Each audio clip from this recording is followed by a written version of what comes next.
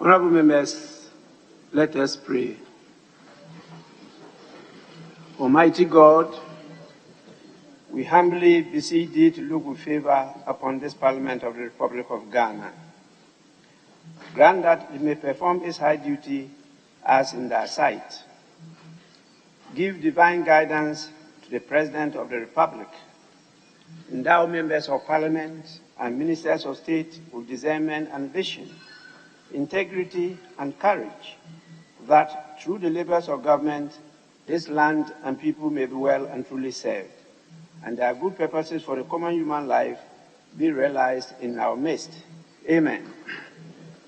O God, grant us a vision of our country, fair as it might be, a country of righteousness, where none shall wrong his neighbor, a country of plenty, where evil and poverty shall be done away with, a country of brotherhood, where all success shall be founded on service and honor shall be given to the deserving, a country of peace, where government shall rest on the will of the people and the love for the common good.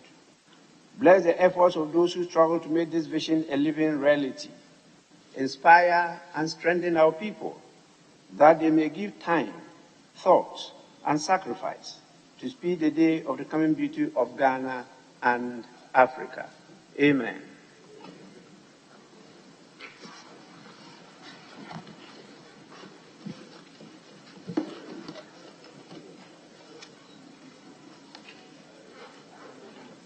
Honorable members, we'll move straight to item 4. I have no message from His Excellency the President, and I don't have a formal communication today.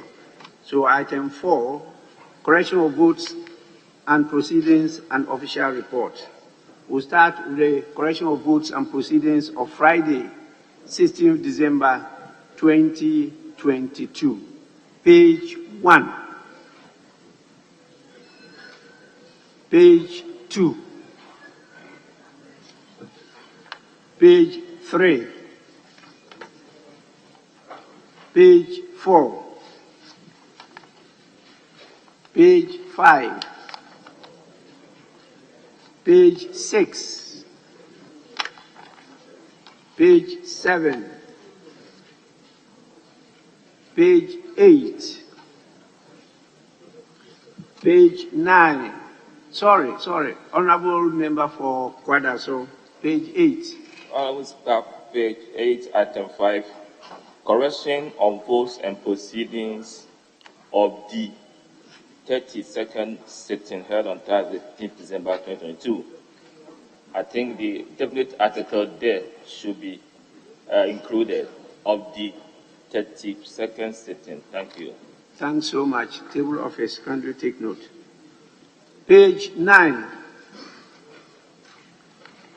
Page 10. Page 11. Page 12. Page 13. Page 14. Page 15. Page 16. Page 17. Page 18. Page 19. Page 20. Page 21. Page 22. Page 23. Page 24. Page 25. Page 26. Page 27. Page 28. Page 29. Yes, page 29. Page 29, Roman numeral X. Mr. Paul Edem Ashilipe, a designation to be planning officer, Ministry of Works and Housing. The conjunction end was missing. Thank you. Yes. Table office, please insert the and between works and housing. Thank you. Page 30. Page 31. Page 32. Page 33. Page 34. Page 35. Page 36. Page 37. Page 38. Page 39. Page 40. Page 41. Page 42. Page 43. Is it page 43? Yes, please. Page 43, the topmost sentences, the third line of environment and sustainable development, into brackets, it should be UESD, not USD. So after U, we must insert the letter E. Thank you. Yes, Honorable Member, congratulations for being so meticulous. I think you have an eagle eye. Yes, table office, please. Kindly take note. Page 44. Page 45. Page 46. Page 47. Page 48. Page 49. Page 50. Page 51. Page 52. Page 53. Page 54. Page 55. Page 56. Page 57. Page 58. Page 59. Page 60. Page 61. Page 62. Page 63. Page 64. Page 65. Page 66. Page 67. Page 68. Page 69. And finally, page 70. Honorable members, absence of any further corrections, the votes and proceedings of the 33rd sitting held on Friday, 16th December 2022 are adopted as a true record of proceedings. Honorable members, I do not have any copy of the official report, and so with your kind permission, we move on to item 5 on the order paper, which is statements. I have admitted a tribute to be read and presented by the minority leader. And so I give him opportunity now. Please, minority leader. Speaker, let me thank you for this opportunity.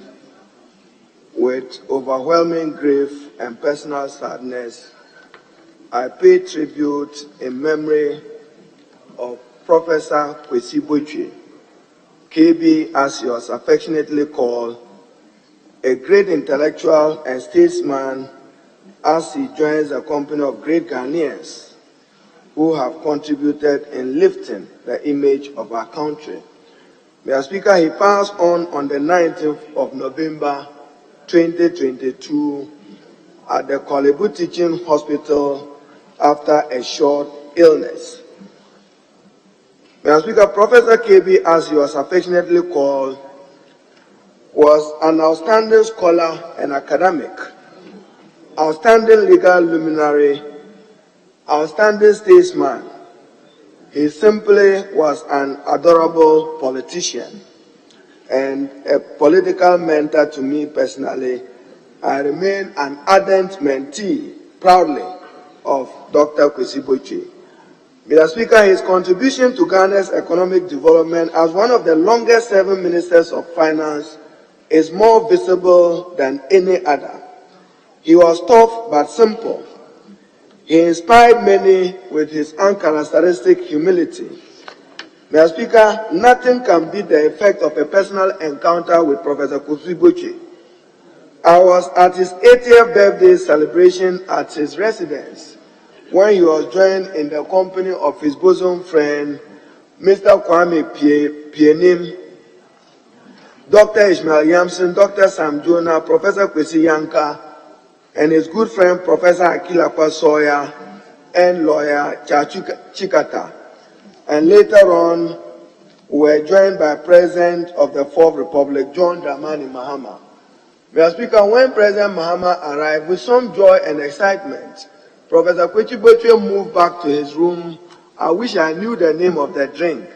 And with some joy, he went to pick a particular drink to come and serve John Dramani Mahama and Professor Akila Kwasoya and co. Little did I know that he was bidding us farewell.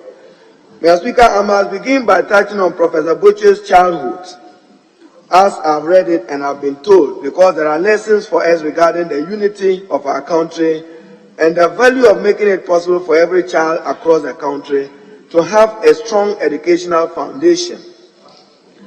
Professor Botchwey, Mr. Speaker, was born on 13 September 1942 in Tamale. He went to school in Boku, Wa, and Yendi before going to his hometown in 1952, where he was enrolled in the Presbyterian Middle School, from where he won a scholarship to attend Presbyterian Boys Secondary School, Presec, then located to Odumasi Krobo. He passed his O-levels with distinction and continued his sixth form education at St. Augustine College in Cape Coast. It is no wonder that later on he was able to relate so easily with persons of all walks of life, often by conversing fluently in a number of languages, including Gadangme, Hausa, Chi, Fanti, Agona, and even Dagbani. Gaining admission to the University of Ghana, Mr. Speaker, he attained his first degree in law in 1966 and was called to the Ghana Bar in 1967. He won a scholarship for a master's program at Yale University in 1968, obtaining a master's degree and reading of the Doctorate of Juridical Science at the University of Michigan, SJT. It was his formal education and exposure to the sweeping social movement and ideological thoughts in America that expanded his knowledge about Marxism as a tool for social development and justice. He associated himself with the cause of the Black Panther movement, which was a Marxist-Leninist Black Power political organization fighting for social justice in America in the 1960s.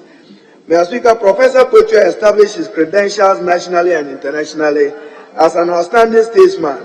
When he voluntarily resigned from government, the Ghanaian economy was one of the most stable and fastest growing in West Africa at the time.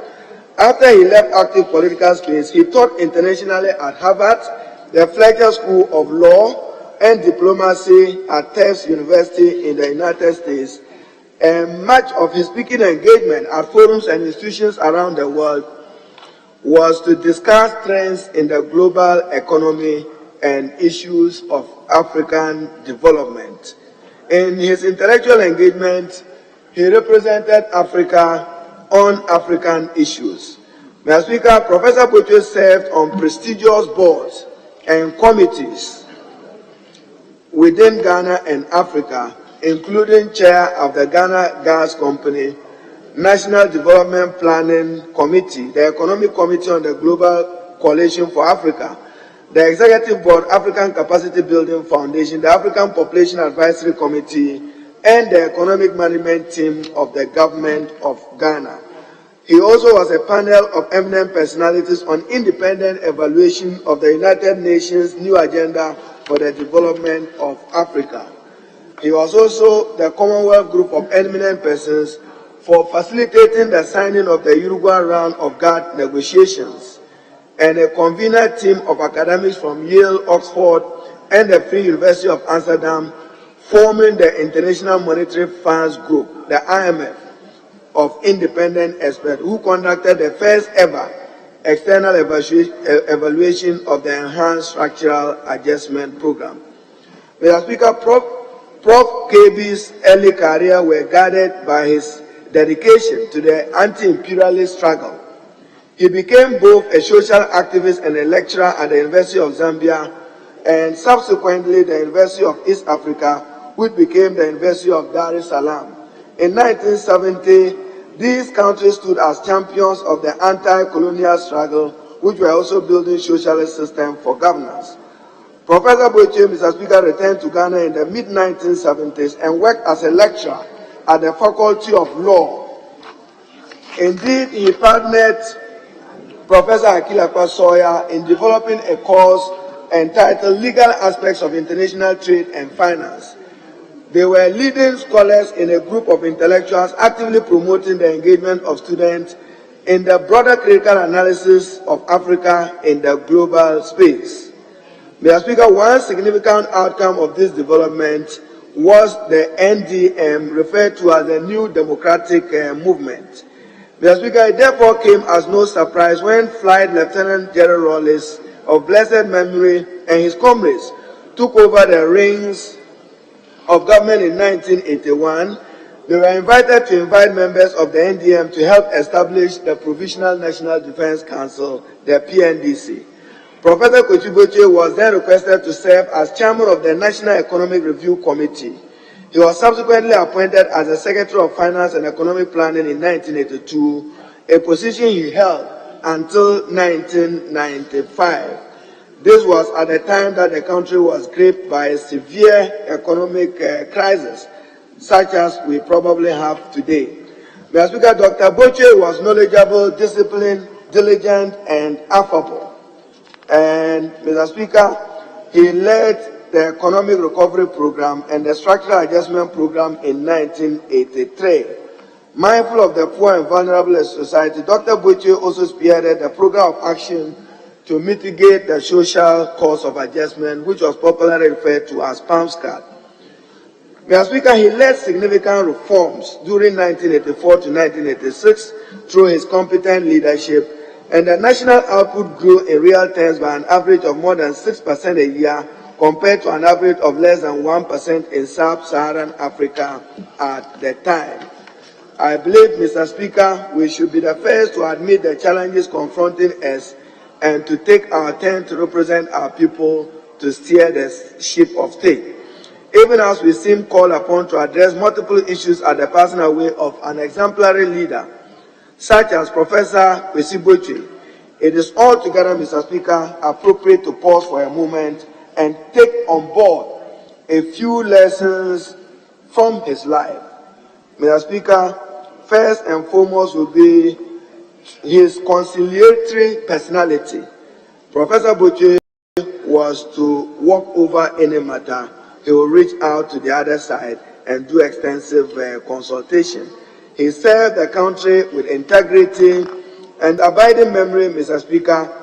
We need to review some of the interviews and speeches he has given over the years. I'm particularly interested in an interview he gave Joy FM in May this year, when he stated that our national debt was unsustainable. So, at least to the experts like him, what is happening in the country did not surprise him at all. And emphasized that government should reduce expenditure and all arrogance should be eschewed in seeking solutions, especially in this time where we are living through a real crisis. Mr. Speaker, he was consistent in condemning unbridled partisanship, but at the same time was appalled at any attempt to stifle constructive criticism, whether within a party or cross-party lines, in the national interest.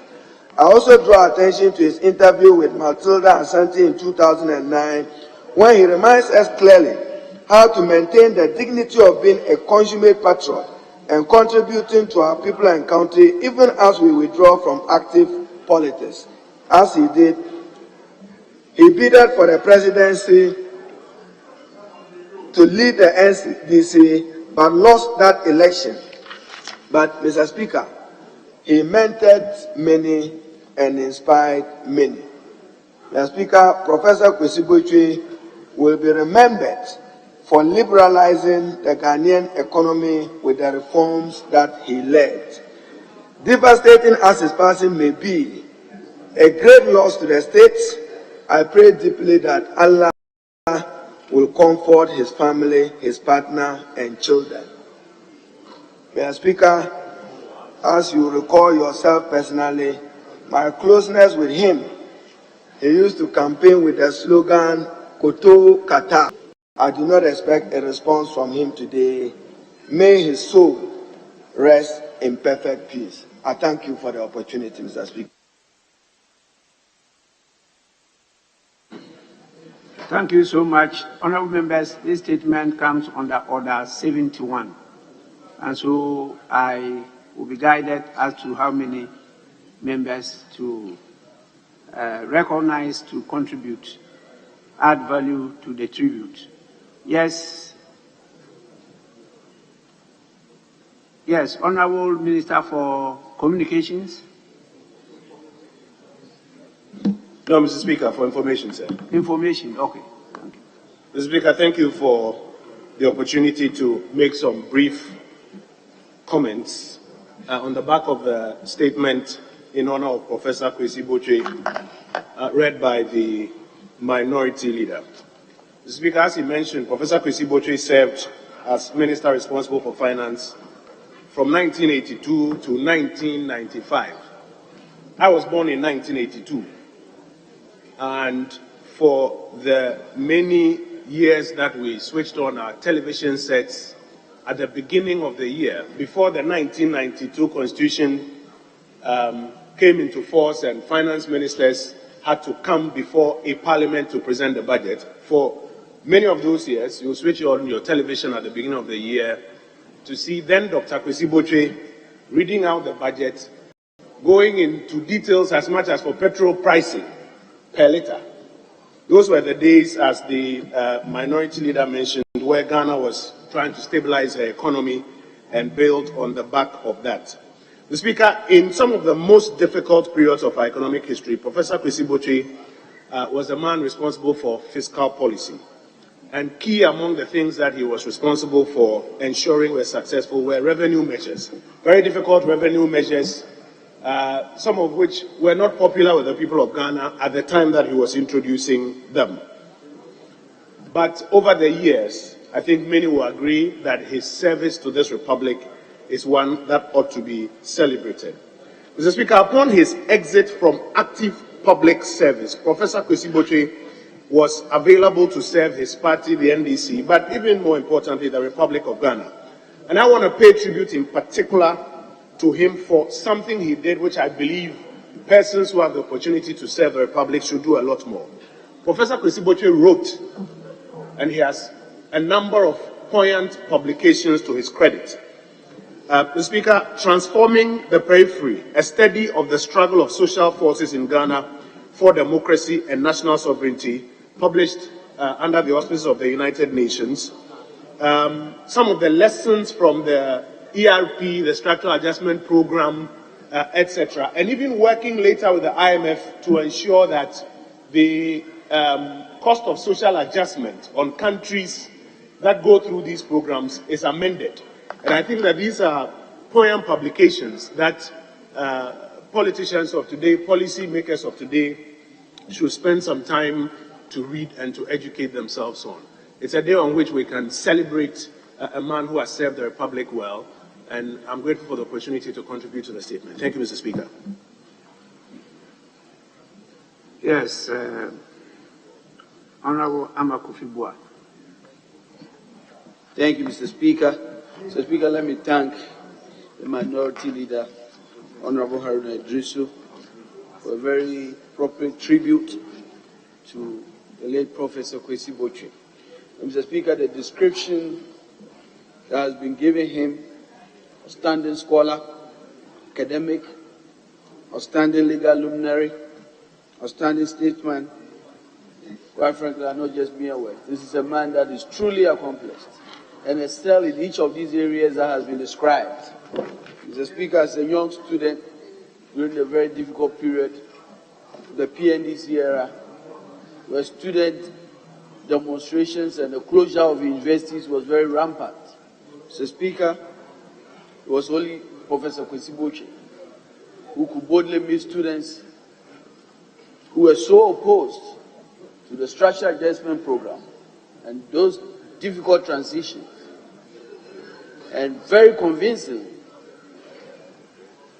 made a strong case to students that there was a need for this transition or we don't survive. And Mr. Speaker, it was his tenacity and his belief that nothing should be hidden. Very transparent in communicating very difficult government policies. Mr. Speaker, that was a young student, and I grew up, Mr. Speaker, to get the opportunity to work closely with Professor Kwesi Botchwey when Professor Mills appointed him to lead an effort to set up the gas task force to explore the possibility of us making sure that we can monetize our gas. Mr. Speaker, immediately learned how fast Professor Kwesi Botchwey was. Overnight, Professor Kwesi Botchwey became a gas expert, bringing experts to give presentation and details of our line, and ultimately came out with a broad plan that led to the establishment of the Ghana Gas Company. He was ultimately appointed as the board chairman and guided the construction, completion of the Achwabu gas processing plant. And he described it as a first phase. Mr. Speaker, that was very visionary.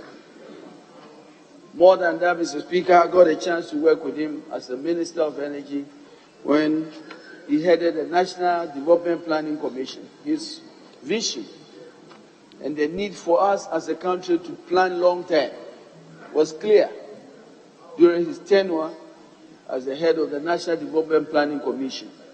He summoned every minister, working with all stakeholders. In fact, I remember one meeting, we went to the meeting and Professor Kwesi Botchwey asked me, have I met all the energy ministers since I had become minister? Frankly, that particular minute I was found wanted. I had met some of them. And he advised, you need to look for all of them. and make time to listen to them. Mr. Speaker, this is a man that spoke wisdom and spoke from experience. Mr. Speaker, it was not a pushover at all. There was a government policy in Parliament where a decision was made to put Ghana Gas under the ambit of GMPC. Mr. Speaker, Professor Kwesi Botchwey felt that the consultation was not broad enough, and he did not hide it. He spoke his mind clearly. But ultimately, once his position was made clear, Mr. Speaker, he supported the government's efforts to move forward. He was very diligent. He was very friendly. He made us all believe that politics must not be divisive. And I think on a day like this, we must learn from Professor Kwesi Botchwey's long years of experience, his dedication, his respect for the ordinary Ghanaian. His ability to speak almost every language in Ghana was amazing. And Mr. Speaker, on a day like this, we in this privileged position as politicians must learn so much from the life of Professor Kwesi Botchwey, reaching out to even our worst people that we assume are enemies, and understand that we are all interested in the development of our country, and that our divisive politics must be brought to an end in honor of the life of Professor Kwesi Botchwey. Mr. Speaker, thank you for the opportunity.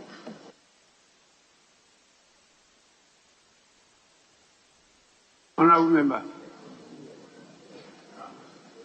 Honourable Speaker, I'm grateful for the opportunity to add my voice to the statement ably made by the minority leader of this House about the demise of Professor Kwesi Botchwey, one of the finest politicians and academic that we have gotten in this country. Honourable Speaker, Professor Kwesi Botchwey obtained his LLB from the University of Ghana. He went forward to obtain his master's degree in law from the University of Yale, one of the most prominent universities in the world. He had his PhD doctorate in law from the University of Michigan School of Law. He looked at his background as an astute and accomplished lawyer, and he found himself as the Minister of Finance, a profession that is different from what he learned. And he acquitted himself so well. He found himself at the time that Ghana was going through economic difficulties, but he stood his own and ensured that Ghana was brought from that difficult and precarious condition to a place that could make it easier for subsequent governments and finance ministers to also work on.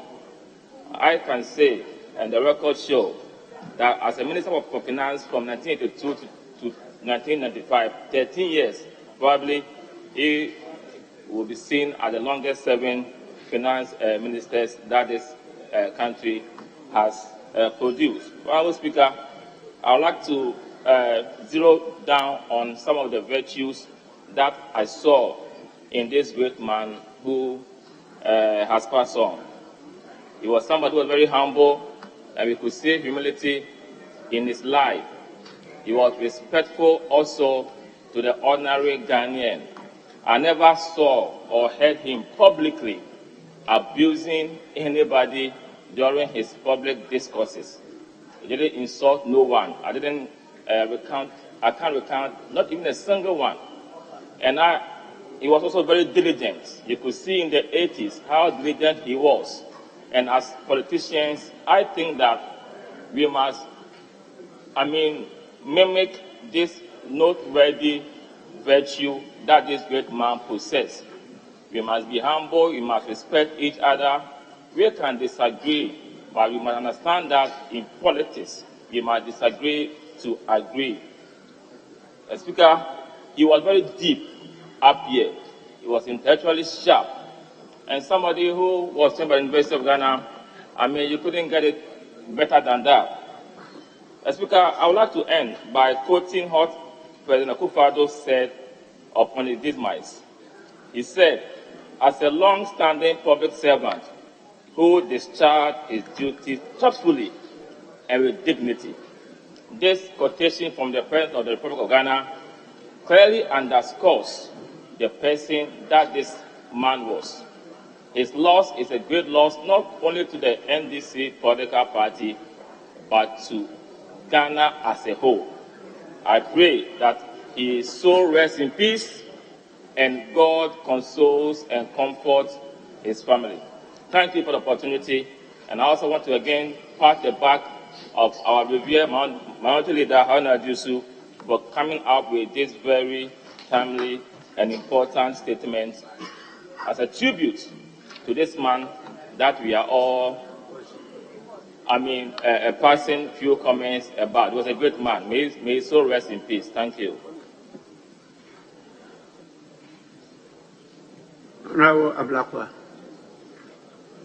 I'm most grateful, Right Honourable Speaker, for the opportunity to contribute to the tribute in honor of a celebrated statesman, a distinguished economist, lawyer, a Ghanaian who dedicated all his life to the advancement of our country, to transforming our economic fortunes, to lifting millions out of poverty, a public servant extraordinaire. Mr. Speaker, I wish to commend the minority leader, the Honorable Haruna Idrisu, who makes no secret of the fact that the extraordinary statesman we celebrate today is a proud mentor of his. And Mr. Speaker, as a protege, he could not have delivered a better tribute today. Very well researched, well-rounded,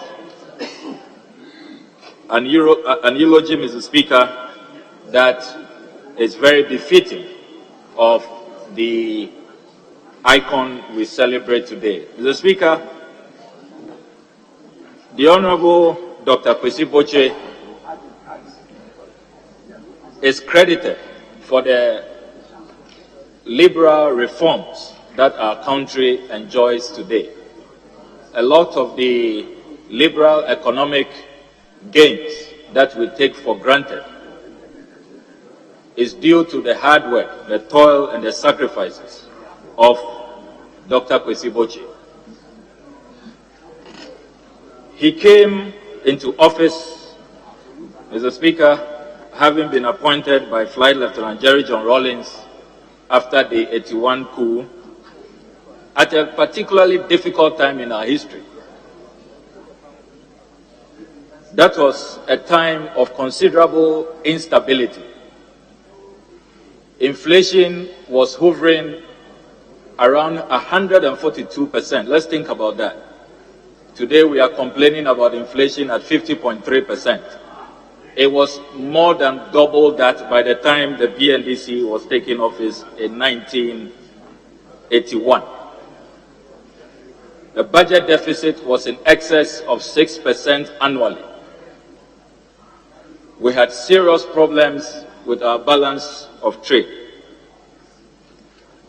By the time Dr. Kwesi Botchwey was handing over in 1995, he had reduced inflation from the region of 142% to 10%. Dr. Kwesi Botchwey had done what in the literature, the World Bank, the IMF, they all confirmed. They described what he did as an economic miracle. He reduced the budget deficit to 0.1%, something we are not even able to achieve today. What he did made him the poster boy, if you like, of the liberal economic reforms of that era.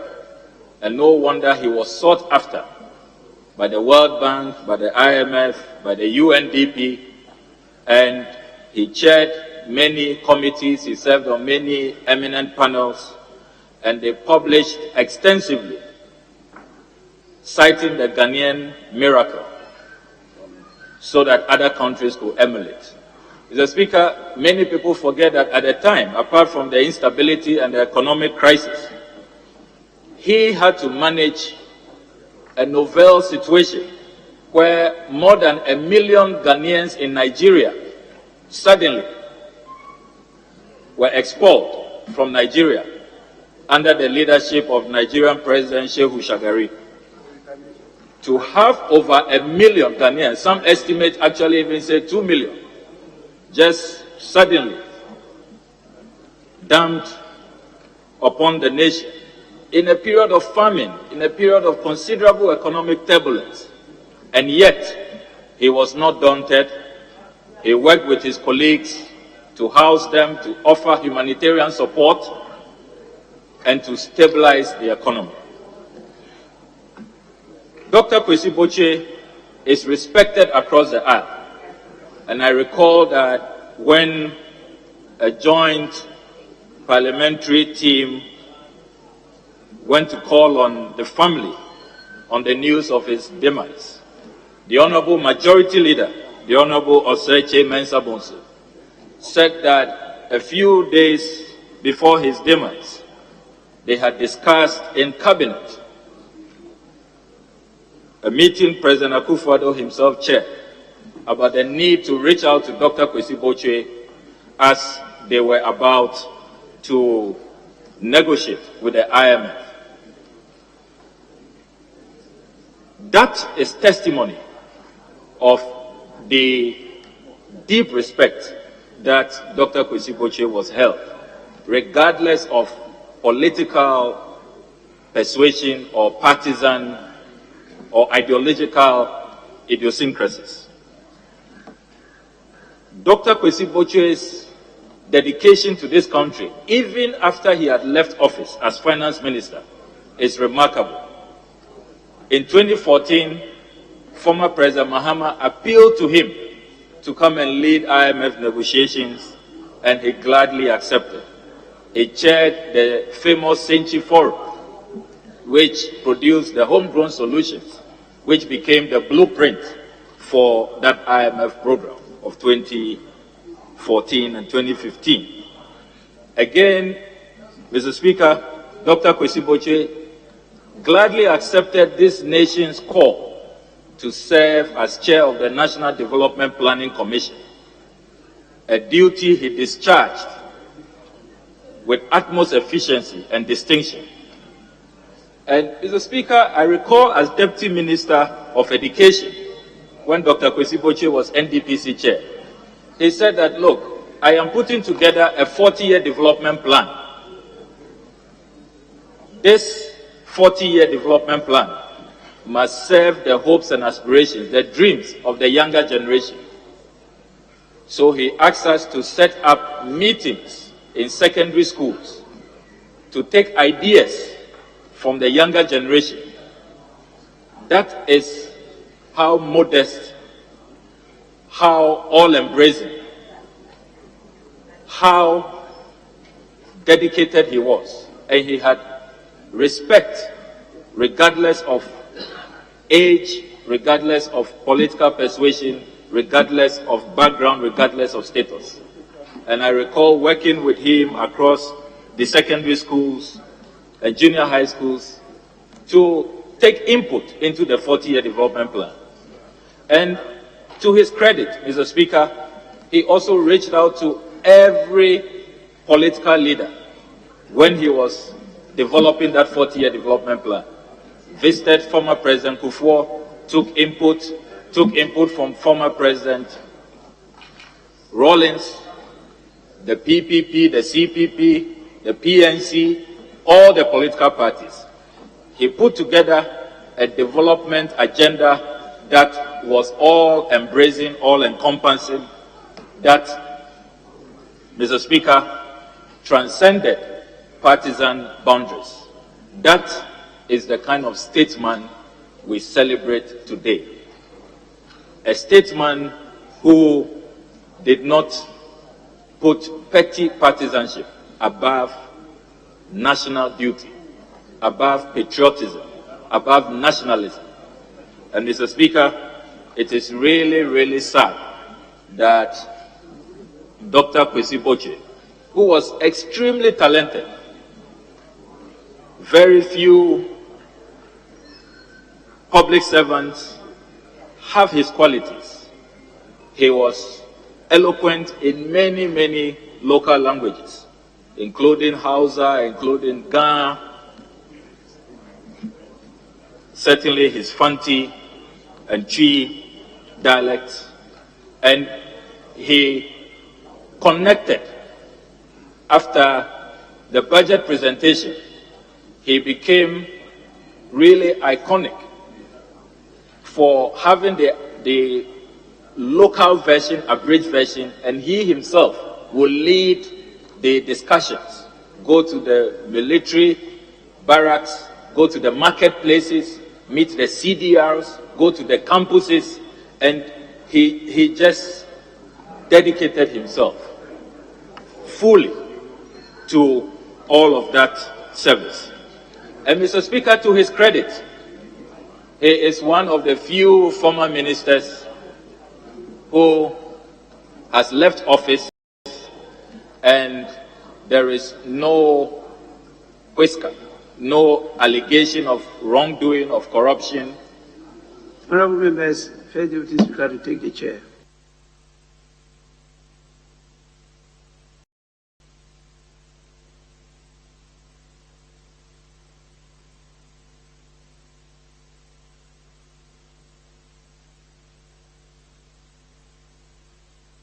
Honorable member, please continue.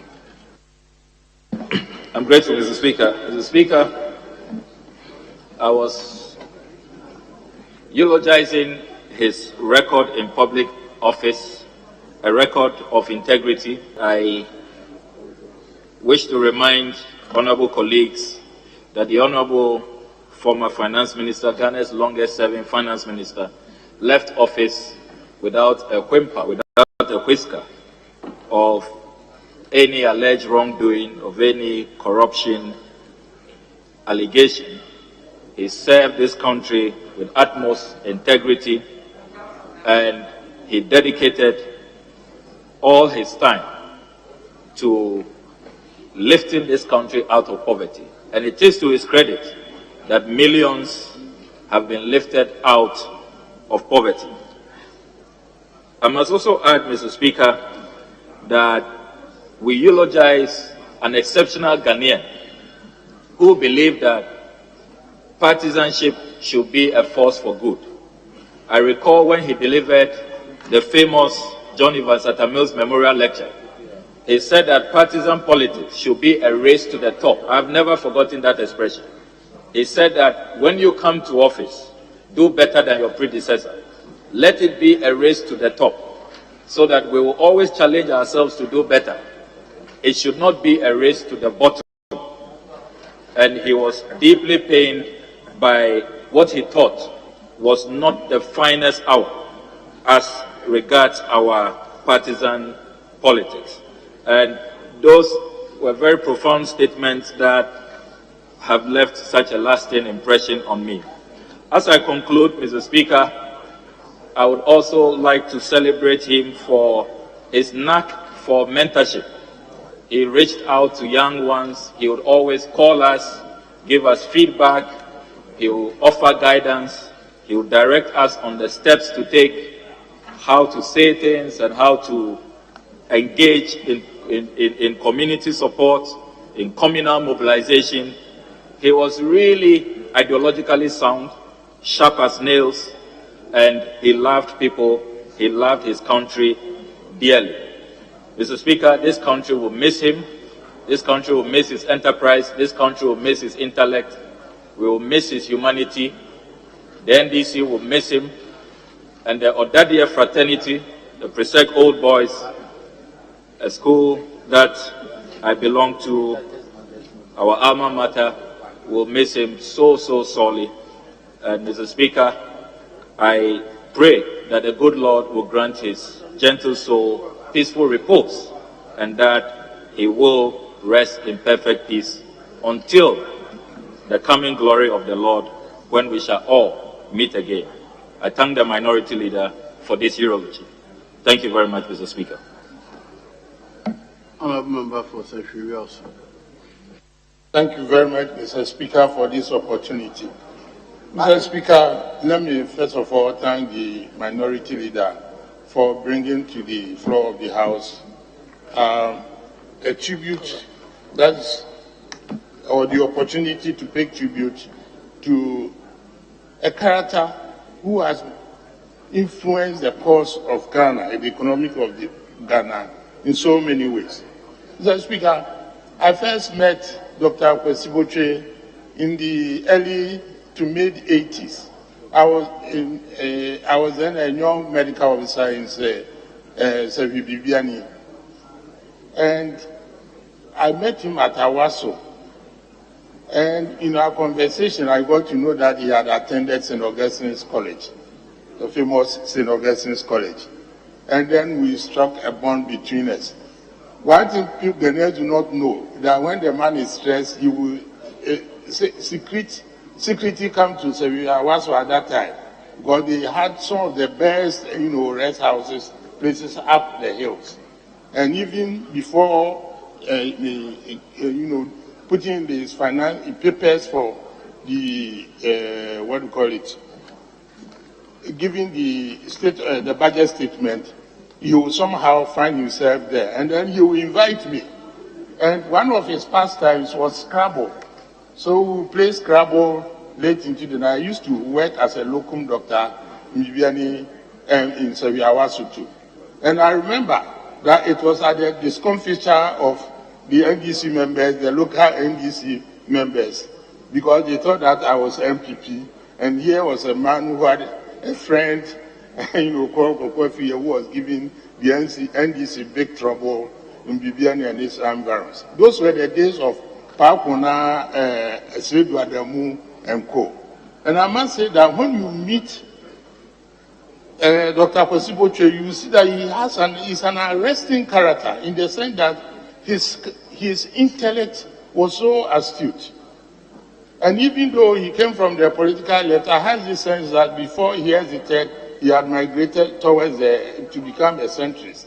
Because he told me that, look, politics is all about compromises, and during your epoch, if you do not make compromises, you will never make your mark in politics, even those days. Even he was advising me, even though he knew where I was coming from. Mr. Speaker, Dr. Kwesi Botchwey was an astute politician. It's been said already, but I just want to add my voice to that. But more importantly, he was a Ghanaian, an idealist par excellence, but he was willing to compromise and make sure that things worked. And that is what I found in him very fascinating. He told me a lot of things about living school life in St. Augustine. He was in Kelly House. So those of you who were in Kelly House, I believe that he is one person who has made loads of contribution, because like has been said, Ghana has evolved from very difficult times. And even though we are facing some difficulty now, I dare say that he faced some of the most difficult periods in Ghana's history. And the fact that we are here as a unitary state and all that, yes, we give tributes to others, but he has played his role in a very diligent way in managing our economy. Even though I had some disagreements with him, even by way of our approach to things. Mr. Speaker, I would say that Dr. Botchwey was above all a human person, in the sense that he took interest in young people. And I'm a living example of that. He actually encouraged me to stay where I am and then also profess the ideas, because he said that one of the things that I remember very well is saying is that in the human situation, politicians, academicians, intellectuals have made contributions from both the political left and the political right. And it is when we crystallize all these things together, that will bring us to the situation that we all desire. So in all these things, and because he went to St. Augustine's College, Mr. Speaker, I think the best tribute I can give to him is to say something in the Augustinian fashion. Thank you for. Then I will say that we say that omnis una manet nox. One night is awaiting us all, and optimus passamus dum possumus. Let us do our best whilst we can. I think that is what he stood for. I thank you very much for your attention, Mr. Speaker. Yes, Honorable Mills. Thank you very much, Mr. Speaker. I'd like to thank the Minority Leader for this great tribute to this great man. I remember in the early 70s and mid-70s, at the law faculty, these were young lecturers. He was there with Professor Deteban, Professor Fiajo, Professor John Evan Sata Mills, and all these people were around. They were much, much older than I was, and I was their errand boy out there. But I could remember.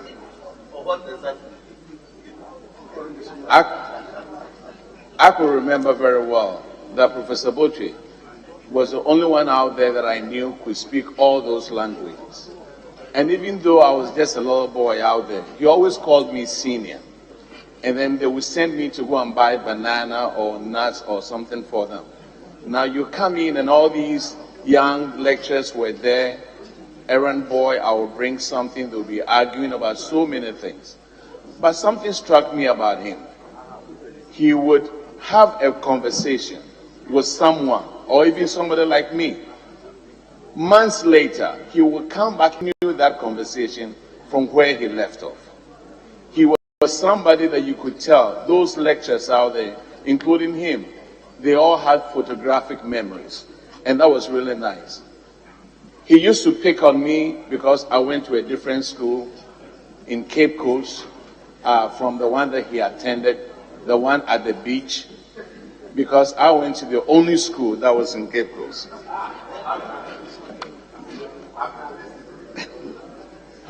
But he was very knowledgeable, very disciplined, very diligent, and was very affable. And with this group that this group that was at the law faculty, whenever there was any argument going on, heated arguments going on, he was the only one who would walk in and then stop this argument. And all that, I didn't remember his name then, but he knew who I was. And all that I referred to him was the guy with the sideburns. That was it. But he was a great guy. He worked very well with my older brother, I know.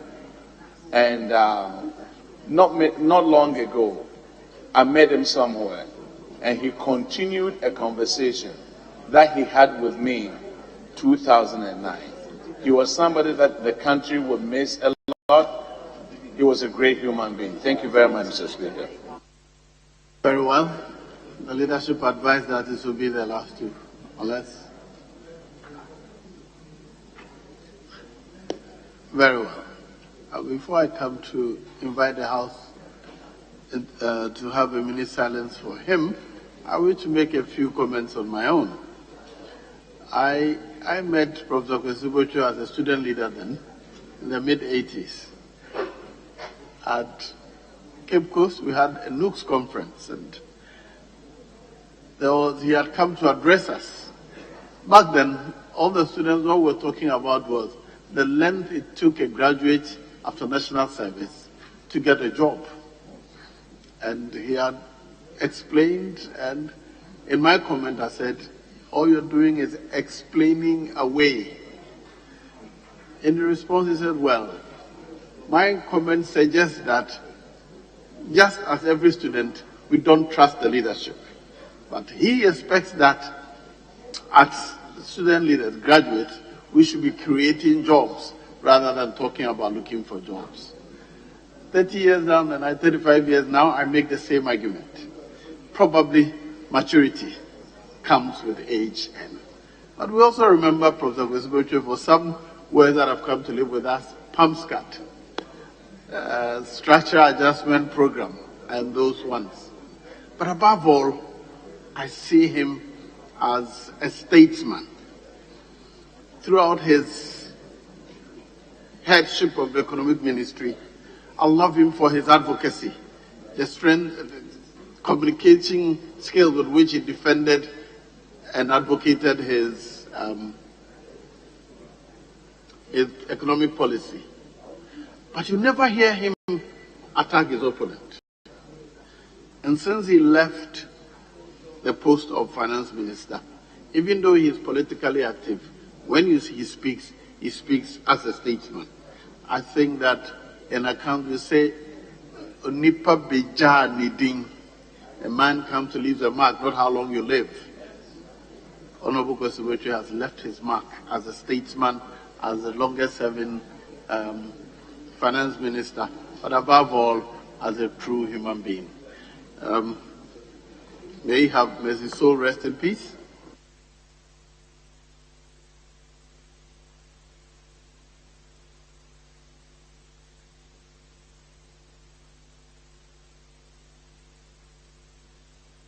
Whilst I wait for the Speaker to take the chair, Honorable Deputy Majority Leader would have a say.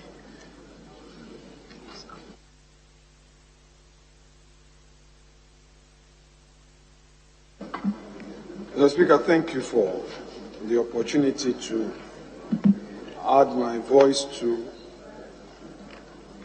the statement that has been made. The comments being made so far reflect what the man stood for. And in normal circumstances, Mr. Speaker, it would be superfluous to reiterate what has already been said. But since I have views of my own, permit me to have these few words to say in memory of our departed patriot, Professor Kwesi Botchwey. Mr. Speaker, indeed, he is a man who is known as a distinguished academic who left his footprint at the Faculty of Law at the University of Ghana, brought this academic expertise to bear on the economy of our nation, and he took us through very challenging times. The Speaker, the man led the implementation of the economic recovery programs phase 1, 2, and 3. The days of PAMSCAD and program of action to mitigate the social cost of adjustment. A very diligent politician and astute statesman. The Speaker, running the Ministry of Finance can never be an easy task. Everything about the economy will rest on your shoulders. If things are bad, the nation would blame you. If things are good, perhaps nothing will be said of you. How I wish Dr. Professor Botchwey heard all these good things being said about him while alive. But as nature has it, humanity would only remember humanity when humanity has departed from this ordinary abode to the higher heavens above. So has been it. May his soul rest in perfect peace. May we be guided by that virtue he espoused, a moderate character. Mr. Speaker, extremism should not have space in our body politic. Lawlessness must not have space in the politics of our country. We need moderates. We need people who build bridges. We need people who cross the aisle and make friends. We need people who would have to understand that his nation Ghana first. As for the politics, it will come and go. The partisanship would come and go. But we need to appreciate the fact that on all of this is Mother Ghana. Mr. Speaker, that is very critical. Mr. Speaker, I would want to encourage all those with extremist views to aspire to be moderates. And the only way to sustain this democracy is for us to tone down on how we approach our politics. Mr. Speaker, perhaps your being in the east chair of this chamber is the fact that you are seen as a moderate. That is why friends from both sides, even if they disagree with you, would be happy to have you around. That is not in doubt. So, Mr. Speaker, may I end it here by thanking my respected colleague Harun Idrisu for bringing this statement to the floor. And of course, Mr. Speaker, it is not in doubt again that the man attended a great school, St. Augustine's College, where our motto is Omnia Vincit Labor, perseverance conquers all. Mr. Speaker, I am a proud product of that school. We don't give up. That is what we are taught, that life is tricky, life is not easy. You must prevail, you must travail, you must work hard.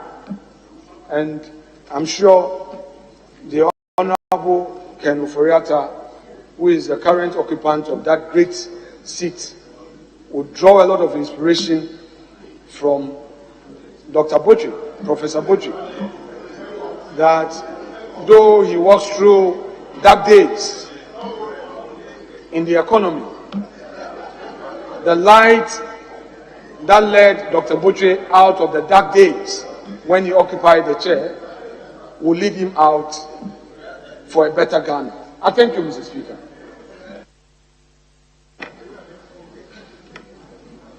Honorable members, it is true that the late Professor Kwesi Botchwey was a distinguished statesman. All what you said about him is true.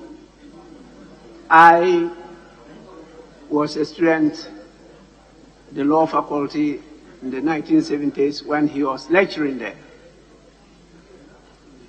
And it's some of them who inspired us to where we are. He had a sharp brain. He was flashy, lovely character, a man of humility, and a man who was a true Ghanaian.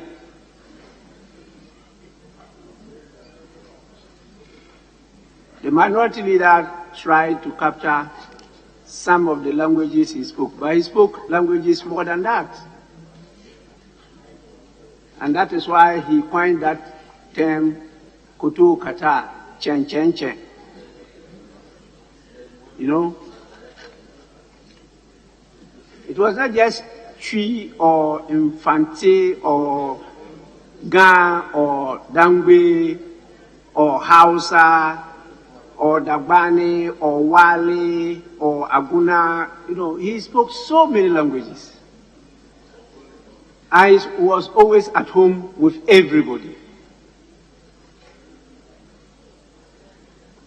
We will have, and that's a proposal I'm making to the House, find space to celebrate more of such great Ghanaians, to bring home to our people that this is a great nation made out of great men and women. Long before we were called Gold Coast, when even we lived as tribes and ethnic groups, we made serious impacts in the globe, in the world. Many of you know Olu of Angulaga in Kumasi. You don't know about Kumasi in Keita. You don't know. Most of you know about a few names in the UGCC. You don't even know about all the names in the UGCC. And you don't even know there were parties long before UGCC. You don't know. And there were great people before Gold Coast. The literature is replete with that. And we will need, as this House, to create opportunity to educate the current generation about where we came from. The late Professor Kwesi Botchwey had all this, and that is why he lived that type of life. I have a tribute, and I pray that will be published in the brochure for you to read about him. I am reliably informed that members of the Brief family are here with us, and I want on your behalf to recognize their presence and to assure them that the whole House, all of us, are with them in these very difficult times. It was a shocking departure, but at least he celebrated his 80th birthday. I wish we could always celebrate them before their departure. I am lucky that this House celebrated me when I was only 60 years old. And I'm sure when I'm 100, the House will celebrate me again before my departure. I want to call on you for us to give him a minute silence. In our own way, we pray and communicate with our Creator to at least receive him into his bosom as we celebrate his life. 1 minute silence, please.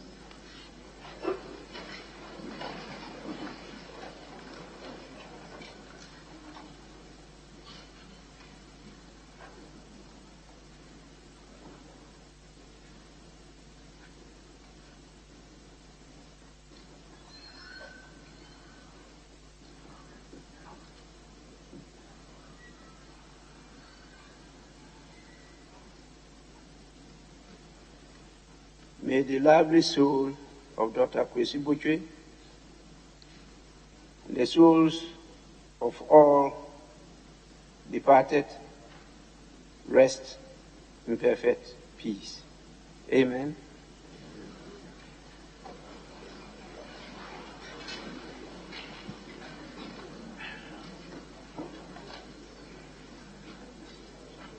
Honorable members, I hope our standing orders will create some more space for members to do a few research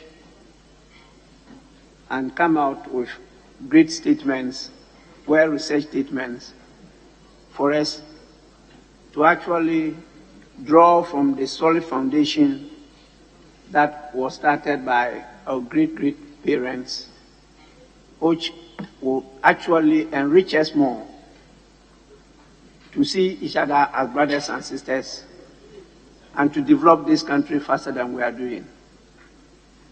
The new standing order should find space for that.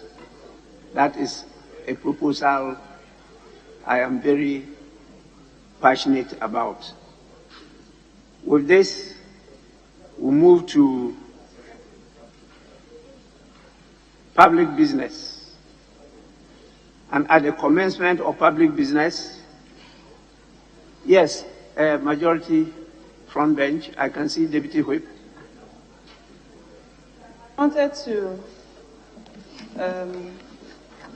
say that we are taking item number 27 on page 9. It's a motion by the Minister for Information. Thank you.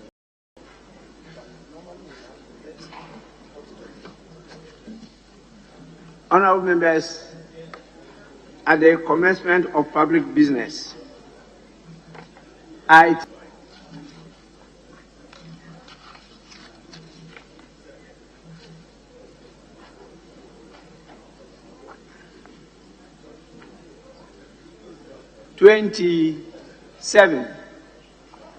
Item 27 on page 9. Item 27, page 9 of the order paper.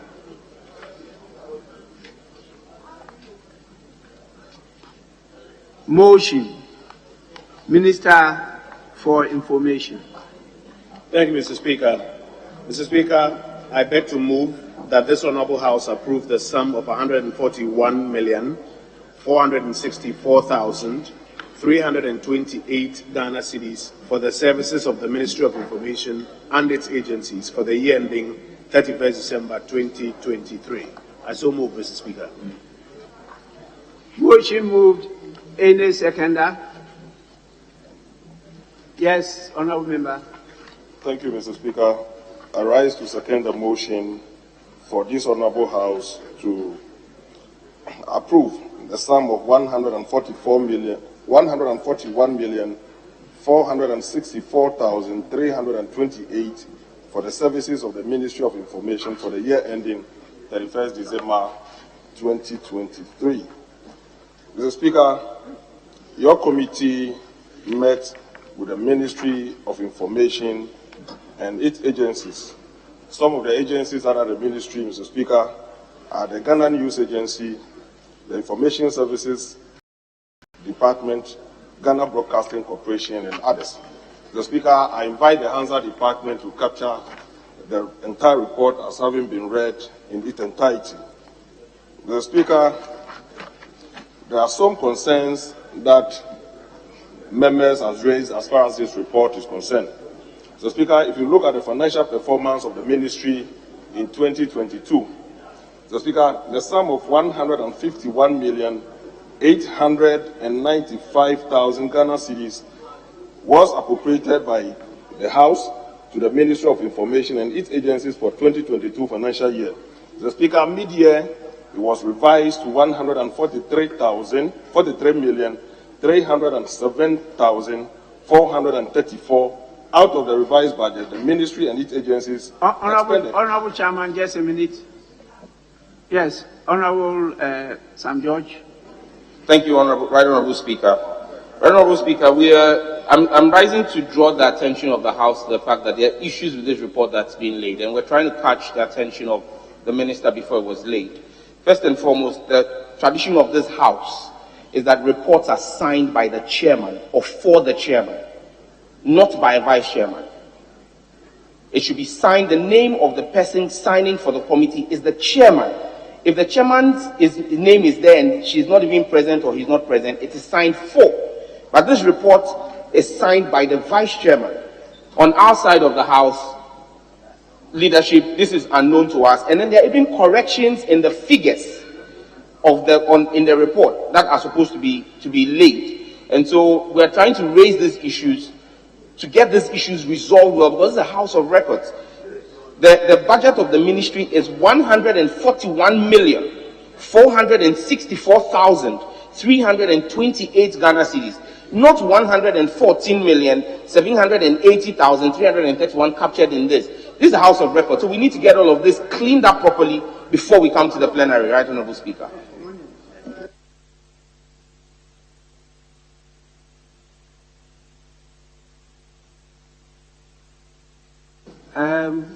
Chairman. Yes. Thank you, Mr. Speaker. I'm the Vice Chairman. The Chair of the committee was indisposed on Friday.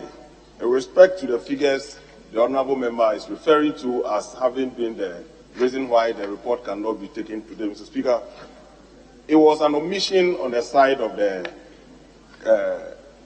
clerk, the committee. Mr. Speaker, you look at the IGF was omitted. Honorable member, that is sufficient. Please stop there. May you kindly put your house in order and then come back.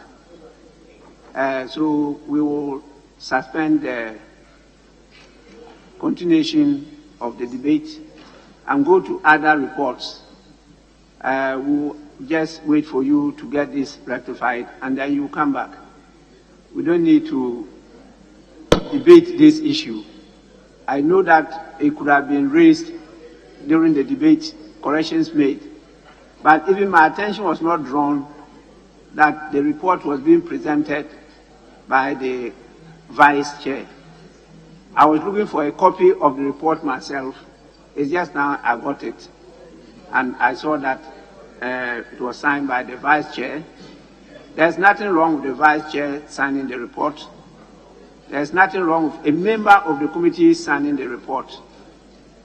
It's during the presentation, my attention should have been drawn to the fact that the Chair is indisposed and the Vice is taking the report, so that I would have permitted it anyway. But these figures, the difference is so high, 141 as against 114. And when you started, you didn't also try to draw attention to those errors, and you were just seconding the motion. So we'll let you do that, and then you come back. Definitely, there's no problem. We'll take it today. Honorable Minister will have to stay more for us to get this rectified. Yes, available. Since last week, it looks like you've taken leadership. That is good. Speaker. Honorable Lydia Alasan. Deputy Whip, yes. Yes, go on. Allow. Oh. The mighty majority leader. I thought you gave her space to land under your feet. Yes. No, the Speaker, I think she was about putting an application for us to move to another motion. But you have, I think, responded to some of the issues. One, any member of a committee can sign for and on behalf of the leadership.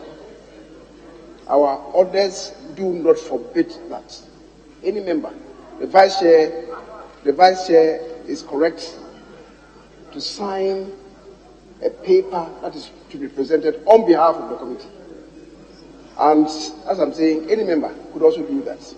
That is, if leadership is unavoidably absent. But the other matter relating to figures, of course, may occasion further interrogation. I thought that maybe the 114, 141 perhaps was a typo, but we need to clean it up. If it is not a typo, then it needs to be cleansed up before it is submitted. My information now is that the chairperson is on her way here. So I guess thou shalt not bear false witness. so Mr. Speaker, let the committee go back to it and then have a look at it and clean it up. I guess this shouldn't take more than 30 minutes for the cleaning up to be done, and they could come back. Thank you very much.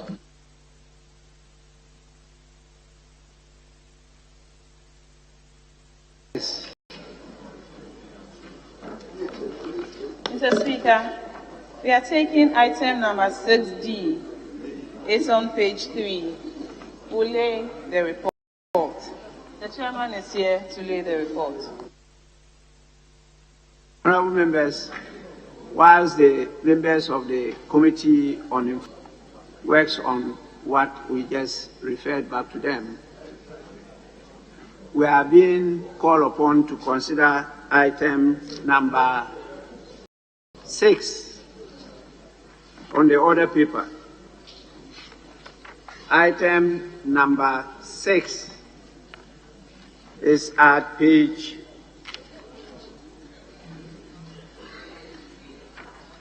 3 of the order paper, which is presentation of papers. The following papers to be presented. I hope all of them are ready so that we can start from 6A. Leadership, is that the case? Mr. Speaker, we are doing only 6D. 6B. Only 6D. Honorable members. Thank you. Item 6B by the chairman of the committee. Yes. B. B for boy. D for dog. Report of the Committee on Employment, Social Welfare and State Enterprises on the annual budget estimate of the National Pensions Regulatory Authority for the year ending 31st December 2023. Honorable members, the report of the committee is laid accordingly and is for distribution to all members of Parliament. Yes, any guidance? Mr. Speaker, we are taking item 17 on page 7. Sorry, Mr. Speaker. Honorable We are members, taking item 21 on page 8 by the Minister of Defense. Motion.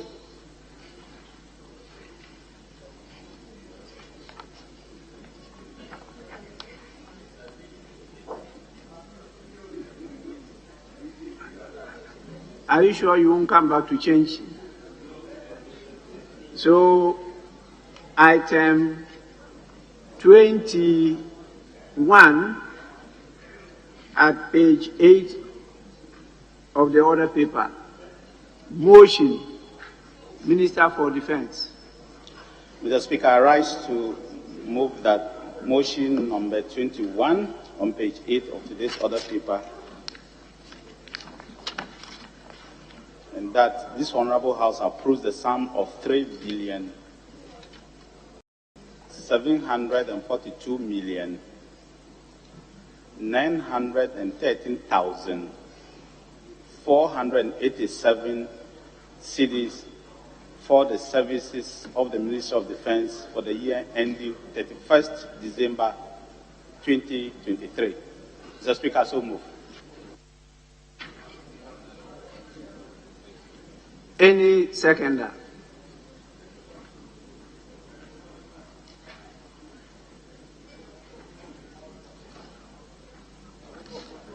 Thank you, Mr. Speaker. I crave your indulgence to ask the answer to capture the report as fully read, whilst I read the conclusion and make a simple correction. The committee, having carefully considered the 2023 budget estimate of the Ministry of Defense, the committee recommends to the House to adopt its report and approve the amount of 3,742,913,487, and the report says 86, so I want to correct that to capture 87 Ghana cedis, not 486.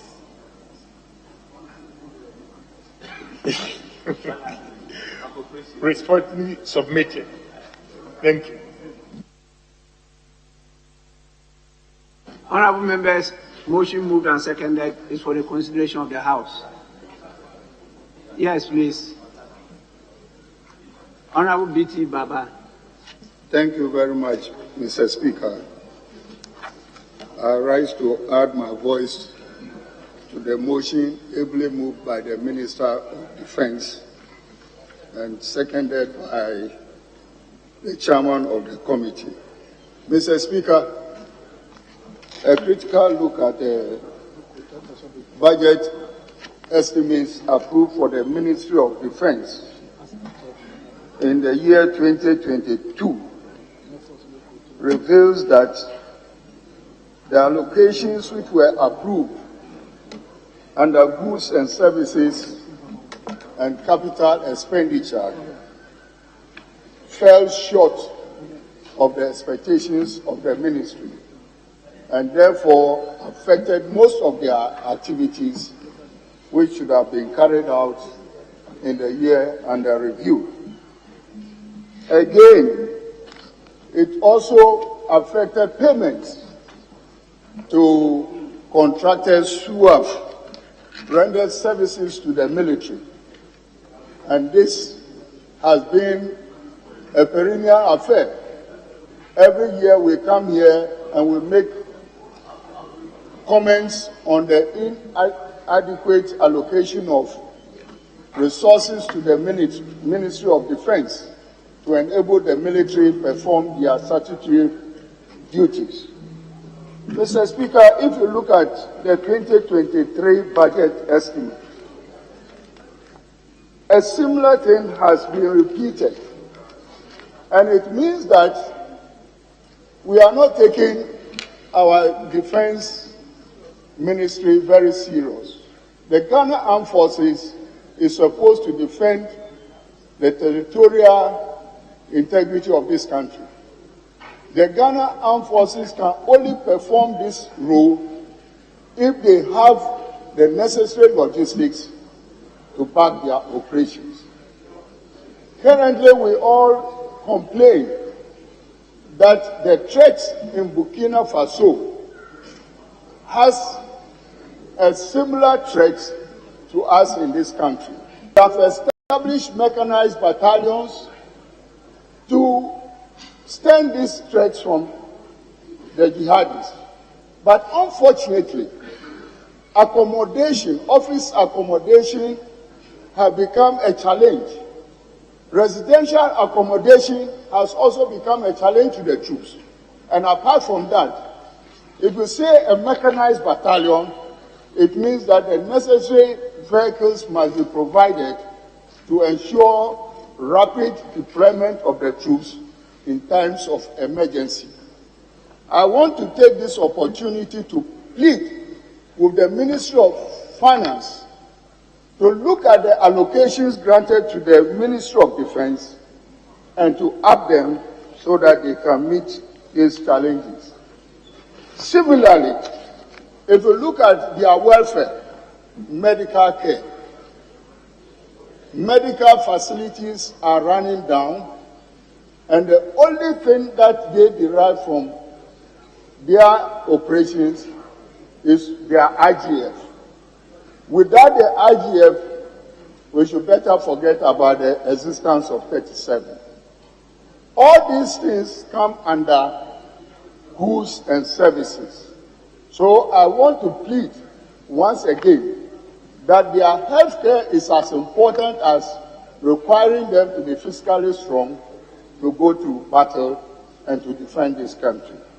Mr. Speaker, the amount that is being requested by the ministry shows a slight increase over that of the 2022 budget, a percentage of 66.8% over the year 2022. However, it shows also that the capital budget is woefully inadequate, as well as the goods and services budget. Mr. Speaker, I urge this House to approve the estimate of 3,742,913,487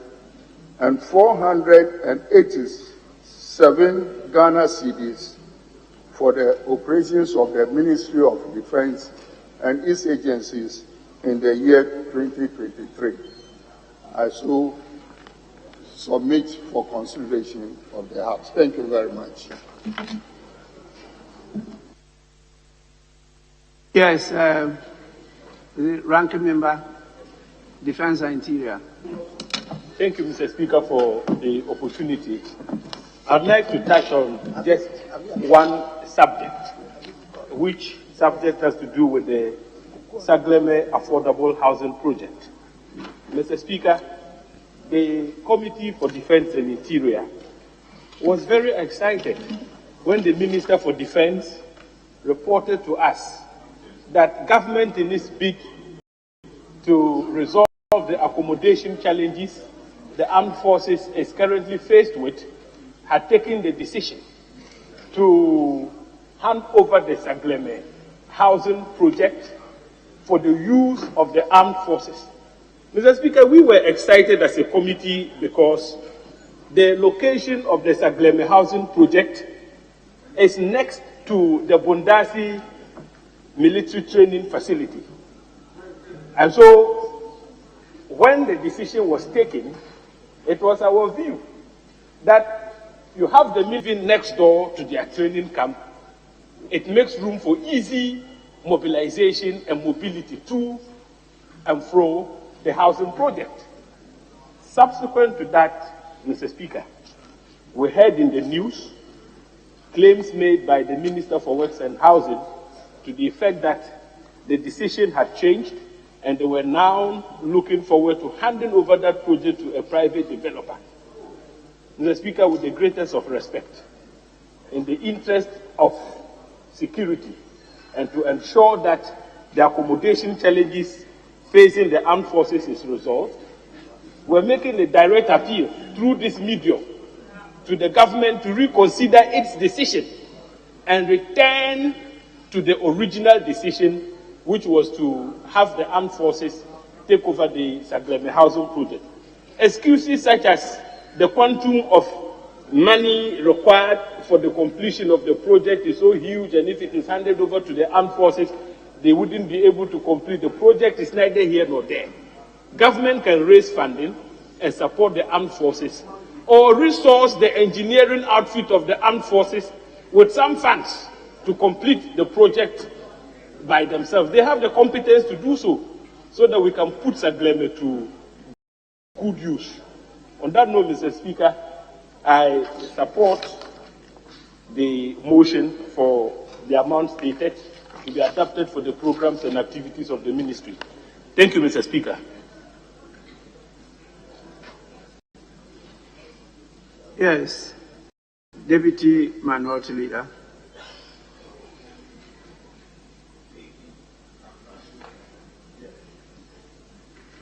Yes. Speaker, thank you for the opportunity to add my voice for the adoption of the motion on the floor.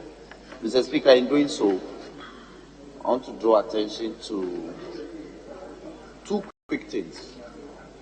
Mr. Speaker, the report at page 4 indicated clearly that even though the approved budget, which was later revised to 141 million as capital expenditure for the Ministry of Defense, revised from 196 million. As of September, when this budget was prepared, they had only received 89 million. And Mr. Speaker, I think this is a very serious matter, especially considering the accommodation difficulties that men in uniform are facing within the army. We shouldn't toy with their budgetary allocation. And year in, year out, we stand on the floor and say we are pleading with Ministry of Finance. We should stop pleading with finance. We should demand. Mr. Speaker, when they collect the tax, they use law to collect tax. And when they collect the tax and they come here and make allocations and we give the approval, we should not be pleading with them to now release monies. Shortfall releases has become something very common with the Ministry of Finance. How do you expect the army to work well if what they require for 2022, you can't even release all to them? And Mr. Speaker, what is instructive is that the defense is making very heavy demands for 2023. Especially if you look at compensation. Last year, their compensation was 1.8 billion revised. As of September, it was 1.4 billion. This year, Mr. Speaker, they are demanding compensation alone is over 3 billion. And so if we're experiencing shortfall and even CAPEX releases, I fear what will happen in 2023 in respect of releases. Mr. Speaker, they have earmarked a lot of things to do for 2023. So the Ministry of Finance should pay attention to releases to the Ministry of Defense. If they will toy with any agency, not Ministry of Defense. Mr. Speaker, with these few words, I thank you for the opportunity for the adoption of this report. Yes, Deputy Minority Leader. Thank you, Mr. Speaker. Mr. Speaker, the chairman of the committee amended the figure that is asking the House to adopt the report and approve 3,742,913,487. So, Speaker, if you look at Table 2 on page 9 of the report, the figures don't sum up to what is calling us to do. So if the chairman can tell us which of the items that should be amended to add up that one Ghana city that is asking us to do. Because on that table, the total for GOG is 3,099,071,988. IGF 28,841,498. ABFA 220 million and donor 395 million. The total is up to the end figure is 6, not 7. So, Chairman, can you tell us which of the items to change so that anybody reading the table can reconcile it with 87? It's important. It's very important. Yes. Thank you, Mr. Speaker.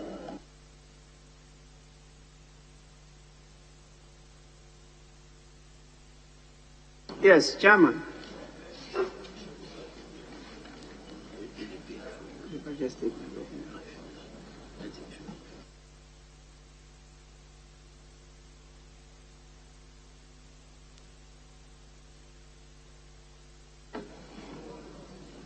Clearly, the committee used what is in the budget statement, but the details on Table 2 don't add up to what is in the budget statement, just one difference.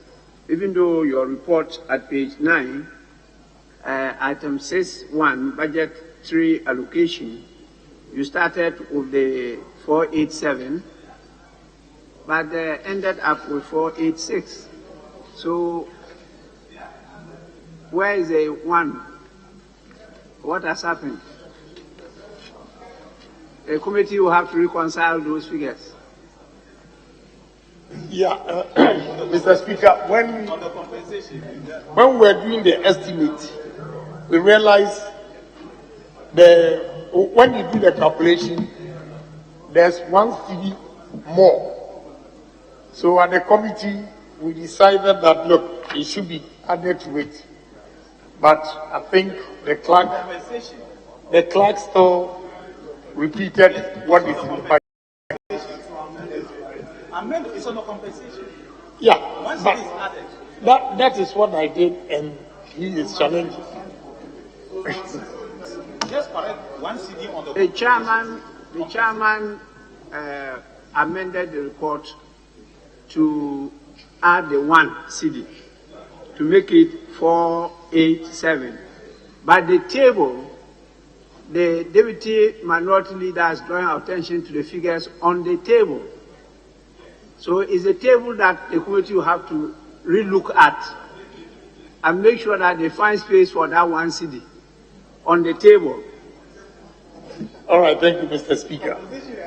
The compensation is 3,014,166,834, not 33. That's all. Thank you. Honorable members, the chairman of the committee is drawing our attention to the fact that 1 cedi has been taken away from the compensation. And so he wants us to add it so that it becomes 3,014,166,834 Ghana cedis. That will make up for the difference. But before I put the question, Minister for Defense, you have to take this seriously. There are 3 S that you can't toy with in any country: safety, security, and stability. The safety and security of the individual, the community, and the country cannot be toyed with. My checks from the Minister and the Controller and Accountant General clearly indicated to me that the security agencies are one of the priority areas of government. But this is not what is reflected in the performance of 2022. It's sad when I really read and saw that approximately 81% of the budget on goods and services have not been released to the Ministry of Defense. In this current situation, how do you expect them to operate? And I agree totally with Honorable Dafiamako. It is not for this House to continue to be appealing to the Ministry to release. We are in charge. We legislate. We pass the laws on taxation. They are to implement. If they are failing to do it, we have to take them on, not be appealing to them. I can't understand this. Particularly how the ministry and the sister ministers are struggling with the safety and security of the Ghanaian. And you know what is happening in the sub-region. I think that we should take this as the last occasion where we will tolerate it from the Minister of Finance. We don't want to have this again. What is done cannot be undone. 2022 is past and gone. In 2023, this is clear notice to the ministry. We don't want this to be repeated again. But shockingly, after increasing the budget on compensation, the others have been reduced for 2023. So you are employing people, and you're not going to give them the tools to work. Look at the budget for 2023.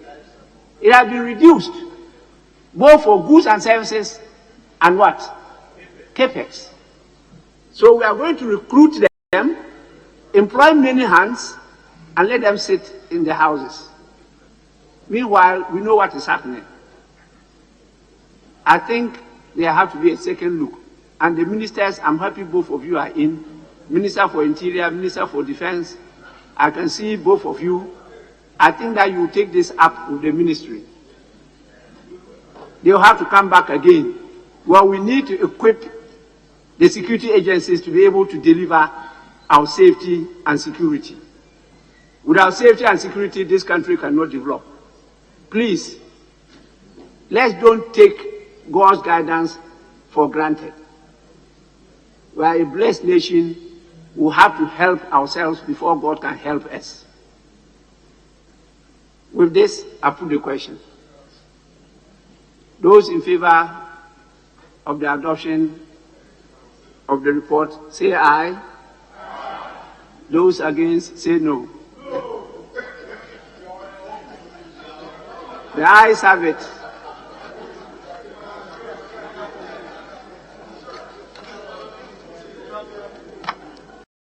Honorable members,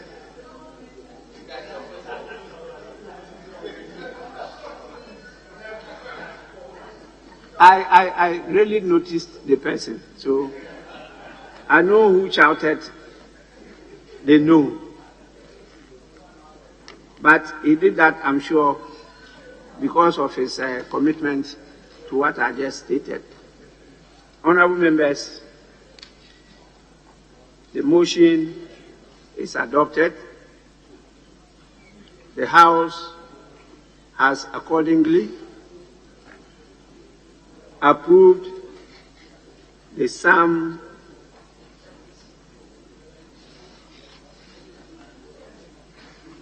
the amended sum of 3,742,913,487 Ghana cedis for the implementation of the programs and activities of the Ministry of Defense for the year 2023.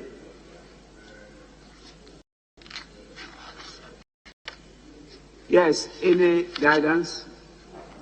Mr. Speaker, we are taking item 17 on page 7.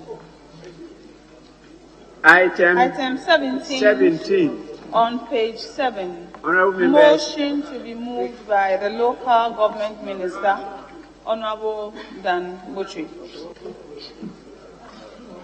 Item 17 of page 7 of the order paper. Motion, Minister for Local Government, Decentralization and Rural Development. Right, Honorable Speaker. I beg to move that this Honorable House approves the sum of 2,323,448 Ghana cedis for the services of the Ministry of Local Government, Decentralization and Rural Development for the year ending 31st December 2023. I so move. Thank you. Motion moved in a seconder. Thank you very much, Right Honorable Speaker. I rise to second the motion. Mr. Speaker, with your kind permission, I will request the Hazard Department to capture the report as having been read and go straight to some observations and recommendations that the committee made on page 14. The committee observed that in 2022, an amount of 110 million was approved for the ministry from the additional budget funding amount. Mr. Speaker, this amount was revised to 100 million. As at September 2022, only 38,752,686 persons has been released to the ministry, which, Mr. Speaker, has affected the ministry in the implementation of its planned activities. Mr. Speaker, if you go to page 15, Department of Births and Deaths, Mr. Speaker, such an important department, Mr. Speaker, they don't have an office accommodation of their own. They are now being housed by the National Association of Local Authorities of Ghana. They have given them a place to work for. And the committee is not happy with this. The committee has recommended that in 2023, the District Assembly Common Fund should try as much as possible to fund the office accommodation for the registry so that they can deliver efficiently. Sad to say, Mr. Speaker, their data, as important as it is also being taken care by the Institute of Local Government Service in their archives, which the situation is not good at all. We want to appeal and also recommend to the House that the birth and death registry should be treated as very, very important, like the Electoral Commission, because the data that they generate is so important. So if we can make special provision for funding to the registry so that it will support them in their operations. Mr. Speaker, I will just conclude.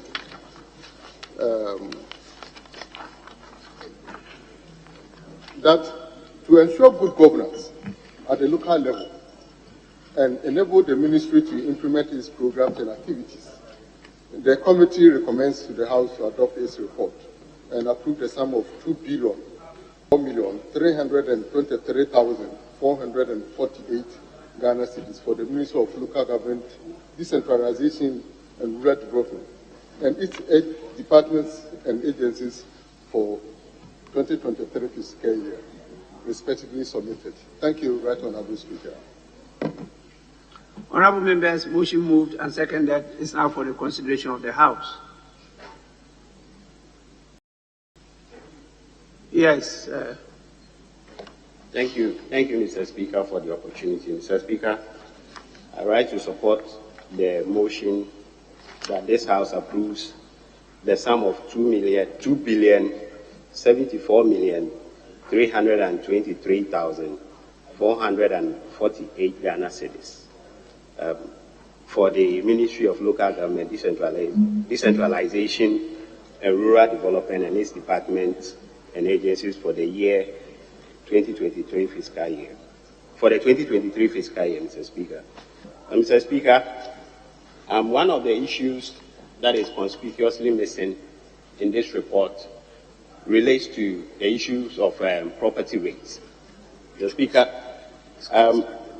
we discussed thoroughly the government's intention to take away the revenue collection responsibility from the local government. And Mr. Speaker, it has been our contention since the government mooted this idea that we agree that if there are deficiencies in revenue collection with the MMDAs, what the government needs to do is to strengthen the capacities of the MMDAs to be able to efficiently collect these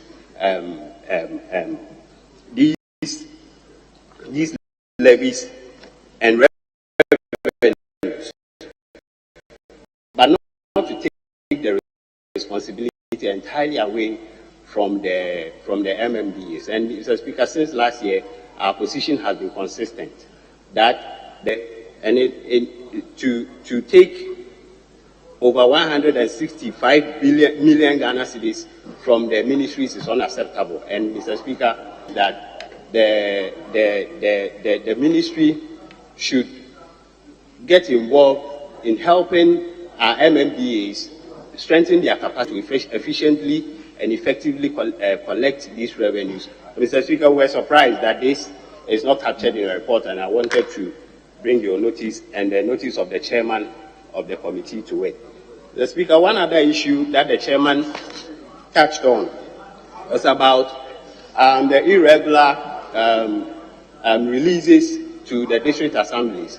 And the MMBK, this issue has been overflogged. We've talked about this severally. But Mr. Speaker, one other issue that we also realized was how, when these MMDAs received the little amounts that they released to them, how they used it. And Mr. Speaker, we think that the MMDAs should start getting their priorities right. Mr. Speaker, I put together the expenditure for only six MMDAs, RCCs for this year. And Mr. Speaker, averagely, each of these RCCs is spending in excess of 396,000 on just refreshments, seminars, and conferences. If you put the 6 RCCs together, The Speaker, they are spending in excess of 3 million. So if you multiply this by the 16, we are looking at over 6 million Ghana cedis just on refreshments and seminars. And Mr. Speaker, we feel that, in as much as we sympathize with these RCCs with regards to how irregular, common funds is really, and Mr. Speaker, we all know it's common knowledge that for this year, not a scintilla has been released to the common fund. The common fund administrator has to look for monies elsewhere to release to these MMDAs. But when they receive these little monies, the Speaker, we feel that their priorities, they should get their priorities right and inject some of these. Sorry, Chairman. Sorry, your feet for some time. Thank you very much, Right Honourable Speaker. Ordinarily, I would not have intervened with what my colleague is doing, but he is grossly misleading the House in saying that the RCCs are using all their monies in refreshment. It is not so. At the committee, this issue came. I mean, we were able to ask them what the seminars, workshops, protocols, everything, and they provided the information. So to say that they are using the monies that have been allocated to them as refreshments, I mean, that should not be taken lightly. It's quite unfortunate. Chairman, I think you misunderstood him. He premised his submissions on a clear statement of prioritization, according to him, of the small resources that is sent to the MNDAs. And then he cited how much they use for refreshment. But I didn't say that they use all the money for refreshment. So I think he's right. Our attention to the fact that they should really prioritize other items and not refreshment. That's what he's drawing our attention to. Yes, please, go on. Thank you, Mr. Speaker. Mr. Speaker, all that I was saying was that, like I said, they need to get their priorities right. And Mr. Speaker, what I said was, I'll move on. So, Mr. Speaker, one other issue that came up at the hearing was about birth and death registry. And Mr. Speaker, we discussed this thoroughly with the minister, and the minister showed enormous interest in the challenges that the birth and death registry is faced with. And Mr. Speaker, in the report, it's recommended that we should support the registry. And Mr. Speaker, the importance of the registry cannot be lost on us. And Mr. Speaker, I came out strongly in the hearing that as a country we prioritize national identification over birth and death registry. Mr. Speaker, as we speak now, the birth and death registry doesn't even have their own, office complex to operate from. Not to talk of modern, equipment that would help them enhance, their activities. And Mr. Speaker, we think that as a nation, we should, if we are forgetting the importance of this registry, we should be going back to look at how this registry, if it works efficiently, would help us, plan as a nation, and also, try to support this registry in ways that will make it efficiently. Mr. Speaker, one of the things that jumped on all of us was that, I think this is the only institution that when they are efficient, they are unable to rake in revenues, because I think their mandate is that they register at birth, and when they do that, I think the money that they receive, or they are supposed to do that, for free, and that really affects their internal their IGF. And Mr. Speaker, by some weird formula, the little IGF that the registry collects, the government takes about 50% of it, and they only end up with about 35%. And we think that government should pay a little more attention to this registry so that we are able to is able to function properly for us to reap the benefit that comes with it. With this, Mr. Speaker, I support the motion. Thank you very much. Honourable members, I put the question. Yes, Deputy Minority Leader. Thank you, Mr. Speaker. Mr. Speaker, I want to refer you to page 6 of the report, table 2.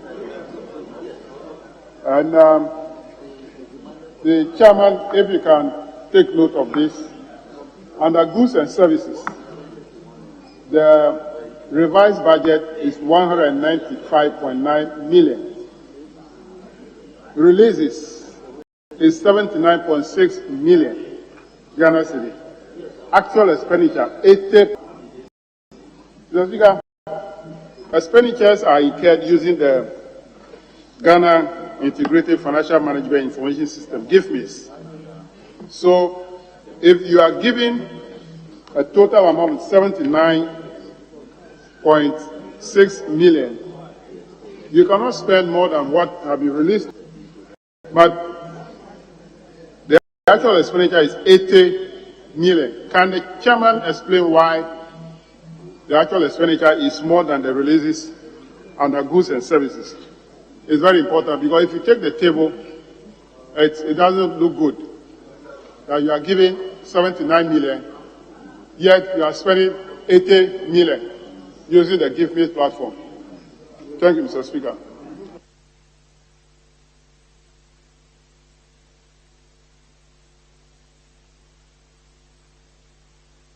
Chairman, have you taken note of the issue raised? Chairman, have you taken note? Mr. Speaker, I've seen what he has So, what's your response before we conclude?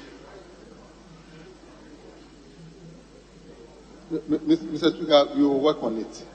We will work on it. As of now, it didn't. Well, I just saw the minister come close to you.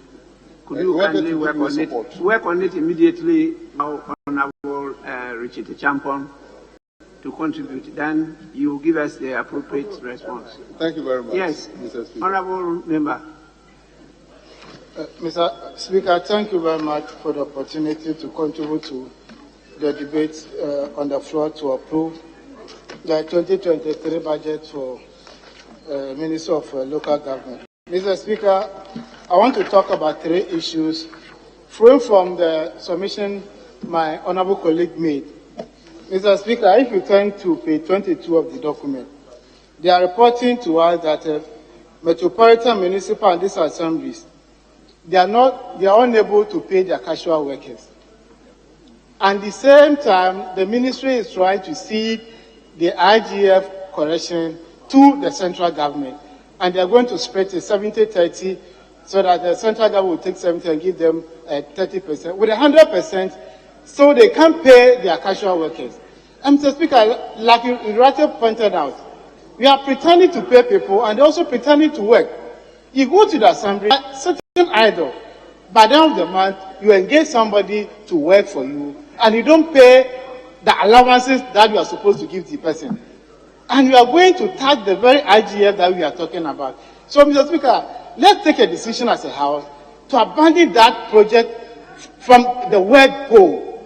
Let's give them the necessary training, empower them to generate their own revenue so they can use the IGF to pay their casual workers and some overhead expenditures. The whole of 2022, Mr. Speaker, Ministry of Finance has failed to transfer common fund to the assemblies. What resources are we expecting them to live on? So this is a critical matter we need to take a decision on before this budget is approved. Mr. Speaker, again, if you turn to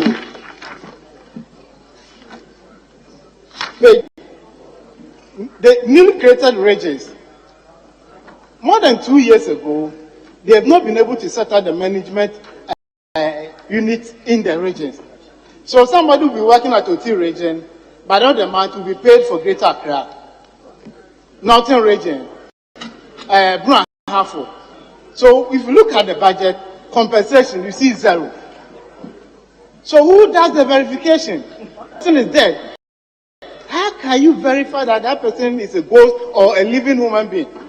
So that you can pay the person. And they come repent. Compensation, 0. And Control Accountant General is looking onto this.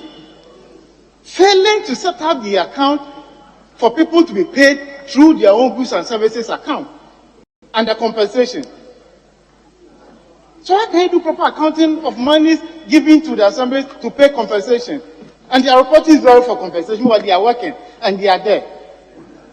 What kind of accounting are we doing? This is very serious. The minister must take this matter up and liaise with Control Accountant General to set out the management we need so that people will be paid according to the work they are doing for us. You can't tell me Oti region is reporting 0 for compensation. Meanwhile, you have about 23 workers in Oti region. What kind of country are we running, Mr. Speaker? And we are reporting that 9 releases. COLA. What do you mean of COLA? It's cost of living adjustment. Due to the economic hardship that we are facing, government came up with this policy to give some money to cushion the living standard of people. And they are telling us they are owing now about 14% releases. COLA must be released 100% in full. So if you fail to release COLA, then you are defeating the purpose of giving the money to them. You are owing salaries, owing allowances, to the extent that you are owing COLA. Come and tell us you've collapsed the economy. There's no economy, nothing is working. So when I hear people 9 releases, 30%, 20%, the money is not there. But you can find money, 333 million to build cathedral. You can't pay COLA. You can't pay cashier workers. Is that the priority of the nation? These are critical matters. We should sit down and deal with it. We can't be giving wholesale approval, approve. You give approval, next year they will come and complain about the same matters here. 25% release, 15% releases. What are you doing with the money? Put the money where your mouth is.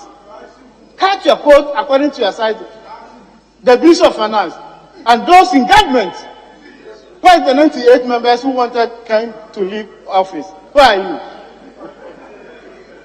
So, Mr. Speaker, these are critical matters. We need to deal with it. We can't give wholesale approval, especially failure to pay in full of COLA. Then there's no any adjustments. Let the minister pay them before the end of the year so that workers can go home smiling. I thank you very much for the opportunity, Mr. Speaker.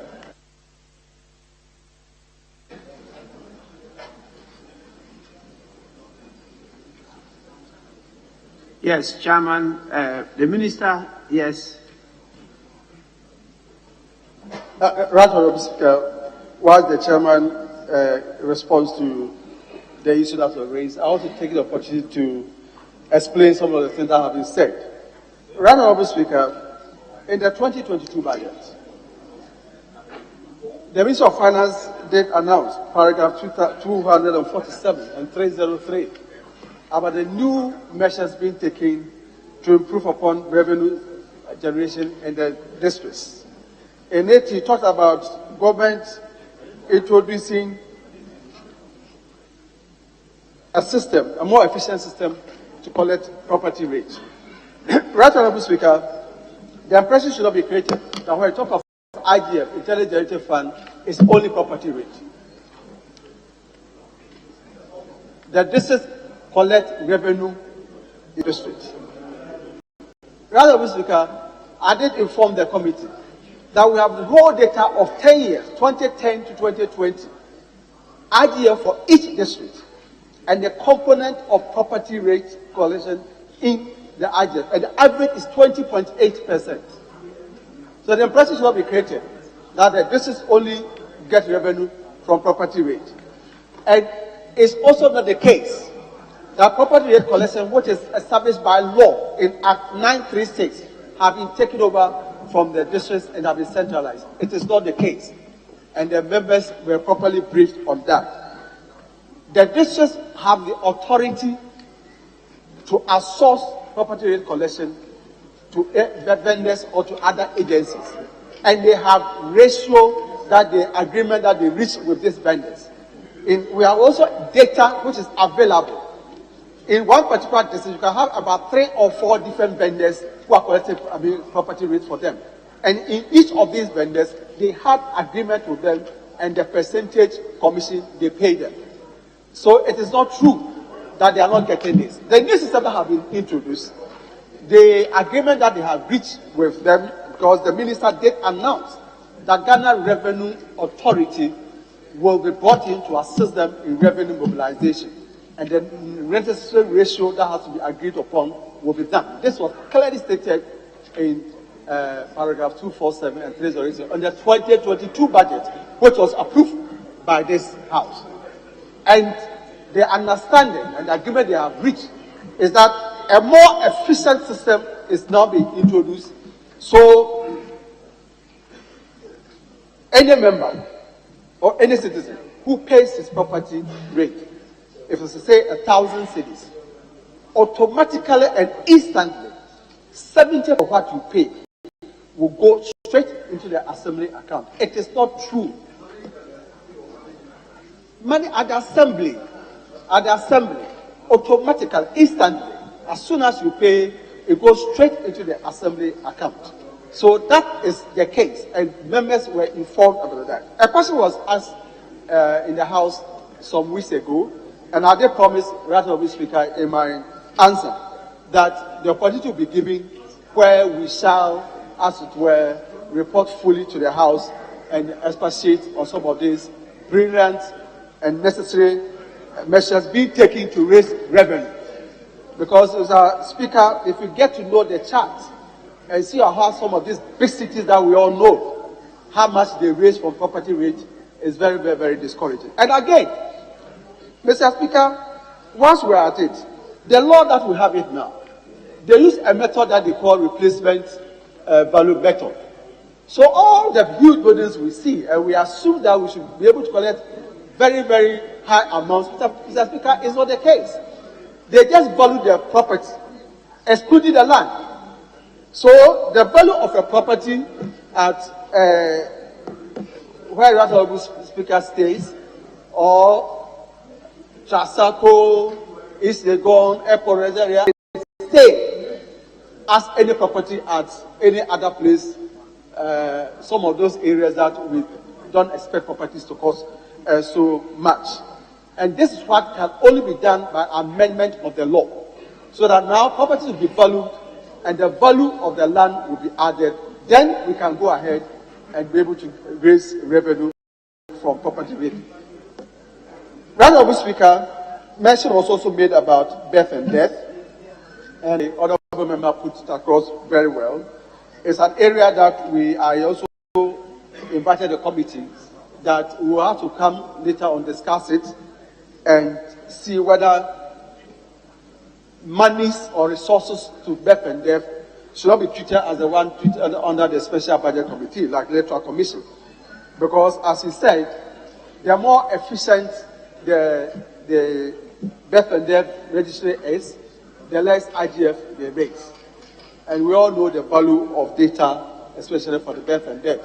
If they are able to raise more people under 1 year, they register them for free, therefore they raise no money.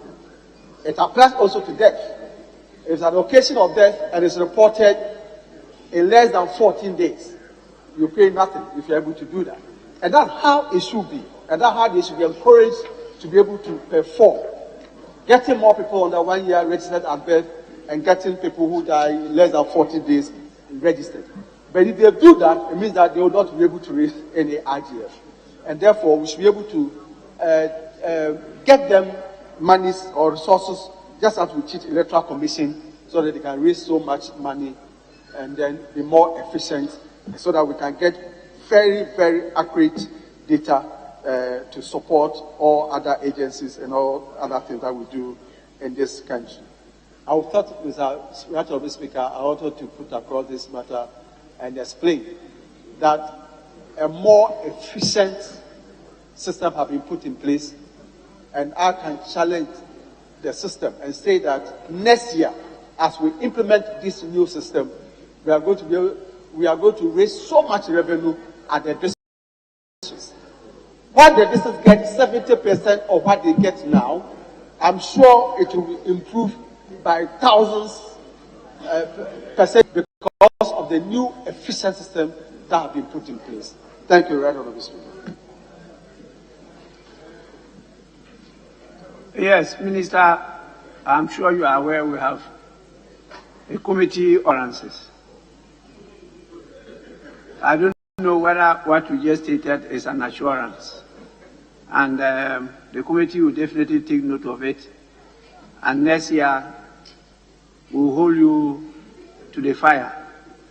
Make sure that the revenue they generate locally is up to what you are talking about. If not, you know what I will do to you. He knows. I may want to add that periodically I'll be giving updates on how efficiently the system is working. Well, I'm yet to see it. I'm yet to see it, but we take your word, and as I said, it's our duty to oversee what you do. And so we'll be looking up to you, and I want to propose that even next year, the Committee on Local Government should put it as a priority to visit some of the MMDAs and go into the issue of revenue generation. See how we could also, in our own small way, support the capacity of the district assemblies. They are our babies, and that umbilical cord should not be broken. You know, I don't like the way we do things half-heartedly. We want to decentralize, and we don't want to decentralize. You know, you can't have it both ways. And that's one of the challenges the ministry is facing. And we need to support the ministry to strengthen so that those at the grassroots can get the benefits or dividends of democracy. Without that, we will just be laboring in vain. So with this, I put the question. Those in favor of the adoption of the motion, Honourable Member for Ho Central.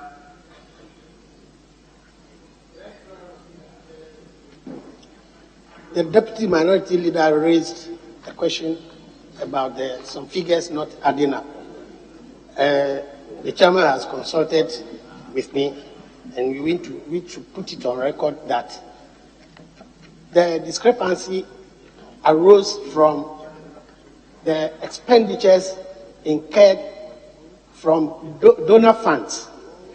They had already awarded the contracts to be executed under that program before the year ended.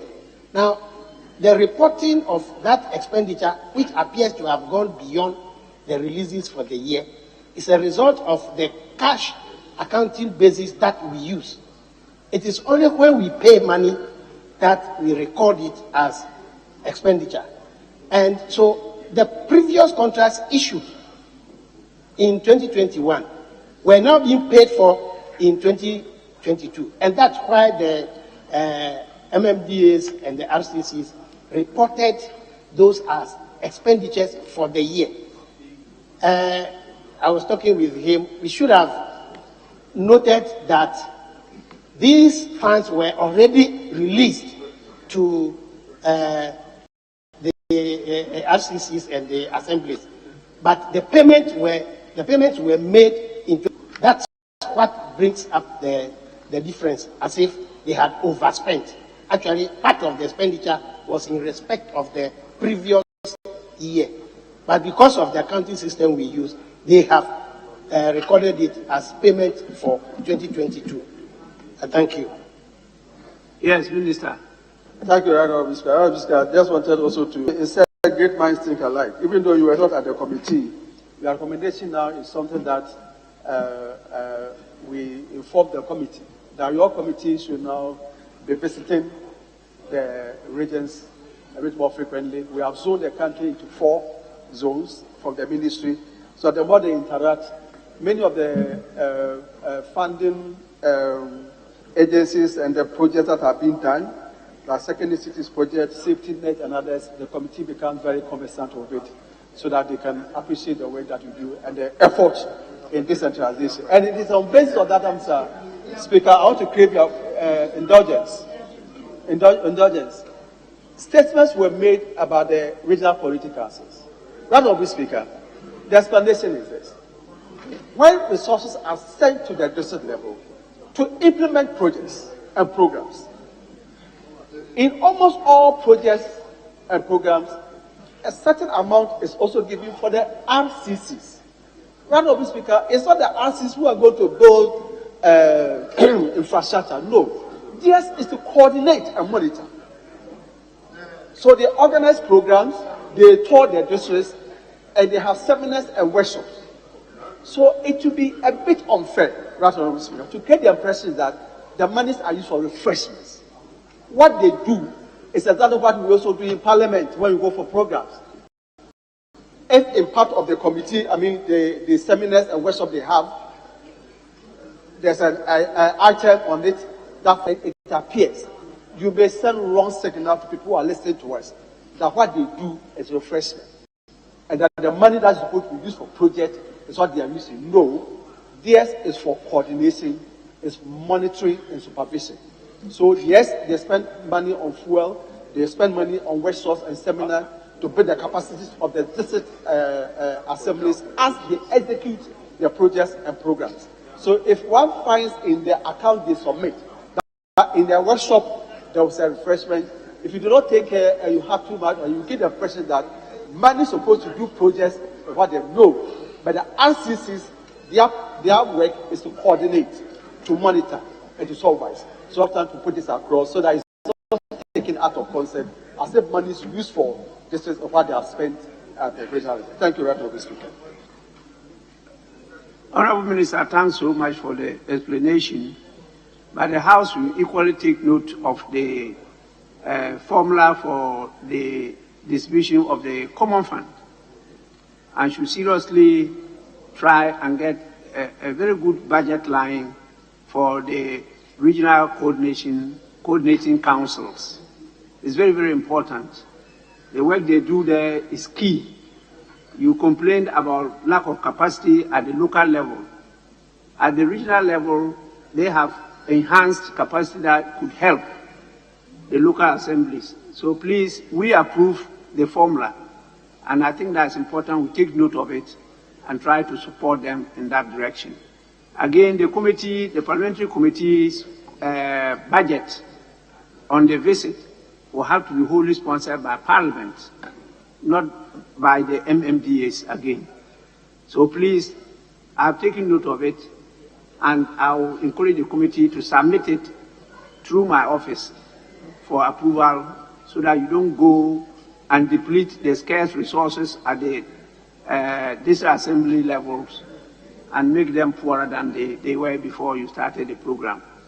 So please, it's a matter of priority to the House, because I think that our district assemblies have been marginalized for a long time, and our democracy is hanging at the national level, and it's not penetrating to the local level, and we need to work on it seriously.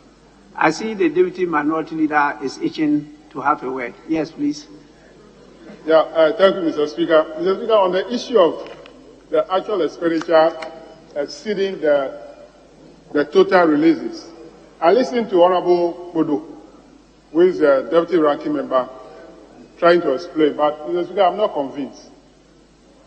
The Public Financial Management Act made provision that any expenditure that is being undertaken at the end of the year, it is extended to a cut-off point of 31st January of the following year. So all expenditures that were not completed by December 31st, you can spend up to 31st January, but it will be accounted as if it were done in January, in December. So all those outstanding things that he's talking about should be accounted for in the previous year. It should not be treated as if they were spent in the current year. If it is spent after 31st January, then it should be treated in the current year. And for that matter, the releases must take account of that, as if it were released in the current year. So the explanation given by the deputy ranking member is not sufficient. But we can let it go. But it's something that all ministries must take account of, and the treatment is very important. Thank you. Well, this is very good information and it's quite didactic. I expect the committees to inform the various ministries to take that on board. It's very, very important information from the chairman of the Public Accounts Committee. Those expenditures to be accounted for in the previous year, not in the current year. Honorable members, will this approve the question? Those in favor of the adoption of the motion, say aye. Aye. Those against, say no. The ayes have it. The motion is adopted.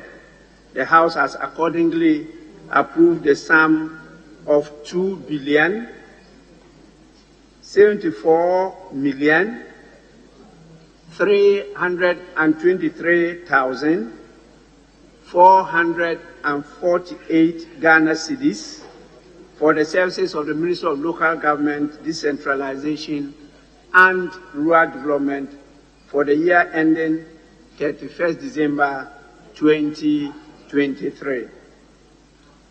Honorable members, I'm told we have 2 more reports that are ready. Leadership, which one should we take first? Mr. Speaker, we are taking item 14 on page 6. That will be moved by the Honorable Minister for Lands and Natural Resources, Honorable Abu Jinako. Thank you. Honorable members, item 14, page 6 of the order paper. Motion, Minister for Lands and Natural Resources. First Deputy Speaker to take the chair.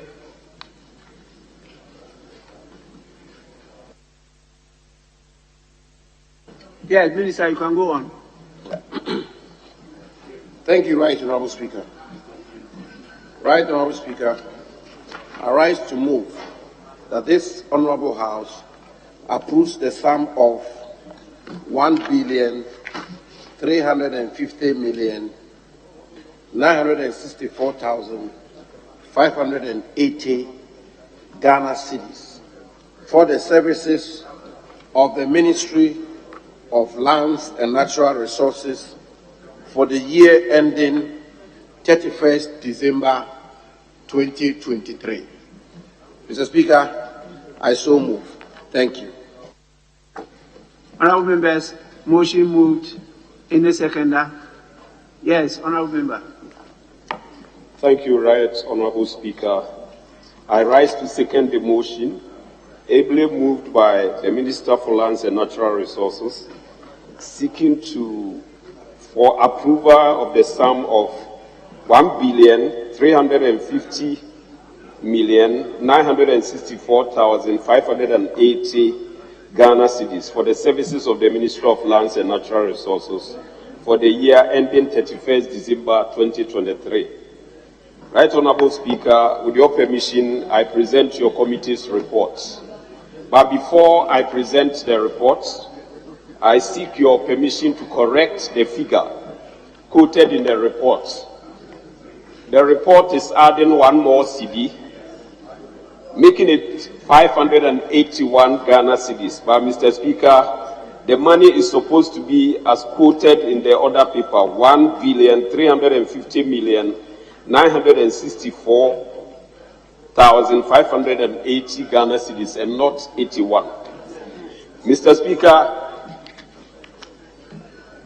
I expect the Hamzat office to capture the reports as having been read in full whilst I concentrate on the conclusion. May you rephrase that sentence?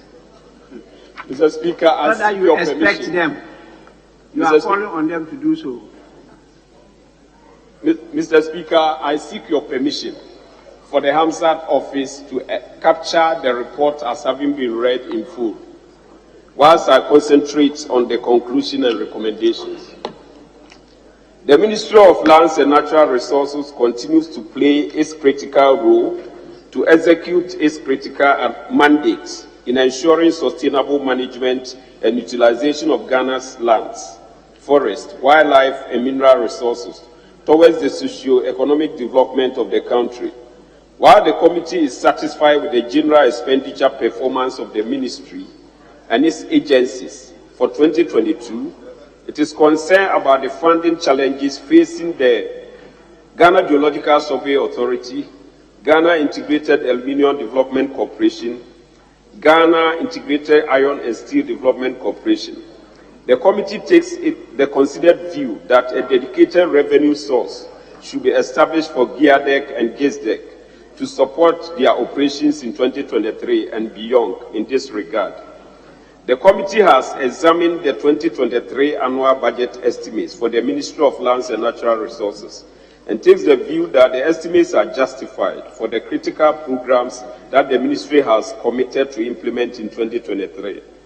The committee also acknowledges the acute financial challenges faced by the ministry and appeals to the Minister of Finance to make additional funds available for them to perform their statutory functions in 2023 and beyond. In that regard, the committee recommends to the House to adopt the report and approve the sum of 1,350,964,580 Ghana cedis for the implementation of programs for the Ministry of Lands and Natural Resources for the 2023 financial year. Respectfully submitted. Honorable members, motion moved and seconded is now for the consideration of the House. Yes, the honorable member for West Central. Thank you, Mr. Speaker. Mr. Speaker, this report is one of a report that has been that reflected exactly what we went through at the discussion stage of the estimates. Mr. Speaker, what is particular about the report is the fact that there's a huge reduction of what had been proposed and what has been the estimates proposed and what is granted. There's a deficit of what is required of more than 1 billion Ghana cedis, Mr. Speaker. And this is a sad story for the ministry. The ministry is a critical ministry that deals with key issues about the sovereignty of this country, the domestic integrity of this country as far as our land administration is concerned. And so, Mr. Speaker, when there is a huge reduction in such a proposed estimate, it goes to have a direct effect on the totality of the policy of the ministry. Mr. Speaker, it has a challenge on efforts of to promote the Green Ghana policy. It has a direct effect on the monitoring of lands and stopping galamsey in particular. Mr. Speaker, if we look at page 18 of the report, it tells the sad story of the ministry, and especially the departments that are under the ministry. And you find that the Ghana Geological Survey Authority has a sad story to tell. It almost only have salaries or emoluments to deal with. But the saddest thing is about the Ghana Boundary Commission, Mr. Speaker. Ghana Boundary Commission, as we all know, takes inventory of our land, provides us with enough information about the totality of our land, and also give us enough reason for us to say that we are a sovereign state, Mr. Speaker. But this commission is one of the least awarded when it comes to provision of a budget for them to operate. Mr. Speaker, I know it will sadden you to note that the total amount of money given them for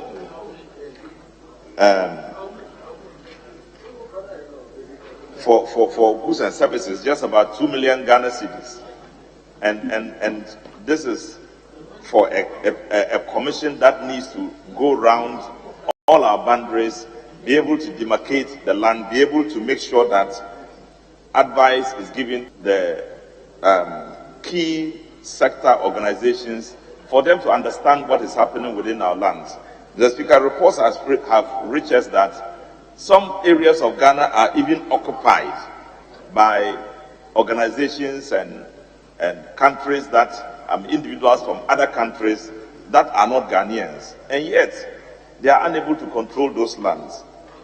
And the Ghana Boundary Commission is therefore very handicapped.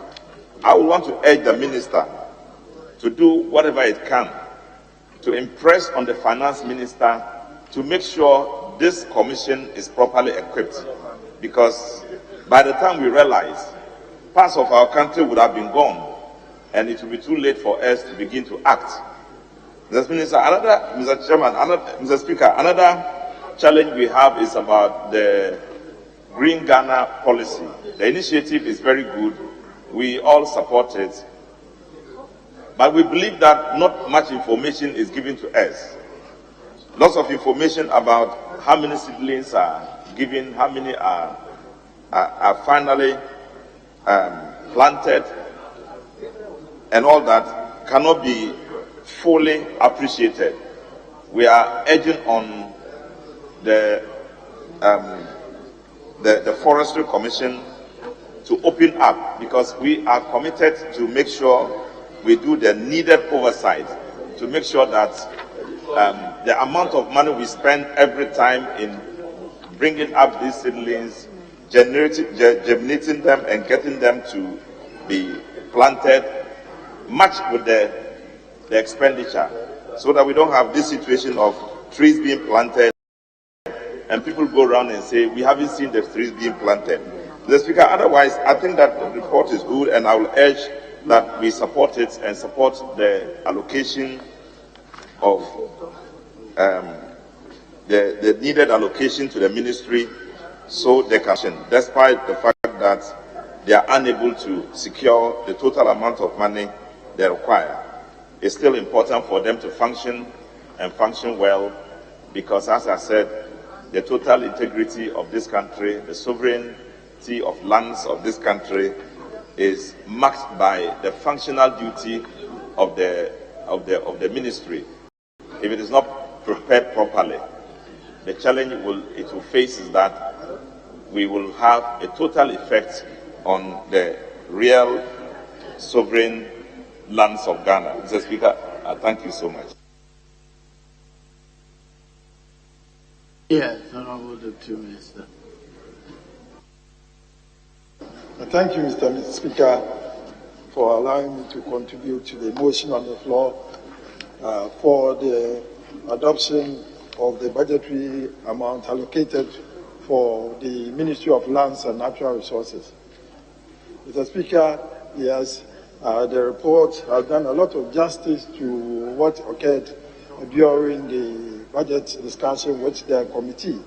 And to say that there's one issue that I particularly want to emphasize on, Mr. Speaker, it has to do with the digitization of the processes of land administration at the Lands Commission. Mr. Speaker, this is very, very important. Just some few minutes ago, in the approval of the Ministry of Local Government, the issue of property rates came up. Mr. Speaker, and all this, for it to be very, very effective and fast-tracked, there is the need for us to a well-structured and also an efficient land administration set up there, which will help in the fast-tracking of title delivery to prospective landowners. Mr. Speaker, without that, I would say that it's going to be very difficult.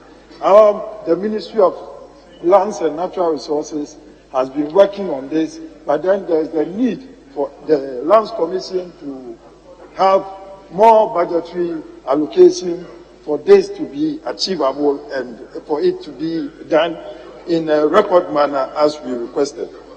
Mr. Speaker, there's also the issue of delays in the release of allowances for the youth in afforestation. Mr. Speaker, the committee has mentioned that in their report, and we hope that the Ministry of Finance will listen to what the committee is saying so that there will be releases. Mr. Speaker, as at now, over 9 months of arrears is what is outstanding. I know, Mr. Speaker, you have some of the youth in your constituency, and they are always on your neck. We are almost getting to Christmas, and for 9 months in arrears, how are these young, youthful, and exuberant people who have been helping us to be able to green our country, how are they going to enjoy the Christmas? Mr. Speaker, I would want to end here and to say that all the members of this House should also add their voice and then also back the adoption of the report of the Lands and Forestry Select Committee. Thank you, Mr. Speaker. Yes, Honorable Member for. Thank you, Mr. Speaker. Mr. Speaker, I also rise to support the motion on the floor. And in doing so, I want to make a few observations. Mr. Speaker, I begin with the Office of the Administrator of School Lands, which is mandated under Article 267 to collect mineral royalties and disburse same in accordance with Clause 6 of the same article. Mr. Speaker, the Office of the Administrator of School Land disburses mineral royalties for the benefit of our traditional authorities, the schools, and also the district assemblies. Mr. Speaker, in the year 2022, a total of 297 million plus was approved for by way of mineral royalties to the Mineral Development Fund. Unfortunately, and the arrangement is that 50% of what goes to this fund is transferred to the Office of the Administrator of School Lands for disbursement to the schools, traditional authorities, and the assemblies. Mr. Speaker, the Ministry of Finance, through MIIF, Minerals Income Investment Fund, which holds the revenues coming from royalties, has reported that mineral royalties have been paid by mining companies up to November. But what has been disbursed to the traditional authorities and the schools and the assemblies, Mr. Speaker, is up to June. What it means is that between June and November, royalty that is supposed to be disbursed for the benefit of our chiefs hasn't been transferred. Mr. Speaker, you know that our chiefs, they grace government occasions for us. If government holds a program and our chiefs come in their regalia, it makes the program very beautiful. It makes the program very elegant. Meanwhile, they are not being paid. So for the chiefs on whose schools or lands that mining takes place and are supposed to benefit from mineral royalties. Mr. Speaker, I can't understand why the mining companies have paid to government, and government holds on to the release of these funds to the chiefs. Mr. Speaker, the chief of Kenya is lamenting. The chief of Ntoto is lamenting. Wamahinso is lamenting. Particularly getting to Christmas, when they need money to be able to take care of their subjects, visitors who call on them. So I make a very humble appeal to the Minister of Finance. While on the subject, I can see the Minister of Finance entering. I am very lucky. Minister of Finance. You are here. You are here. The point I am on, Greater Accra Regional Minister. Mr. Speaker, the point I am making is that Minister of Finance must make sure that monies that the chiefs are entitled to as of right must be transferred to the Mineral Development Fund for onwards transfer. Honorable, are you saying as by law or as of right?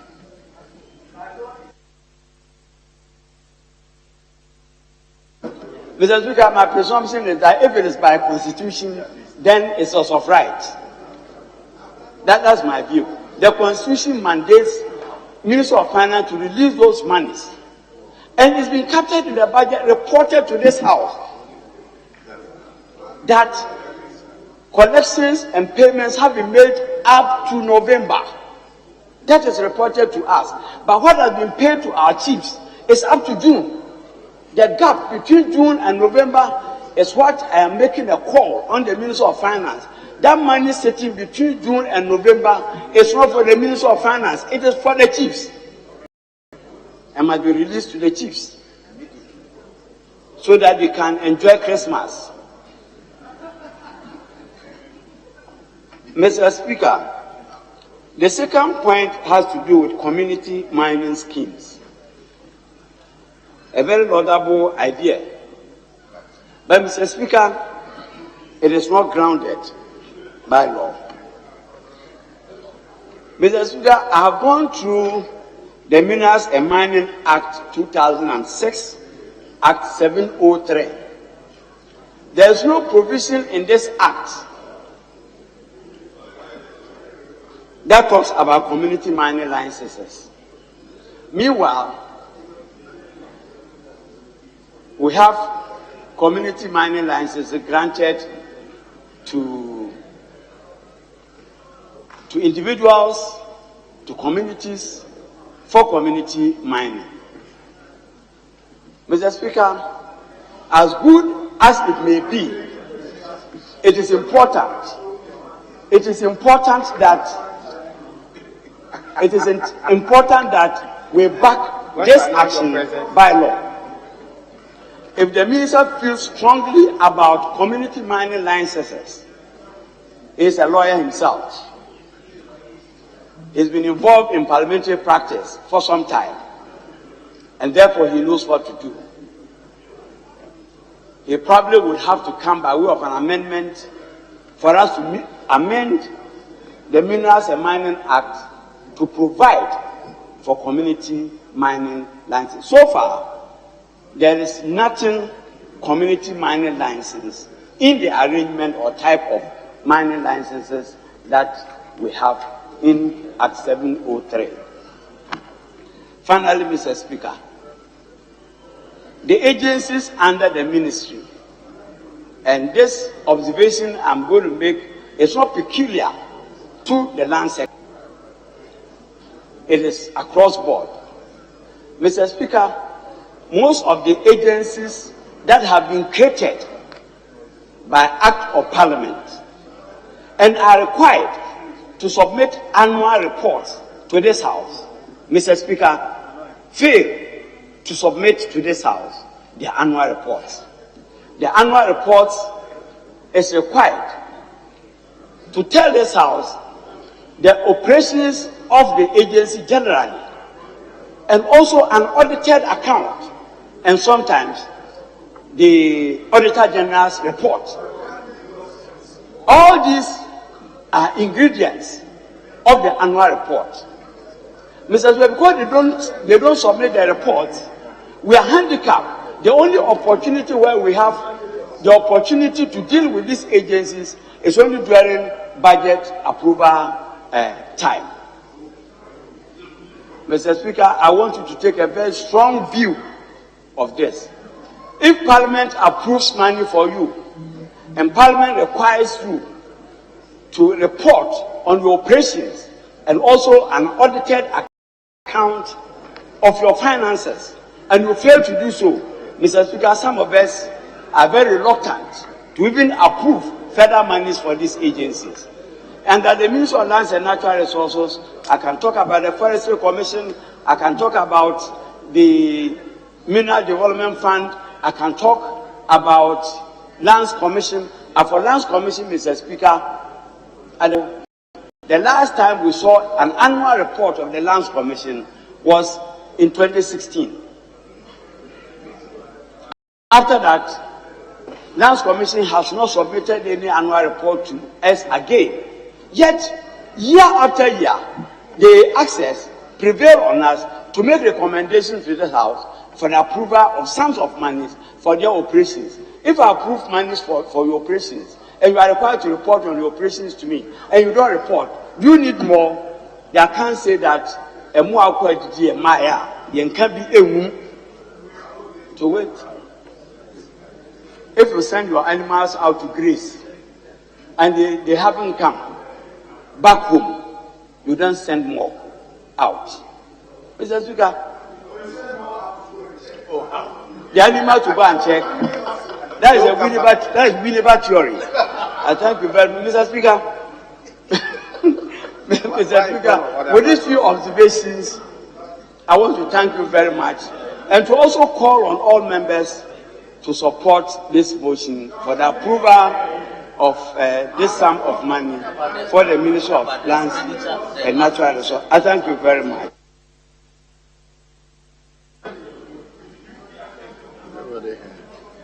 Yes.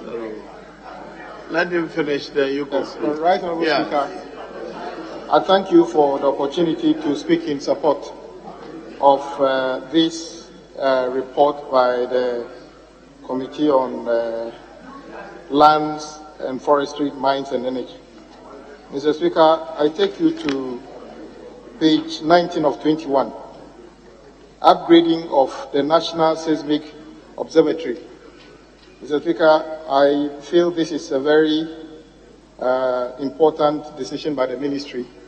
Just recently, we are told there were some earth tremors. I think we should get to a point where the state is capable of even giving an advance warning to citizens as to what may potentially happen, not only to tell us what happens aftermath. So I totally support the ministry and hope that in 2023 they will have the resources to procure this equipment and monitor seismic activities. Mr. Speaker, I go to page 7 of 21, paragraph 8.3.1, Land Commission, item II, developed an operational online platform for the digitization and automation of land administration services. I think that is part of what Honorable Colin Dowda have said. We have all consistently complained about the inability of the state to monitor or accurately report on activities of either private or government land transfers. Indeed, I'm happy the Deputy Minister actually said that what the local government minister said just a few minutes ago, that they are going to collect property rate, and I heard him saying that they value land in this country without value property without land. It's the first time I've ever heard that in my life. I don't know how you can value a house and ignore the land, because you can, a house is sitting on the land and you cannot transplant the house from somewhere easily and put it. So the land must be, in fact, in most cases, the land is more valuable than the house, in most cases. So if this is supposed to work, then the work of the Land Commission must be taken seriously. In this paragraph, we are told that... You mean the Land Valuation or the Land Commission? Is it the work of the Land Commission, but you probably mean the work of the Land Valuation? Yes, it's land valuation. In fact, the ministry must actually prioritize digitization of the document they are talking about. Mr. Speaker, you are aware that I've asked a question 3 times in this House, that I want to know, or Ghanaians want to know, for instance, let's start with government. How many government landed properties have been transferred to individuals and entities? And our good friend, the minister, answered the question. That answer will not come in our lifetime, which is not the nice thing to do. But today, he's reporting that at least 10% of that of Greater Accra has been digitized. Next year when we return, Mr. Speaker, I'll ask a question for him to report on the 10% that has been digitized in Accra. Because, Mr. Speaker, if we know the value, if we have this done properly, it will be easier for the Greater Accra Regional Minister and the assemblies under them to be able to know which lands belong to who, to apportion the appropriate valuation to them, to charge them in terms of, property rates. It's because I said Greater Accra Regional Minister, I didn't say current one. It could be the previous one, so I didn't say the current regional. Minister, let me clear it. The previous regional minister. I'm talking about the previous regional minister, so you can sit down. Mr. Speaker, this is very important. I would encourage government to find a way of supporting the Land Commission to appropriately digitize the landed property in this country, at least the one that have gone through transaction. So we know if somebody sold the land for $2 million, Mr. Speaker, then when you go to the files, when you go to find out, if you go to land registry, because they want to pay less money in terms of the transaction, they say that land is 100,000 Ghana cedis. That is a problem, Mr. Speaker. In fact, we have people telling you that if you tell them the land is 1 million, you pay 12% or something. So, Mr. Speaker, if we digitize them, it will be easier for everybody to trace that if you have a 70 by 70 feet land in cantonment and you pretend it is $10,000, everybody will know that that is not possible. And then Land Commission can appropriately tell you the appropriate value to determine how much rate that property should charge. So, Mr. Speaker, I want to speak just about this and encourage the Finance Ministry, support the Ministry of Land to be able to digitize this properly so that the state can derive the necessary revenue from this. Otherwise... hold on. Yes, Honorable Minister for Greater Accra. Thank you very much. Mr. Speaker, this is a House of Records. I appreciate the position the Honorable colleague on the other side is coming from. But initially, he mentioned regional minister and said previous. For the records, the Regional Coordinating Council monitors, coordinates, and evaluates government policies in the region. So therefore, there are agencies and ministries who have got their various heads of departments. And so RCC only monitors, but we are not responsible for evaluation. So that part has to be corrected and possibly expunged. Respectfully, sir. Very well. Let me... Mr. Speaker, I thank my good friend. I'm sure if the data is there, you monitor it. Currently, the data doesn't exist. So I don't know what you'll be monitoring. It is in your interest for all of us to have the data accurately done. I guess you said the most important thing, that you understand the import of what I'm saying. Mr. Speaker, I believe in the current situation in which we are, this is another way of looking inside to generate our own revenue from at least those who have the ability to own property, to contribute some money towards the development of this country. That is why I support this and encourage the Minister of Finance and Minister of Lands to work towards it. So when they are reporting on the 2023 budget, we should see some progress. This 10% should have probably move to 50%. Then we know that in 5 years' time or so, we'll be able to complete this process and make everybody happy about it. Thank you very much for the opportunity. Yes, Honorable Minister. Honorable Speaker, Thank you very much for the opportunity, Mr. Speaker. And also, Mr. Speaker, let me use the opportunity to thank honorable members for the very insightful inputs they've made to the debate of this motion. And Mr. Speaker, particularly the Honorable Collins Dauda, who himself is a former minister in the ministry and has a wealth of experience in the area of lands and natural resources. Mr. Speaker, I'm very grateful for the inputs they've made. Mr. Speaker, having said that, let me also point out that matters relating to stool lands in our country, Mr. Speaker, is as old as our republic, the current republic, as old as the Fourth Republic. Mr. Speaker, as you know, Article 267, Clause 2 of our national constitution is what defines the contours of the stool lands administration in our country, as well as the Stool Lands Act 481. And Mr. Speaker, I will respectfully want to submit that the issue of arrears relating to the management of royalties to the stool lands, the funds of the stool lands, and its consequent disbursement, Mr. Speaker, with the greatest of respect, is also as old as the Fourth Republic. Mr. Speaker, that is not an excuse, it's not a justification. The Honorable Collins Dauda will bear me out, will attest to the fact that when he was the Minister of Lands and Natural Resources, the issue of disbursement of royalties to stool land funds and the rest was very much an issue that he had to manage.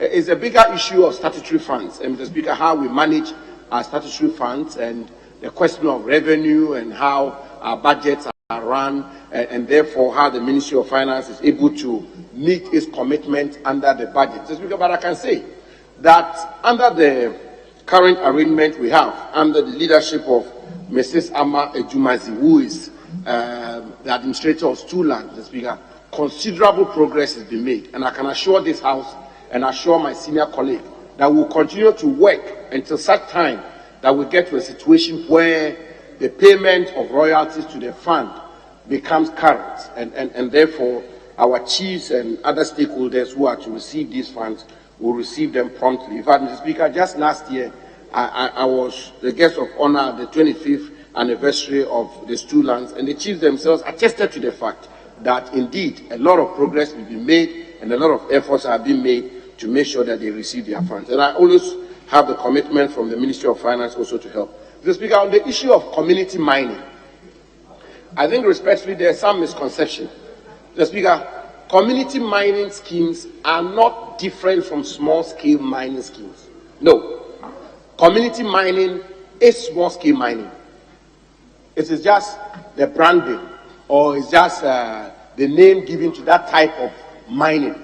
But by all intents and purposes, community mining schemes are small-scale mining schemes. So, Speaker, so the Minerals and Mining Act 206, Act 703, is what defines community mining schemes. So, Mr. Speaker, all the community mining schemes in Ghana, the licenses granted to those concessions are small-scale mining licenses.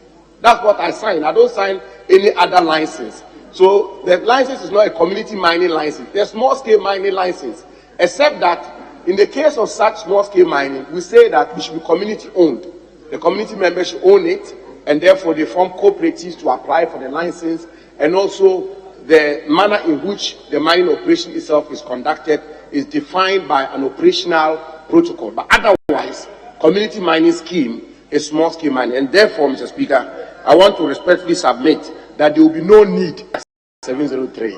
It is well regulated by law, and in that case, Act 703. Mr. Speaker, the issue of annual reports, yes, I agree with my senior colleague that we have to do better. When we appear before the committee, they really gave us a tough time on the matter of reports, and I couldn't agree with him less because, Mr. Speaker, that is how Parliament can exercise its oversight on the ministry and its agencies. And I fully agree with him that the agencies under the Ministry of Lands and Natural Resources must do better next year to ensure that they present their annual reports. And it is in that respect that I'm happy to report, Mr. Speaker, that all the agencies, since we appeared before the committee, all the agencies have presented their reports to Parliament. They are it's just the case of them being laid, and we are yet to lay them before the House so that they will be referred to the relevant committees for interrogation. but otherwise, all of them up to 2021 have been presented to Parliament. Mr. Speaker, finally, I want to thank my colleague and friend, the Honourable the Honourable gentleman who just spoke before me, Mr. Speaker, Honourable Aboji, my good friend, Agboja, my very good friend, Mr. Speaker, my very good friend, and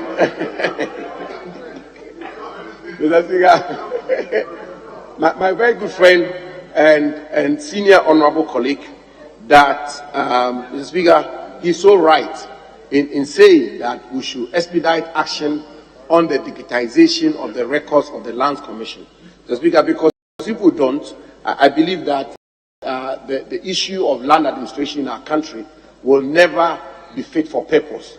The land administration in our country will be fit for purpose only when court of the Lands Commission. Mr. Speaker, it will deal with a lot of issues, a lot of challenges: fraud, double sale, value for money, revenue to the state, and all of that.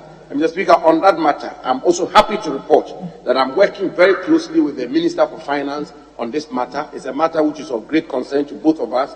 We are working around it and to find a mechanism to be able to digitize the records of the Lands Commission. Mr. Speaker, with these words, let me thank my colleagues and pray the House to approve the report, to adopt the report. I thank you, Mr. Speaker.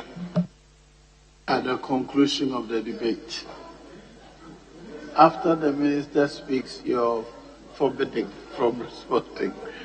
All in favor of the House adopting the report, say aye. Aye. All against, say no. The ayes have it. The motion is carried. Yes. What next? Yes. Mr. Speaker, we are taking item 36 on page 11. I take your leave, Mr. Speaker, for the Deputy Majority Leader to move the motion. Thank you. Very well. Item 36, motion by the Majority Leader and Deputy Majority Leader. Who will do it? Mr. Speaker, I beg to move that this Honourable House approves the sum of 625,610,244 for the services of the Judiciary and the Judicial Service for the year ending 31st December 2023. I so move, Mr. Speaker. Yeah. Mr. Speaker, we don't have any objection to the Deputy Leader. At least they should tell us why the Attorney General is not doing it, and why he's doing it on his behalf. Or his two deputies. The Judiciary is not under the Attorney General. Okay, all right. The Judiciary is not under the Attorney General, so it's special committee. Yes, Chairman of the committee.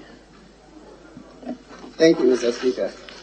Mr. Speaker, I rise to second the motion ably moved by the Deputy Majority Leader to approve an amount of 625,610,224 Ghana cedis for the services of the Judiciary and the Judicial Service for the year 2023. Mr. Speaker, I seek your leave to do some correction on page 2 of the report. 30C, Judicial Service Act, that has been repealed to read Act 1057. Mr. Speaker, I seek your leave for the other department to capture the dictate of the report as it is read. Mr. Speaker, the committee observed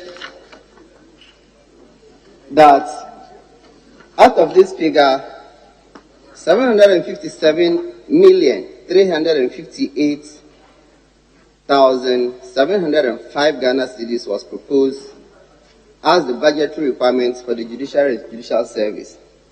However, Mr. Speaker, His Excellency the President, in accordance with Article 1795 and 4, and having regard to the tight physical space stemming from the increasing debt services, obligation and statutory transfers, recommendation was made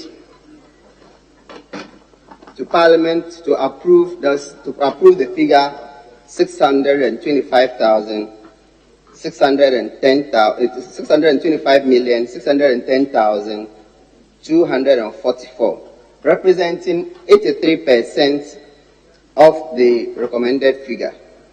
Mr. Speaker, this year, 2023, the Judicial Service intends to undertake a construction of a police post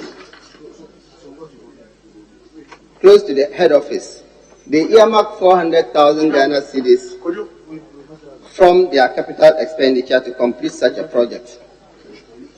Mr. Speaker, the committee, having thoroughly scrutinized the budget estimates of the Judiciary and the Judicial Service for the fiscal year 2023, the committee is of the view that the policies and programs outlined for the year will go a long way to support the achievement of the policy activities at the judicial arm of government.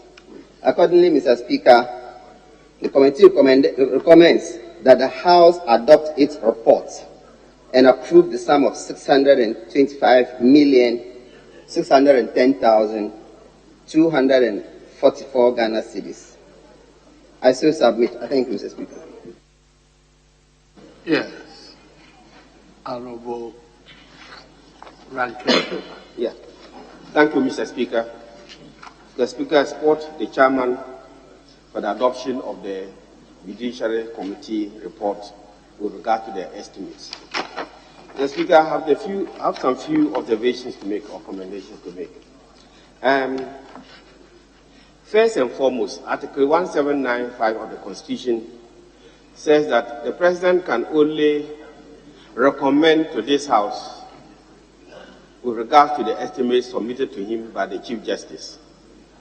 But invariably, this recommendation by the President has now become a review, and the Constitution has frowned upon the President reviewing the estimates.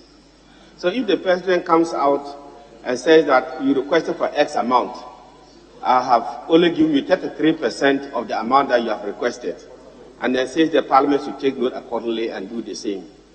This is tantamount to a review rather than a recommendation. And the question is, if it is a recommendation, can we vary it? Can we throw that overboard? Can we say that no, we will not accept the recommendation by His Excellency the President? Because by law or in law, a recommendation is not obligatory. It's not mandatory. It's subject to our discretion. So I want us to look at this more holistically in the future or next year. If it is a recommendation, then this House has a right to look at it and see whether we accept it or not, right from the committee level up to the main plenary. But if it is a review, it's something that we may not tamper with. It looks like we have been treating the recommendation by His Excellency the President as a review, and that is why we not accept what he tells us. And then I think that that is contrary to the spirit and then the provisions of the Constitution. The word the review should not review, the term will not review, is not a term of art, but it's an ordinary provision that we ought to respect. Secondly, Mr. Speaker, of late, central government has directed the District Assembly's Common Fund to be providing courthouses and other facilities for the judiciary at the district level, MMD, metropolitan, municipal, and district levels. Mr. Speaker, we all know that these days, the transfer to the District Assemblies, one, is not adequate enough. And for them to add them this responsibility, I think that it is a challenge that we have to look at the District Assembly's Common Fund again.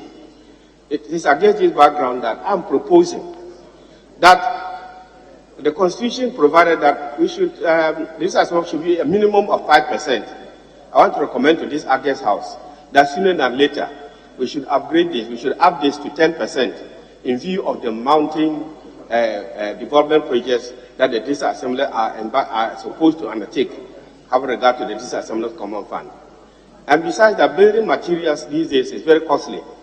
And if we don't improve or enhance the Common Fund that we give to the District Assemblies and ask them to build courthouses, police stations, etc., then it will be an exercise in futility. So I think that we should up the District Assembly's Common Fund by 10%. And that would be in the interest of the decentralization concept. we are doing decentralization by map or just administratively without financially doing decentralization. I think that I want to urge our guest house that we should try to increase the district assemblies common fund by 10%, because this is a minimum of 5%, if you look at the article.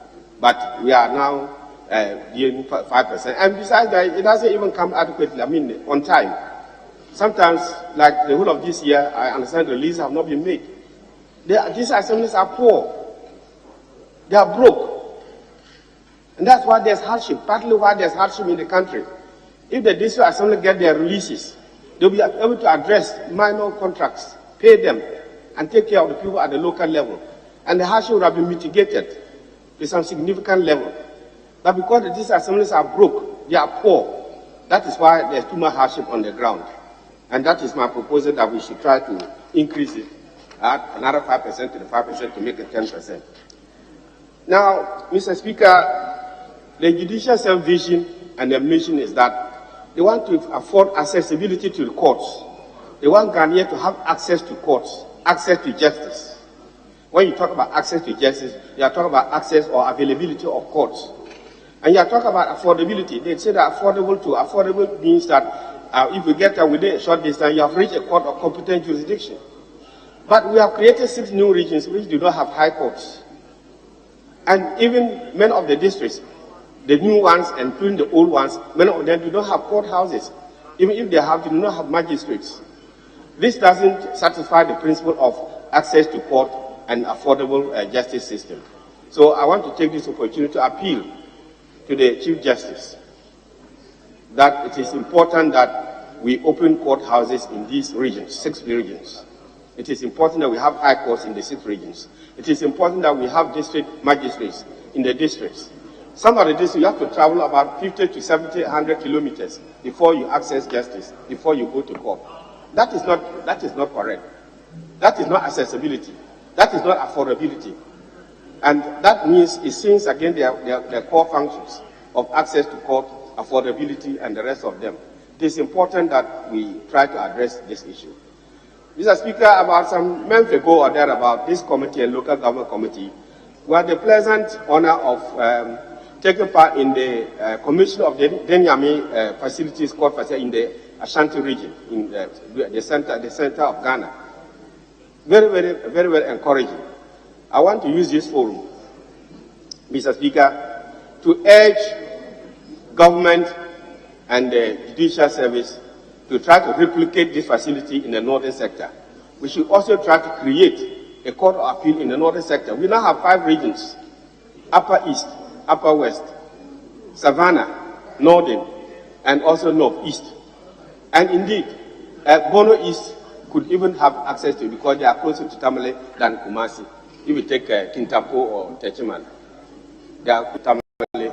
And then if we are able to provide another court of appeal there, it should be possible for a lawyer to drive 2 hours from Borga to Tamale to attend court of appeal, a lawyer to drive 2 hours from Wa to Tamale to attend court of appeal, and close and go back, and their clients, rather than having to come to Kumasi and go back the rest of them. We should improve the decentralization. It's a good project, and I'm happy that, I'm praying that we try to do that.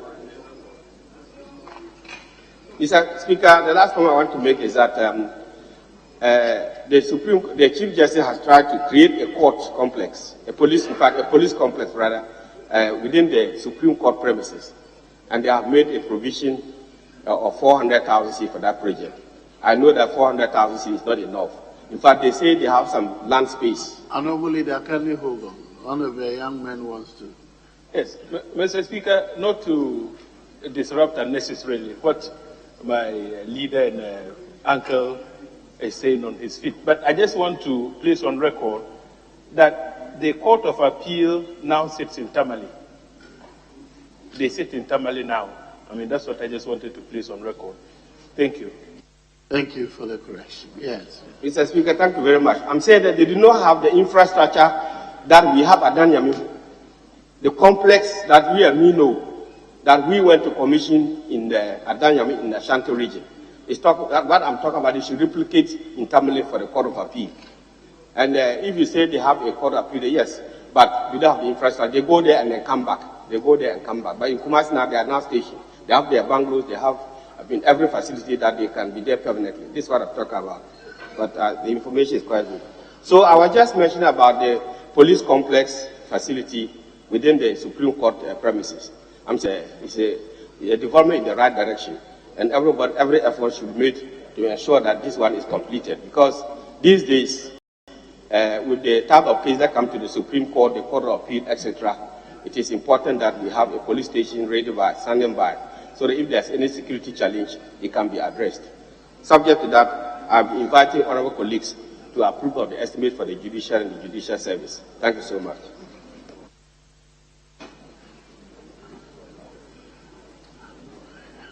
Yes. Speaker, thank you for. Apology. Mr. Speaker, thank you for the opportunity to contribute to this motion. Mr. Speaker, I want to draw your attention to some observations the committee made about the auctioning of cars. We cited the Auditor General's report that cited the judiciary for auctioning some cars without clearance from the Finance Ministry. They were asked to nullify this auction and then retrieve these cars back. Actually, the Judicial Secretary had a different answer to this. She said they were asked to seek a retrospective approval for those cars. You said without approval from who? The Finance Ministry? Mr. Speaker, that is my understanding. He said, I can read part of the report that made that statement. So in the absence of approval from the Minister of Finance, we recommended that the auction should be nullified and the vehicles recovered. And whose recommendation is that one? This is from... That is not the law, so don't hack on it. That is not the law. Nobody, an agency is not bound to seek approval from the Minister of Finance. The Public Procurement Act is, if it belongs to the agency, then the agency has to go through the procurement process. Minister of Finance has not come in at all. It used to be the case until the Public Procurement Act was amended. So kindly move away from that argument, please. All right, Mr. Speaker, that notwithstanding, I just want to draw your attention to some of those cars that were auctioned. Some of them were new as 2019, but all these cars were auctioned. We asked them to produce their disposal, if you like, policy, but that report is yet to be given to us. And the ministry is again seeking to buy more cars this year. Mr. Speaker, I think we should be careful the way we are buying cars, especially when the finance minister has said this year they are not going to buy any more new cars. Otherwise, we will be putting our monies where, it will not help the judicial system and the whole process. Mr. Speaker, this is my observation. I want to bring your attention to it. Thank you for allowing me to contribute to the whole motion. Leadership? Very well, I'll put a question. As many as are in favor of the House adopting the motion, say aye. Aye. All against, say no. The ayes have it. The motion is carried. The House has approved 625,610,244 for the service of the Ministry of the Judiciary and the Judicial Service for the year ending 31st December 2023. Yes, what next? Mr. Speaker, we are taking item 20. It's on page 7 of the order paper. Honorable Ambrose Derry, the Interior Minister, will move the motion. Thank you. Item 20. But before then, our members, having regards to the state of the business of the House, I direct that the House sits outside the regular sitting hours. Yes, motion by the Honorable Minister. Thank you, Right Honorable Speaker. Mr. Speaker, I move that this House approves the sum of 5 billion 619 million 566,342 cedis for the services of the Ministry of Interior for the year ending 31st December 2023. Mr. Speaker, I so move. Yes, Honorable Chairman. Thank you, Mr. Speaker. I'll crave your indulgence to ask the answer to capture the report as fully read, whilst again I correct a mistake and read the conclusion. Mr. Speaker, page 15 of the report, paragraph 901. During our deliberations, we realized there was a mistake with the figure. The committee noted that the total allocation to the Ministry of Interior as captured in the budget statement and economic policy of the government of Ghana for the 23 financial year is 5,619,566,342 Ghana cedis. However, the total sum of allocation to compensation, goods and services and capex amounts to 5,619,566,341 Ghana cedis. The committee was informed by the officials of the Ministry of Finance that the difference of 1 Ghana cedi was as a result of the GIPNIT budget model used in capturing the budget, which runs decimal figures to the nearest whole number. In conclusion, after careful consideration and examination of the annual budget estimates of the Ministry of the Interior and its agencies, the committee requests that the Ministry will require additional funds to meet its numerous obligations.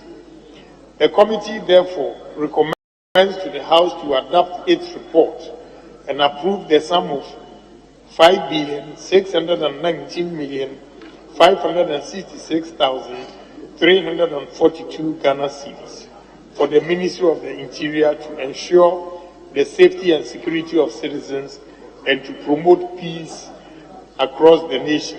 Respectfully submitted. Yes.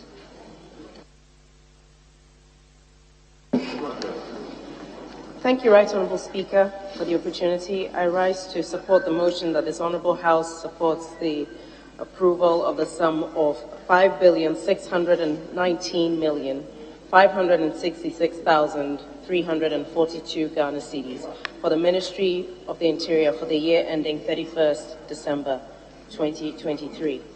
And Mr. Speaker, in so doing, I will just make a couple of comments. And at a time when Ghana appears to be the oasis in the sub-region, riddled with attacks by terrorist armed groups on our borders, the importance of tooling our security services could not be more important at such a time. Mr. Speaker, I draw your attention to the tables 2 on the 2023 budgetary allocations and table 3, which makes a comparison of the 2020 to 2023 budgetary allocations. And a couple of issues which stand out are the fact that compensation has pretty much doubled from 2020 into the 2023 budget, and yet goods and services have been halved. And this is unfortunate because as we increase the number of personnel in our security services that are meant to ensure the interior security of our nation, to not provide them with the relevant resources to actually execute their mandatory duties is to actually put them at risk and to also put us as a nation at risk. Mr. Speaker, one of the issues that also came to the attention of the committee was the police hospital redevelopment project, which year after year we have not seen enough progress, and this has impaired the police hospital's ability to generate enough internally generated funds to support, as this could potentially be the center where all the medicals are done for all the various agencies that are doing recruitments across the various agencies right under the Ministry of the Interior. Mr. Speaker, we have at least 6 agencies that engage in recruitment across the country over the years, and one of the issues that we raised was a greater level of transparency with regards to what happens to the funds that are generated as a result of the sale of funds that are issued yearly for the recruitment services in the various agencies. Mr. Speaker, another issue that was of concern was the fact that the releases over the years have not been sufficient from the Ministry of Finance. And one particular matter that is of concern is the release into the disaster fund. Mr. Speaker, according to the law, 3% of the 3% of the common fund. 3% of the common fund is meant to be used for the disaster fund. But unfortunately, year after year, when we actually look at the allocations, the ministry is either owed the money or the releases are made so late, and which means that NADMO, even as an agency under the Interior Ministry, is unable to adequately fulfill its constitutional mandate within the country, given the number of disasters that we have had over the years. Mr. Speaker, another area of concern would be the National Fire Service, the prisons, as well as the National Peace Councils, whose releases are so low and usually so seriously delayed that it impairs their capacity to do their work. Mr. Speaker, some of the reasons that we've had the difficulty of the National Fire Service being able to help with fire outbreaks is their inability to actually access some of the areas where these fires have occurred. And during our deliberations at the committee level, one of the recommendations that was made was that there should be closer collaboration between the local government and the Interior Ministry, specifically the Ghana National Fire Service, to enable them have access to the various hydrants as well as access to the areas that we found to be seriously prone to fires. Mr. Speaker, finally, I would like to add that seeing the level of performance of the Ghana Immigration Service, the committee recommended that the IGF be raised, the retained IGF be raised to 33%, as currently it is still woefully inadequate, and I believe it's at 15%, which is not enough, even though the Immigration Service does bring a lot into the kitty. Mr. Speaker, just to add, with regards to the discrepancy that was noticed with the figures, it was as a result of questions being raised at the committee level, which was clarified by the Finance Ministry, which was to say that the reason that there was this discrepancy is because of a particular system within the GIFMIS, which rounds the figures up to the nearest city. And this has been creating a bit of a variance in the figures that we're observing. And perhaps this is something that ought to be taken up, because one city, as it accumulates, is no longer one city. It actually adds up. And so, Mr. Speaker, with that, I would like to urge the House to approve the sum of 5,619,566,342 Ghana cedis for the Ministry of the Interior to at least be able to undertake its constitutional mandates, especially the agencies under it, and to urge that the Ministry of Finance actually ensure that the releases that are due the ministry are made in a timely fashion so that they can actually ensure the peace and security of our nation. Thank you.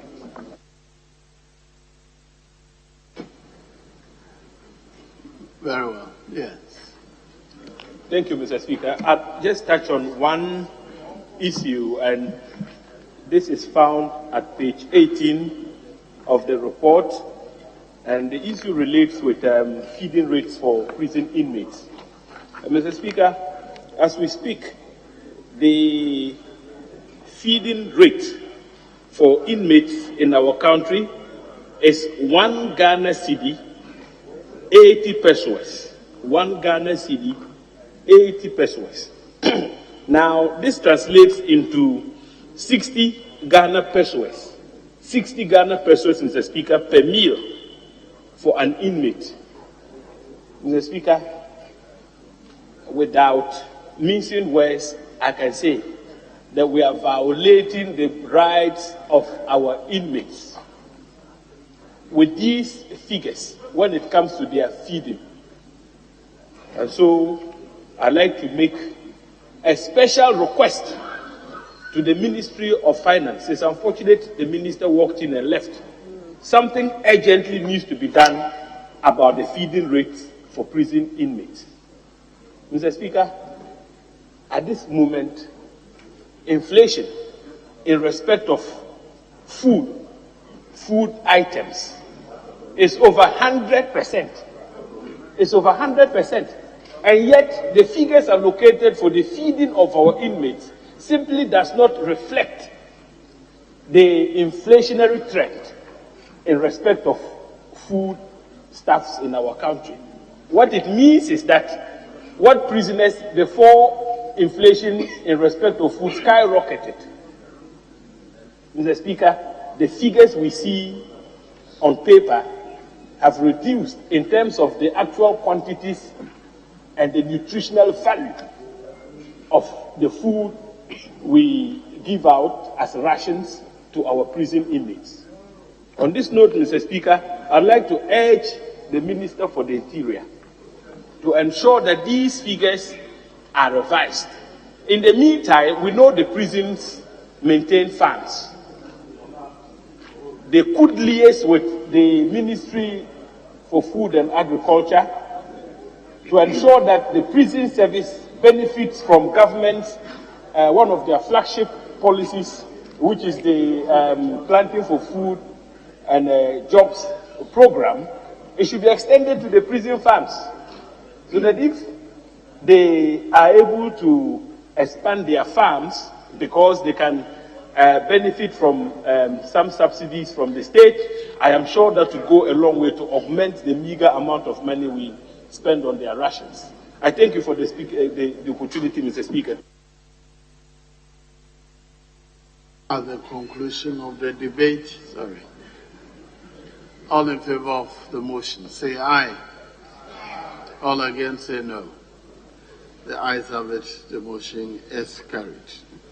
This House has approved the sum of 5,619,566,342 Ghana cedis for the services of the Ministry of Interior for the year ending 31st December 2023.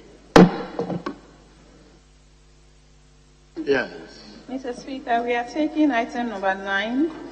It's on page 5 of the order paper. Honorable Dr. Afriye of the Environment Ministry will move the motion. Thank you. Item 9, motion. Honorable Minister for Environment, Science and Technology.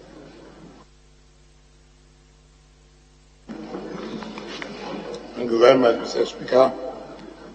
Mr. Speaker, I rise to move the motion that this Honorable House approve the sum of 615,430,060 Ghana cedis for the services of the Ministry of Environment, Science, Technology and Innovation for the year ending 31st December 2030. Mr. Speaker, I beg to move.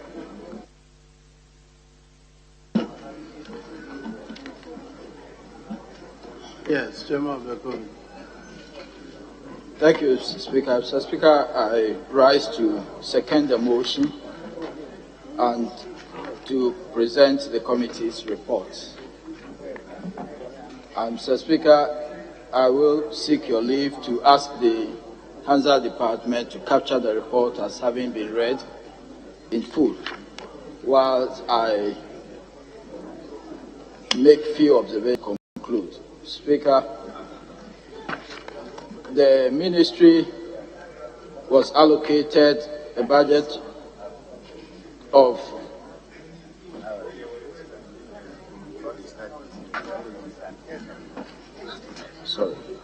the ministry was allocated a budget of 615,430,060 Ghana cedis for the 2023 financial year.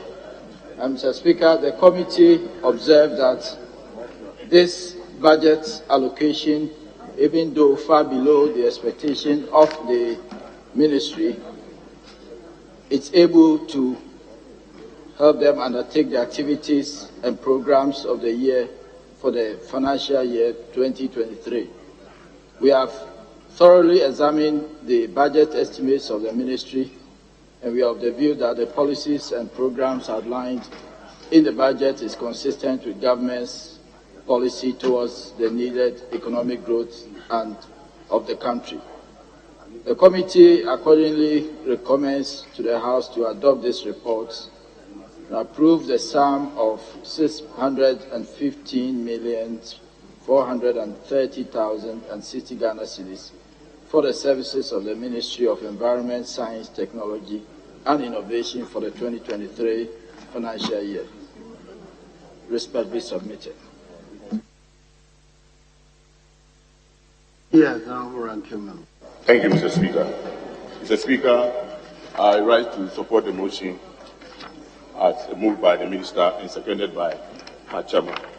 Mr. Speaker, I am going to start from the conclusions.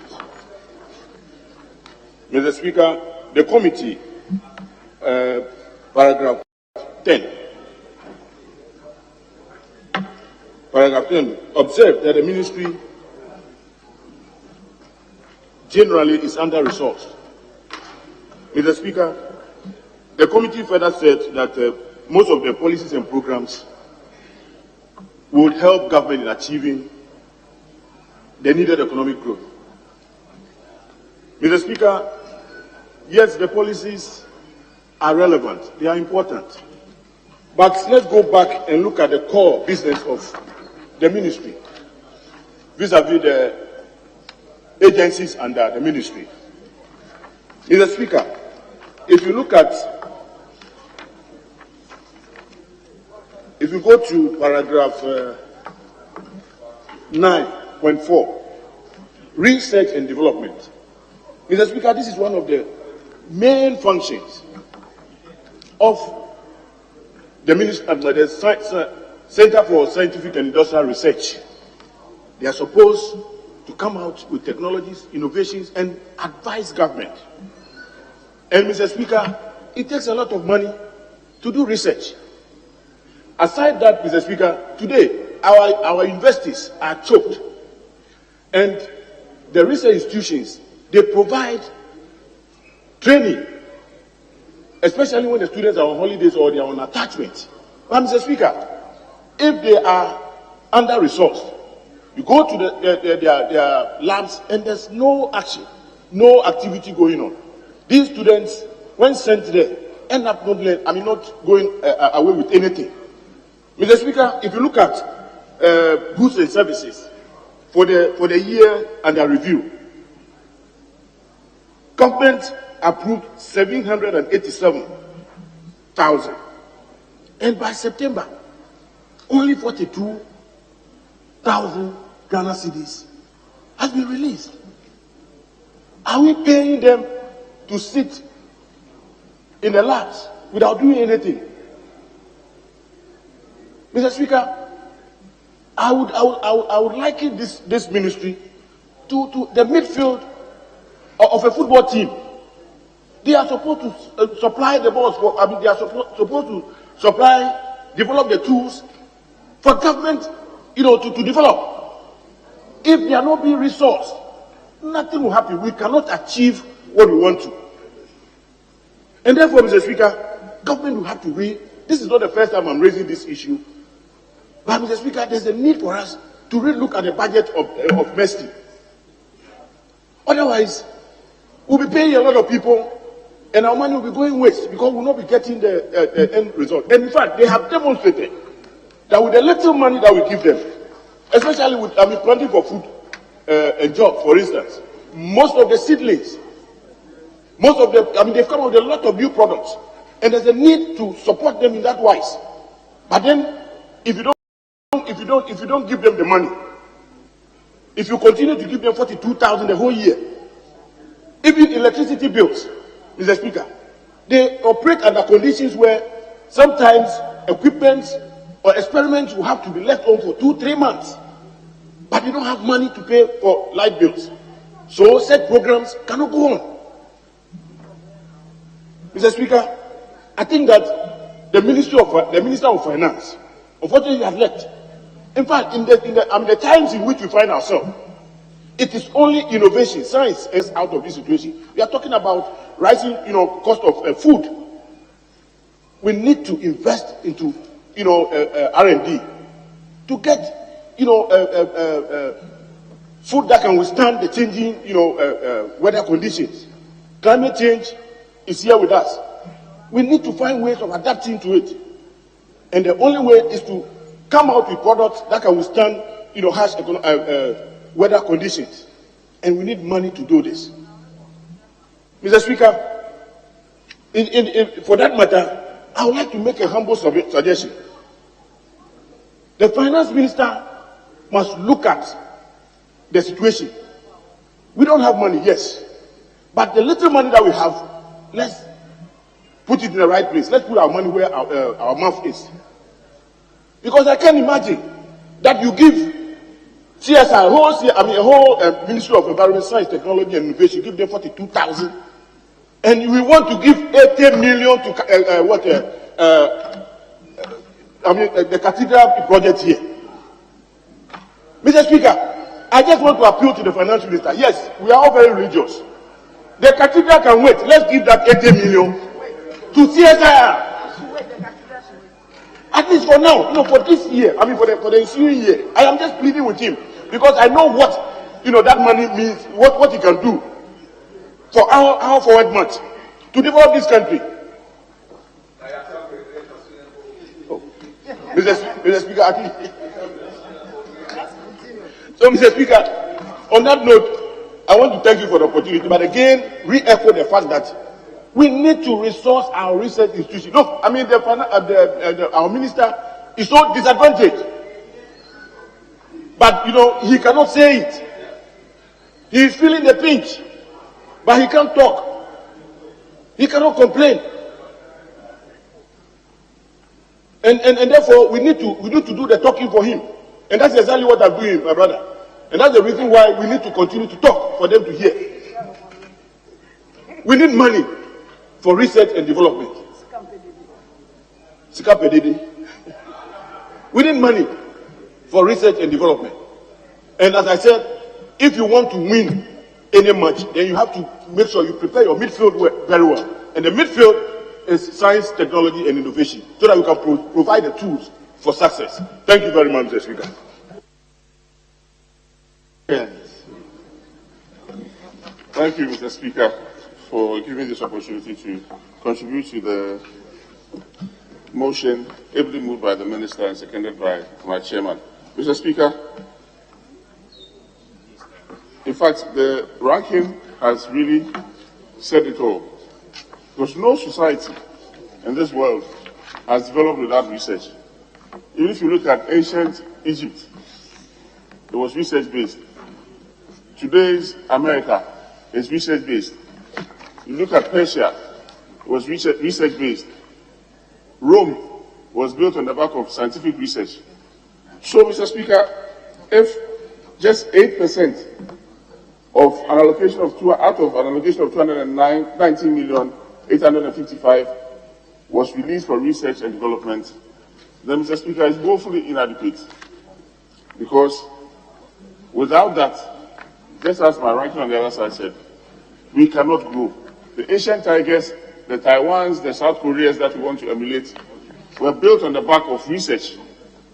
So, Mr. Speaker, your committee, in our discussions and review, recommended that at least 1.5% of our GDP be allocated to research in this country, especially to the Ministry of Environment, Science and Technology through the CSIR. But, Mr. Speaker, that notwithstanding, with the meager resources that the CSIR and the ministry got, they've been able to develop some innovative products, Mr. Speaker. Through the Council for Scientific and Industrial Research, the country continued to preserve our plant genetic material for posterity and distributed over 872 plant assets, such as the Sari Yam, Sari Pona, Sari Tila, and a few others. Mr. Speaker, also on e-waste, the ministry, as part of its measures to promote sound recycling and disposal of waste and electrical equipment, continued with the implementation of its pilot project that is started at Abobloshi, the old Fadama, which, Mr. Speaker, once upon a time was noted to be the e-waste capital of the world. Today, through this program, Mercy has been able to reduce the e-waste that you find here in Ghana. Mr. Speaker, not to take too much of your time, I want to jump to the conclusion of your committee's report. Mr. Speaker, the ministry is generally under-resourced, as we have already said, and that is affecting research and development. This trend, if not rectified, Mr. Speaker, would affect policies and programs outlined in the budget to support government's industrialization agenda and to promote the needed economic growth that we are all seeking. The committee has thoroughly examined the 2023 annual budget estimates of the Ministry of Environment, Science, Technology and Innovation, and is of the view that the policies and programs outlined in the budget is consistent with the government's industrialization agenda towards the needed economic growth of the country. The committee accordingly recommends to the House to adopt this report and approve the amount of 615,430,060 Ghana cedis for the services of the Ministry of Environment, Science, Technology and Innovation for the year 2023. Mr. Speaker, on that note, I want to say a big thank you. Yes, available leader. Right, Mr. Speaker, thank you for the opportunity to speak in support of this motion. My colleagues earlier made the point. Just want to add that, Mr. Speaker, indeed, if you visit some of the installations under this ministry, you will find very sharp and educated scientists there. Actually, there are no tools for them to work. The sad thing is that we are told that gradually other countries are poaching them. And indeed, we have to prioritize as a country what we want to do. If we want to develop using science, we have to do it, Mr. Speaker. I see no reason why this House can't make a decision that for 2023, if there's an 80 million somewhere for cathedral, let's add it to another ministry and do something with it. It's not politics, Mr. Speaker. It is just the requirement that currently what we need now is not anything else apart from that, Mr. Speaker. If we go ahead and approve, and then Ghanaians see us spending on the cathedral instead of giving money to scientists to develop things, we all know what they will think of us. Mr. Speaker, in the report, there's an issue of high electricity cost. Mr. Speaker, Ghana, Atomic Energy Commission is struggling to pay electricity bill. What an irony. They are supposed to be the ones who help us generate electric power. But they are not able to do that. Now they are having a burden of electricity bills. Mr. Speaker, it just explains to you what that institution have been doing. If we don't need them again, let's say we don't need them, but if we need them, let's give them the resources. But Mr. Speaker, significantly on 23, actually not 23, page 11, donor fund budgetary allocation. Mr. Speaker, an issue came up where the ministry budgeted to spend 1.3 billion, 1.3 million on donor-funded projects, but the outend suggests that they spent 27 million. So the question is, how come you budgeted 1.3 and spent 27 million? It's not necessarily a bad news. It's as simple as the ministry budgeting to, and then thinking that they are going to receive 1.3 million donor funding for a project. However, the donors decided to disburse more than it is. Mr. Speaker, what it means is that whatever program or project they want to do, they will complete earlier than scheduled. So it is not necessarily a negative thing, but what the ministry couldn't do was to bring details of the breakdown of what constituted the 27 million. So I don't think it's a negative thing. It's actually positive, but in the future, I would encourage the ministry to bring the breakdown of the difference between 1.3 and then 27 million to make members of the committee be fully briefed as to why the discrepancy. Mr. Speaker, with these few words, I thank you for the opportunity. Honourable Minister, do you want to conclude? Thank you very much, Honourable Mr. Speaker. This ministry is a ministry where there is a lot of consensus, and I would like to thank honourable members. And it's not for nothing that this ministry seems to be, as far as the opposing political views are concerned, is rather apolitical. It's just as well. And I'm happy with the development. About the issues that have been raised, yes, concerning that one, I was even trying, even at this last minute, to get the details about what our development partners provided us about. It lies within the CSIR and then the headquarters. But in due course, I will avail those details to the committee. Mr. Speaker, again, like Honorable Abuja said, this ministry, even though it is not like the minister has been, well, the attribution is not to Abuja, but to Honorable Telabi. It's not like the minister is not pressing hard enough. But when we look at the situation where we are, it looks like we are pressing economically. We are doing the reset. But I assure members that I will be their best advocate so that, like he's saying, the offensive may fail that we have been, we will do that act. Mr. Speaker, just to take the opportunity to remind Ghanaians that if you think that we have succeeded in planting for food and jobs, then in fact 90% of the credit should come to MESTI, because of all our grains, 90% have been developed in the labs of CSIR and their research fields. If you go to, and then the same thing about with CSIR Savannah Agricultural Institute, and we also have contributed to the planting for the tree crop development. If you go to Kwesi, for example, the Oil Palm Research Institute doing on oil palm and then also coconut. And then most importantly, we are preserving the plant genetic material for this country, and it is at Bonsu. I will urge people to go there and see for themselves so that we do not lose our biodiversity. And any time that some species are lost, we can easily replenish them. With these few words, I thank members for their cooperation and their understanding. And I urge other members to also support the motion and approve the budget for MESTI to carry on its programs. Thank you. Very well. At the conclusion of the debate, the question is, all in favor of the House adopting the motion, say aye. All against, say no. The ayes have it.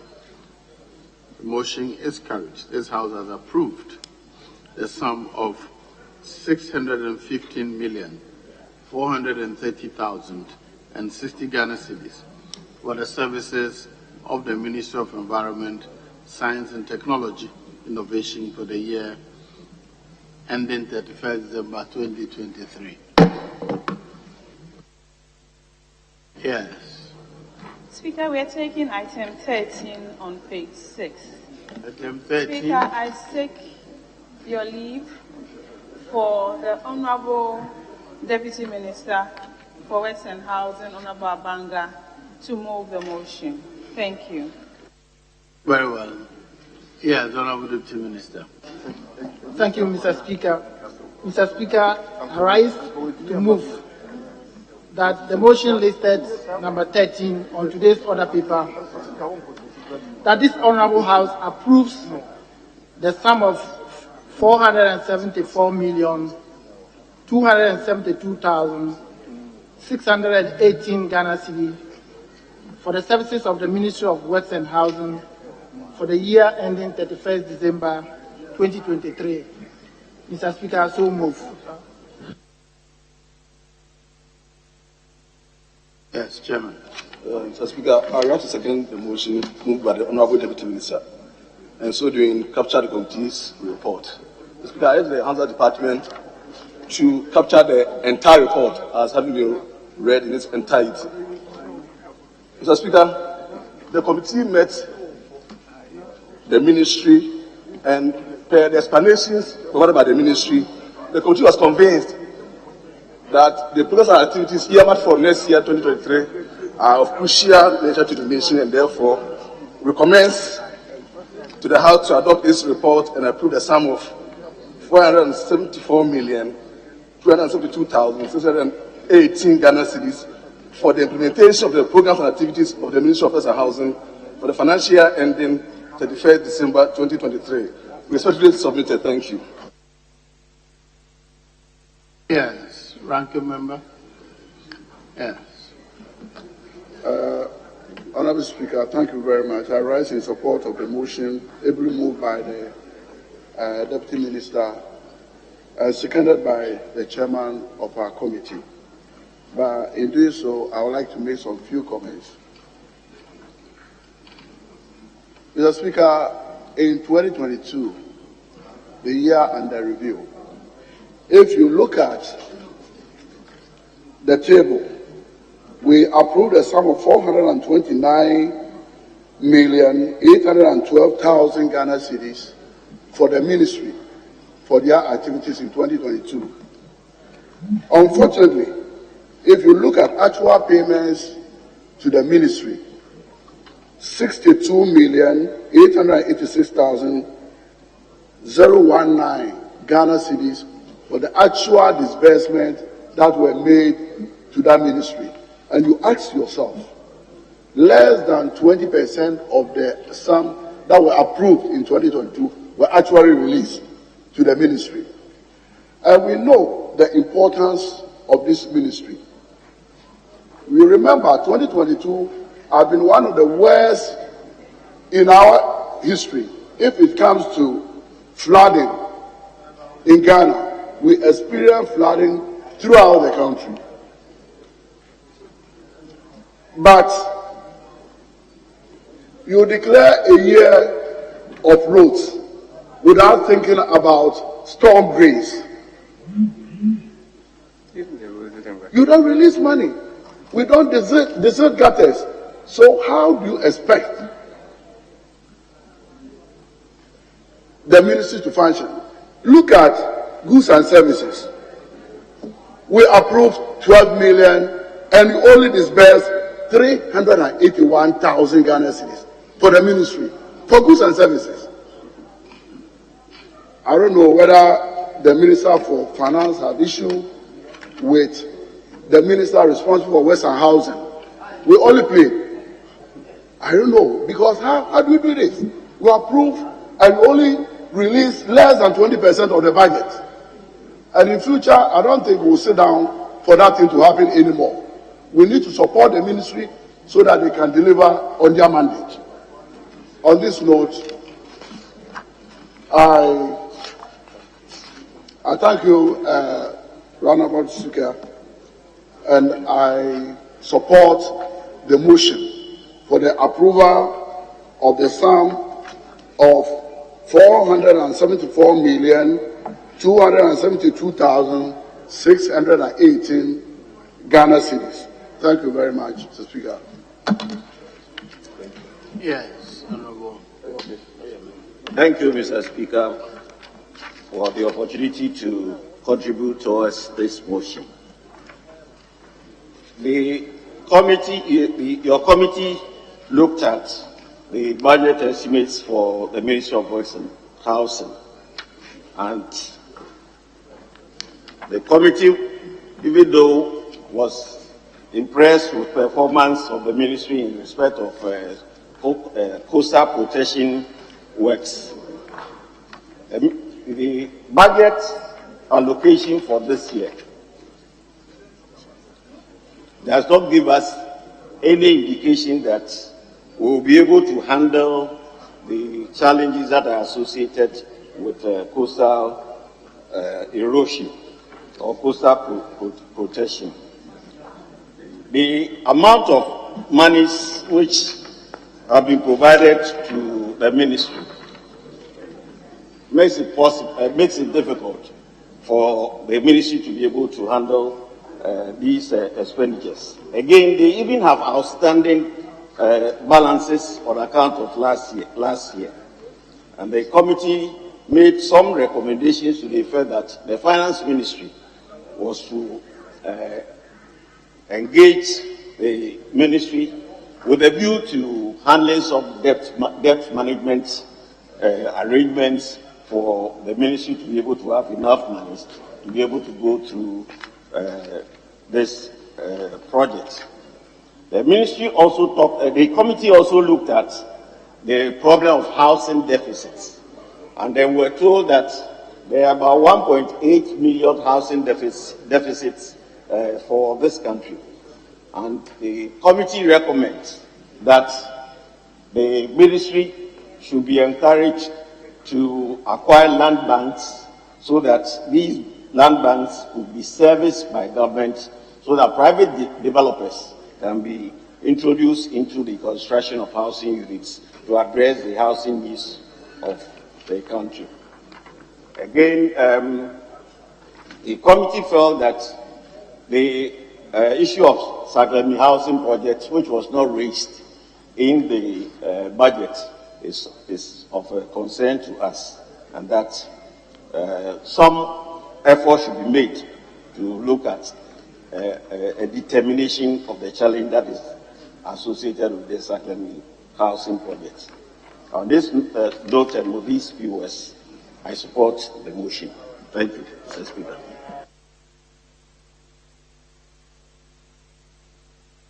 Very well. For the conclusion of the debate, all in favor of the motion, say aye.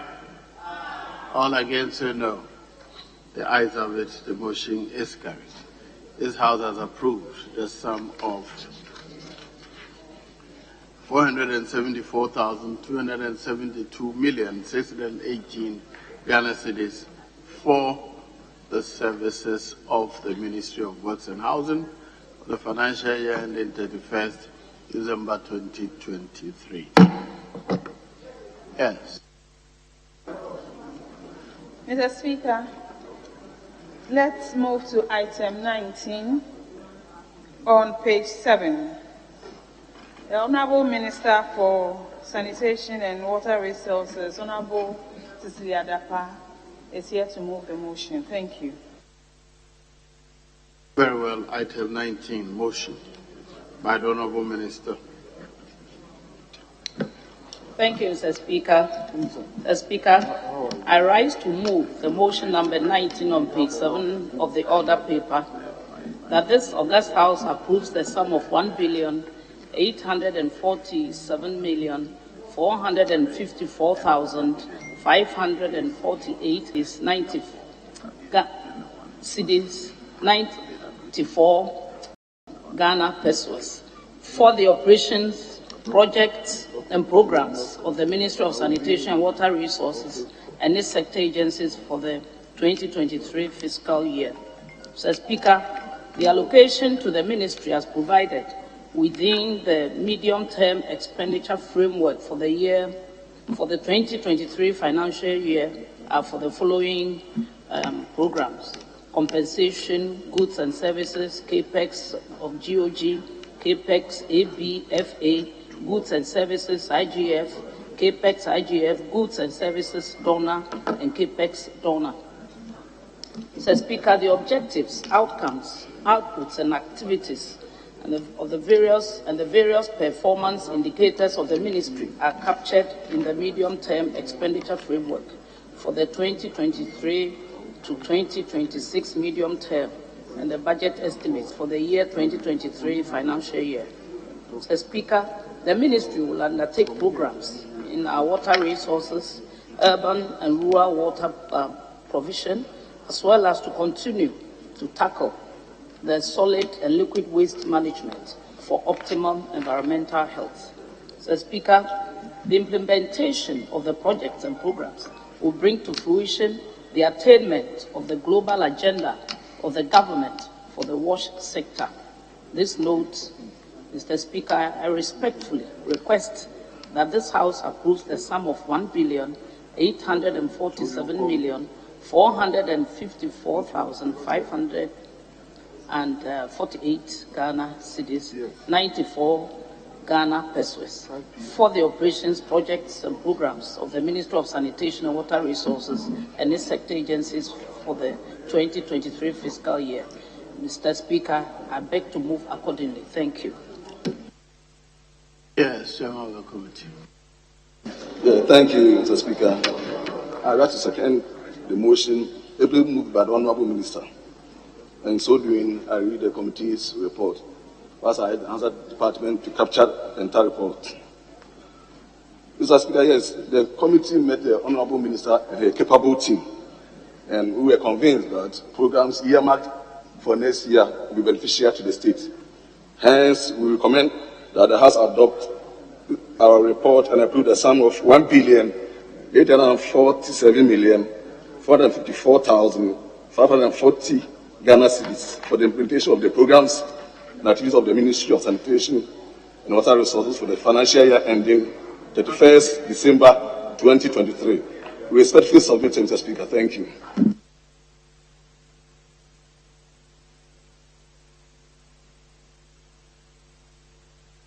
Thank you, Member. Yes.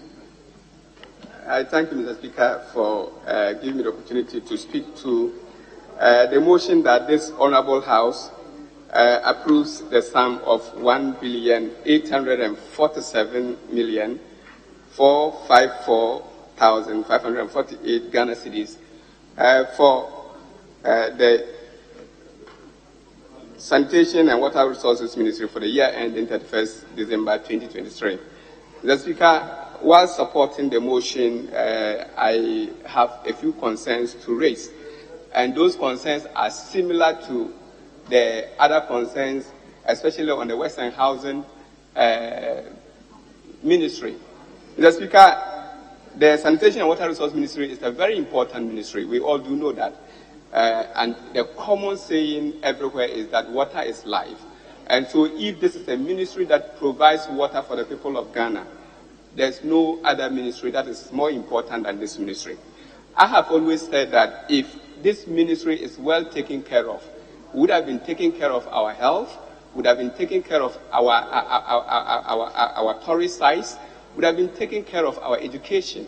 Because, Mr. Speaker, if our environment is clean, we are free of mosquito bites, we have all our houses kept clean, we have toilet facilities for our people, I think we will live a healthy life and all our children will be healthy to attend school.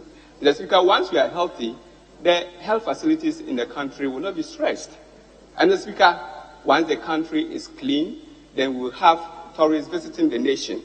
But here is that important ministry that when it is time for the finance ministry to release, it becomes very difficult.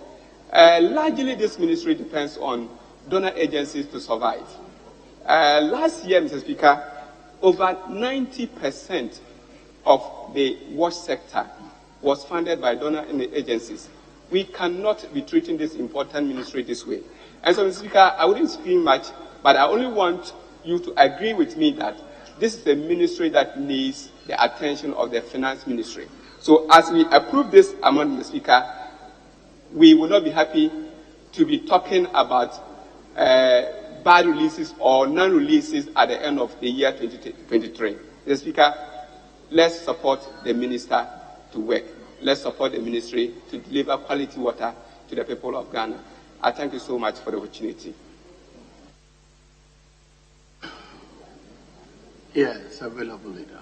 Right, Honourable Speaker, thank you for the opportunity to contribute, to speak in support of this motion. Just to make this few comments on page 6, Rural Water Management Program, paragraph 5.1.4.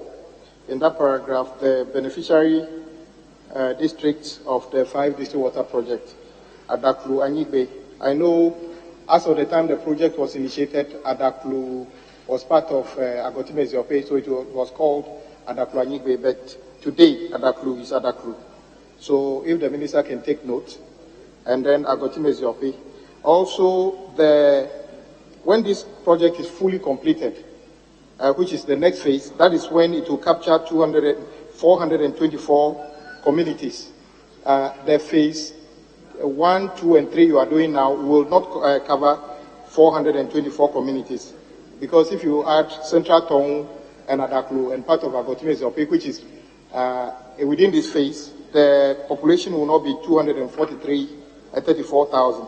Just to draw the minister's attention, but we are happy with the progress of work so far, and hopefully sometime next year this will be completed. Indeed, Mr. Speaker, my colleague just made this comment. It didn't start from this government, but it appears almost all our water supply projects are donor funded.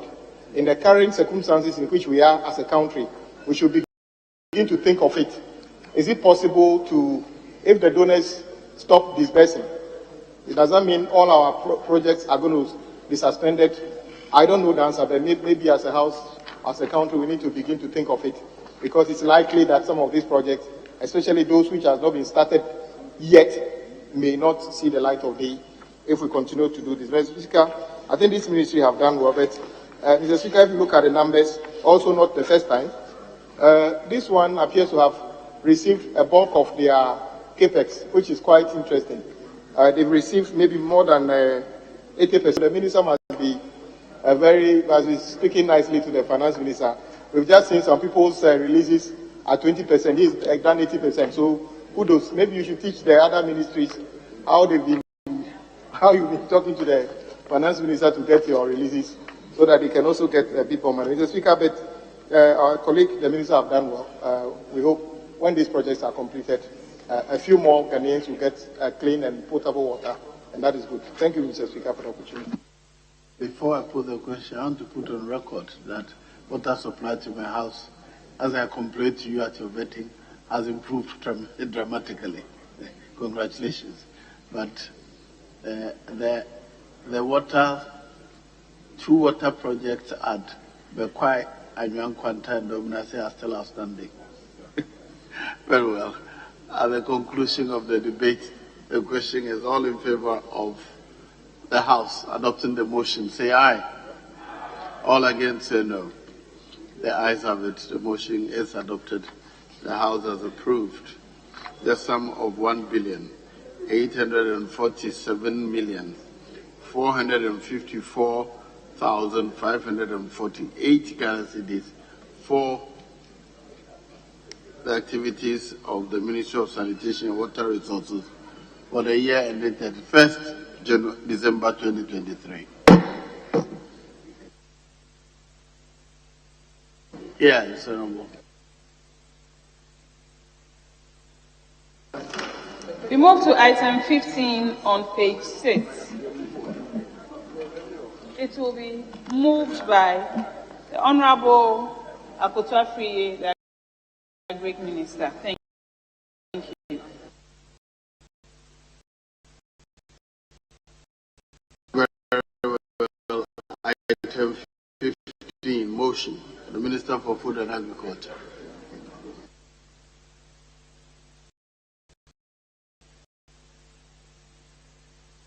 Please move your motion, Honorable Minister. Mr. Speaker, I move that this Honorable House approves the sum of 2,153,234,369 cedis for the services of the Ministry of Food and Agriculture for the year end December 2023. I so move.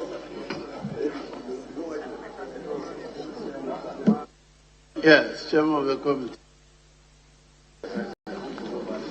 Thank you, Mr. Speaker, for the opportunity. Mr. Speaker, I rise to second the motion moved by the Honorable Minister for Food and Agriculture that this House approves an amount of 2,153,234,369 Ghana cedis for the operations of the Ministry for the financial year 2023. The Speaker, in so doing, I present your committee's report, whilst I urge the Hansa Department to capture in this entirety. In the process, the Speaker, I will focus on the conclusion. Mr. Speaker, the Ministry of Food and Agriculture plays a critical role in making policies for the development of agriculture to ensure income and food security for the nation.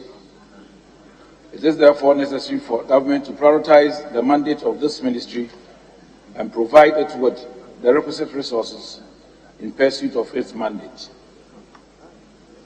The committee has carefully examined the 2023 annual budget estimate of the Ministry of Food and Agriculture and finds the policies and programs outlined in the budget consistent with goals and objectives of government in respect of the agricultural sector.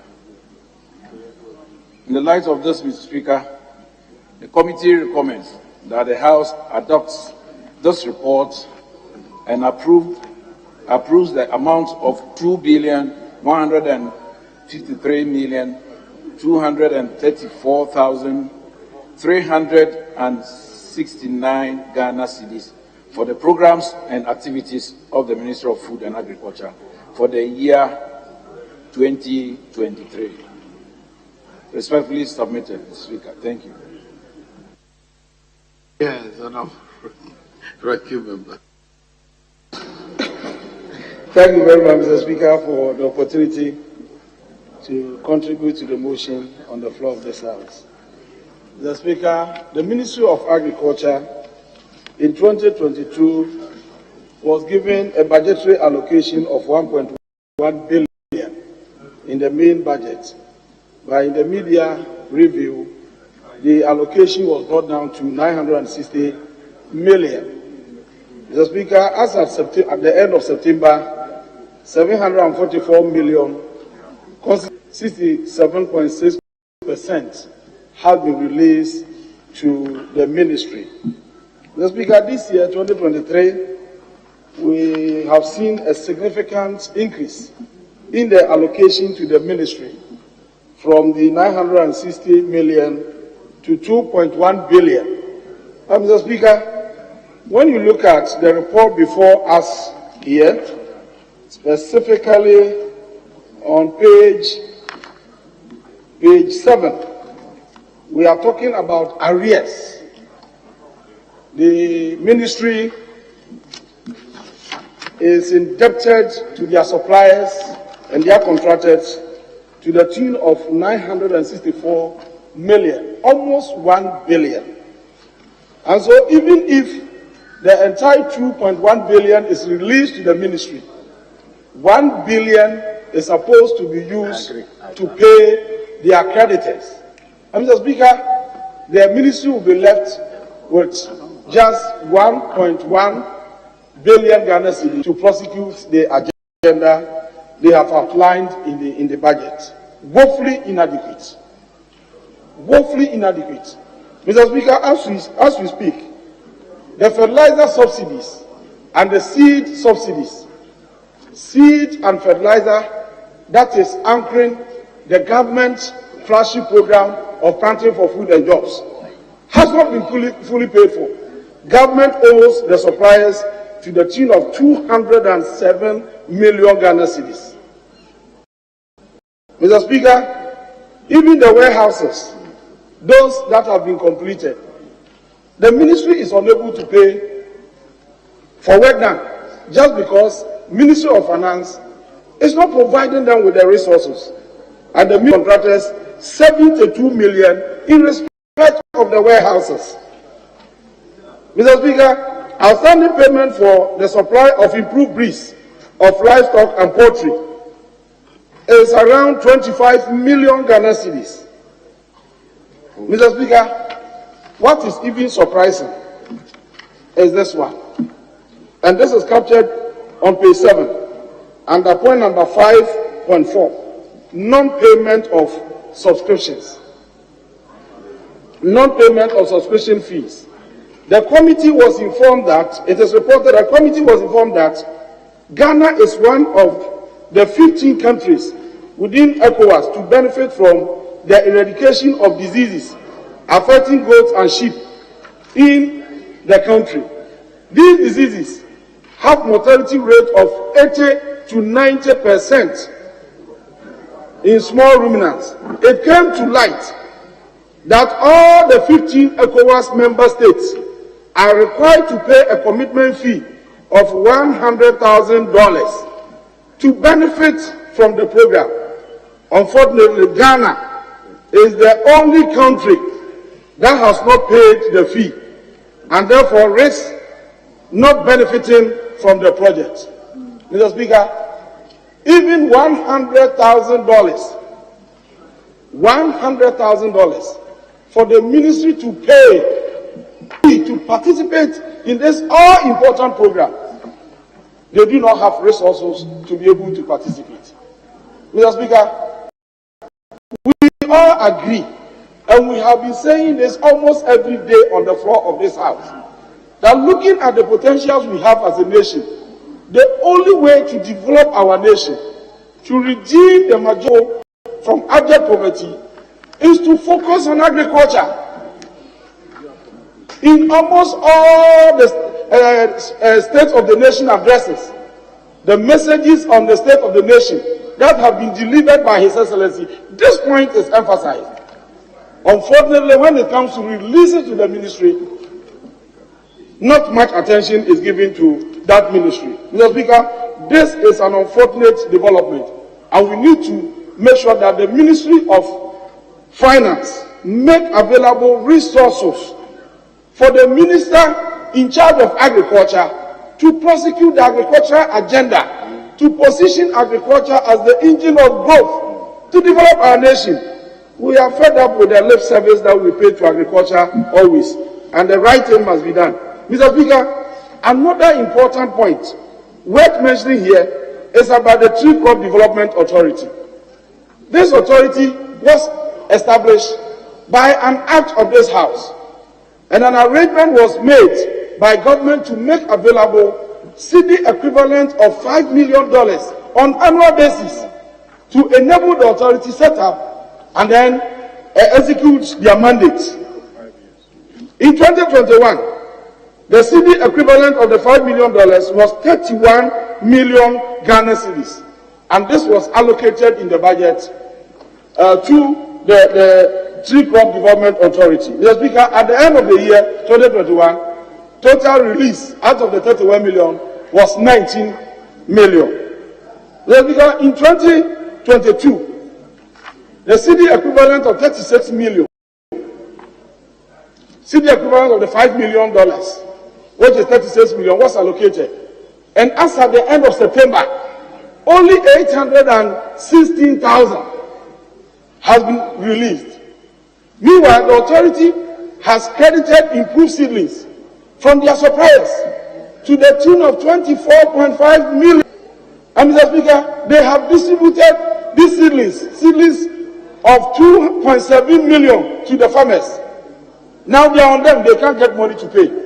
And this year, the budget is projecting the distribution of 5.6 million improved seedlings. Mr. Speaker, you have already taken 2.7 million, you don't have money to pay, and now you are saying that you are going to take additional, you are going to take more, 5.6 million. How are you going to pay? So our worry is that these agencies under the Ministry of Agriculture have been created for a good purpose, and resources must be given to them to enable them function as expected. Mr. Speaker, what is even worrying is this. The Tree Crop Development Authority staff draw their salaries from the GOG allocation to the Ministry of Agriculture because they have not been given budget line yet.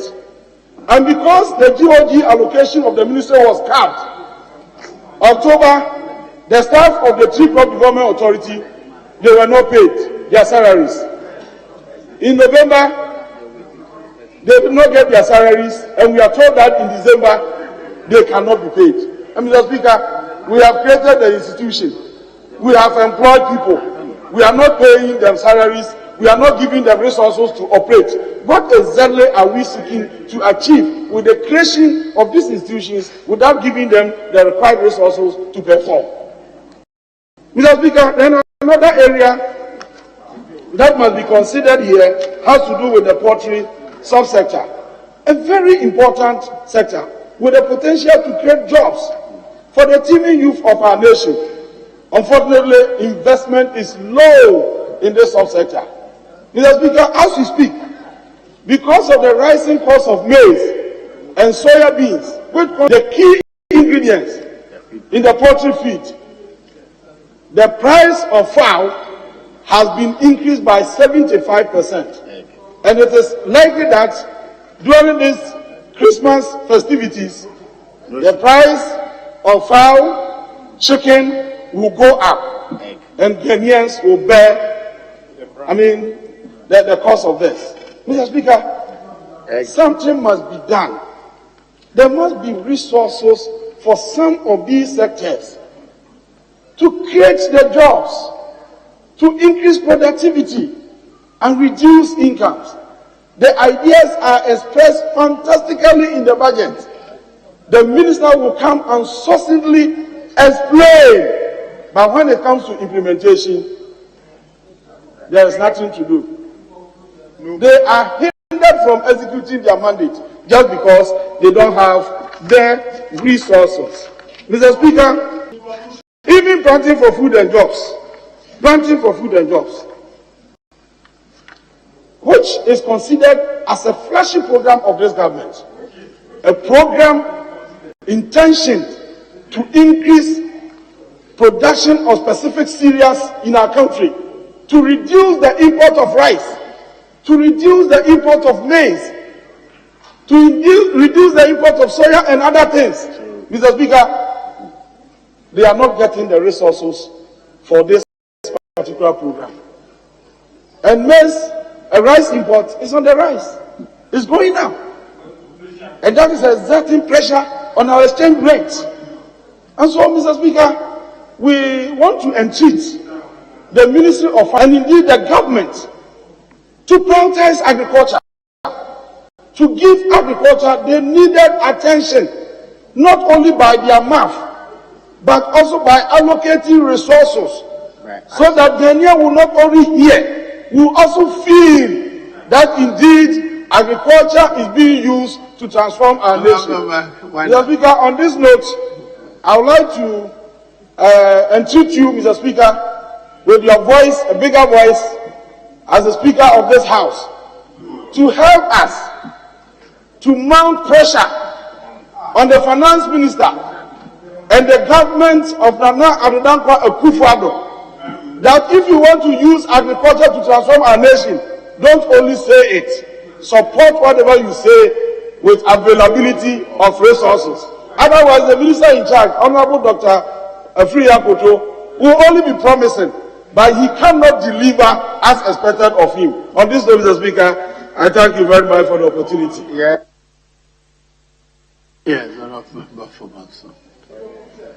Thank you, Mr. Speaker, for the opportunity to contribute towards the Ministry of Agric estimated amount for its program for the year 2023. Mr. Speaker, looking at the provision of 2,153,234,369. Indeed, This amount is also some arrears transferred to this coming year. That will tell you that the amount available for developing the agri sector will be somehow. I may be glad to make reference to my honorable ranking member, Mr. Elkopoku, calling on government to provide adequate resources. Indeed, it is true. However, I may also, in making my statement, make reference to them that it is necessarily important for government to raise more revenue through taxes that we are proposing, the VAT 2.5%. They have to support the government budget to make sure that they give the government that blueprint go down. So you need more funds, as he suggested. Secondly, Mr. Speaker, the amount of 2.15 billion that is being proposed for the Agri Ministry is going to help the ministry to undertake its development project that will see the government and the country sustaining its agricultural resources and products to feed this country and make sure that the country is able to go through the adding value to our agricultural products as enshrined in the budget of 2023. The budget talked about livestock and then development. Mr. Speaker, the budget is talking about the ministry procuring total of 36.36 metric tons of various improved seeds and then 366,435 metric tons of organic and inorganic fertilizers for distribution to 1.5 million farmers. This is a very laudable idea that I believe it will help our farmers to engage in proper agriculture that will see to production of enough food to feed our nation so that we avoid any threat of any hunger in the future. Mr. Speaker, the minister is also going to procure 40,000 liters of and 6,000 kilograms of insecticides for the control of fall armyworm. Mr. Speaker, indeed, our farmers are suffering. When it comes to the activity of farming, they do their best. But unfortunately for us, they face the challenge of insecticide and pesticide that destroy a lot of farms. So this ambition to bring in enough pesticide to control these pests will mean that Ghana will see productivity and efficiency in its agricultural development. Mr. Speaker, this will serve a way of ensuring effective plant protection and pest management in the country. Mr. Speaker, one other laudable idea is the rearing and planting for export and rural development. The ministry is going to continue the agenda of procuring 2 million broiler and day-old chicks and 8,000 improved seeds for breeds of pigs for the to outdoor farmers. Mr. Speaker, if we are able to support the government to give the necessary amount of 2.15 billion, that means that this money is going to be used effectively to ensure that we have enough in the area of this tree plant development and authority to facilitate production and distribution of 5.65 million high-quality plant materials of cashew, shea nuts, and coconut and oil palm, mango and rubber to the tune of 175,000 tree crop to farmers. Mr. Speaker, the government is actually thinking about Ghanaians. The government is also thinking about our farmers. The government is putting in place laudable policies and programs that will help our farmers to grow more, sustain the country in terms of export, in terms of making sure that agriculture is mechanized, agriculture is adding value to ensure that government is able to raise enough revenue to support itself, so that the idea of government making sure that we don't rely on external people begging for money, we can sustain ourselves through this laudable. Mr. Speaker, there's also the idea government is going to bring in the idea of assembling plant machinery from Brazil, whereby the government is going to make sure that we establish on the coal loader assembly plant that is going to be situated in Ejuso, and that will supply our farmers with locally assembled plants and machinery that will facilitate the development of agriculture in this country. And I believe if the government is getting enough revenue, as we are talking about, then farming is going to be a very lucrative venture where our youth will also go into the agricultural business, and where agribusiness is also going to be laudably ensured that our youth are going to get jobs, they are going to be entrepreneurs, they are going to rely upon themselves, be independent, or that line or any other person in the government for jobs. Mr. Speaker, To get my submission to the close, the planting for food and jobs will be my last issue to be raised in this debate. Planting for Food and Job campaign is going to focus on food security and value addition in 2023. Strategies will aim at building resilience through the promotion of new technology. So, Mr. Speaker, if today we are talking about effectiveness and productivity, it's all dependent on technology. So, if this budget is earmarking such an amount of 2.15 billion, and this Planting for Food and Job is given opportunity where our youth and farmers will be supported by machinery, will be supported by pesticides, will be supported by good planting seeds and other improved variety of animal stock plant trees, then it means that our country is indeed on the right path. Our country is indeed on the growth path. Our country is indeed on the technology path where we are going to add value to agri-products, and this country will see growth and opportunities for our youth and farmers. On this note, Mr. Speaker, I move that this House support the government and the Agri Ministry to raise the amount of 2.15 billion to help agri to develop this country. Thank you, Mr. Speaker, for the opportunity. Yes, Dr. Dissolve. Thank you very much, Mr. Speaker, for the opportunity to contribute to the motion on approving the budget for the Ministry of Agriculture.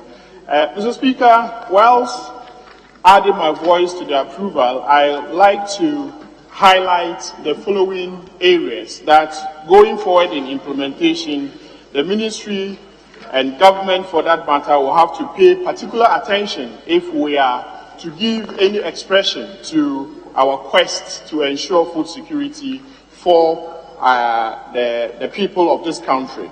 Mr. Speaker, as we speak, because of the challenges of arrears that the ministry is facing, non-availability of money, and therefore even the budget of 2.1 billion that is being allocated to the ministry now, almost 1 billion will be used to settle arrears if the money does come at all. Mr. Speaker, that is not a good impression for a ministry that we are supposed to rely on for production of the very food that we need to survive as a people. Mr. Speaker, even with this, if it comes, I don't know how the next production season is going to pan out. Because, Mr. Speaker, as we speaking to industry players, most suppliers of fertilizer and improved seeds that have been registered to supply these inputs for Planting for Food and Jobs programs have threatened not to supply for the next production year because they have been owed money that they have not been paid. They have not been paid simply because the Ministry of Finance have not released money to the Ministry of Agriculture to be able to settle this indebtedness. Mr. Speaker, that said, our farmers are likely not to have the adequate supply of these inputs that we so require to prosecute the next production season. Mr. Speaker, if seed suppliers and fertilizer suppliers pull out, that means that we are likely to have a deficit, a big deficit in production. That is likely to spell out food insecurity for this country, and that might be a crisis, and we have to look at it. Mr. Speaker, for me, mentioned the need for agro-business development and the fact that the ministry was allocating so much and putting emphasis on agribusiness development. Mr. Speaker, I'd like to refer you to your committee's report on page 4, table 3. You'll see the program, the budget allocation by program, and you'll see that the safe item, I think, is agribusiness development. Mr. Speaker, 0 cities have been allocated to agribusiness development.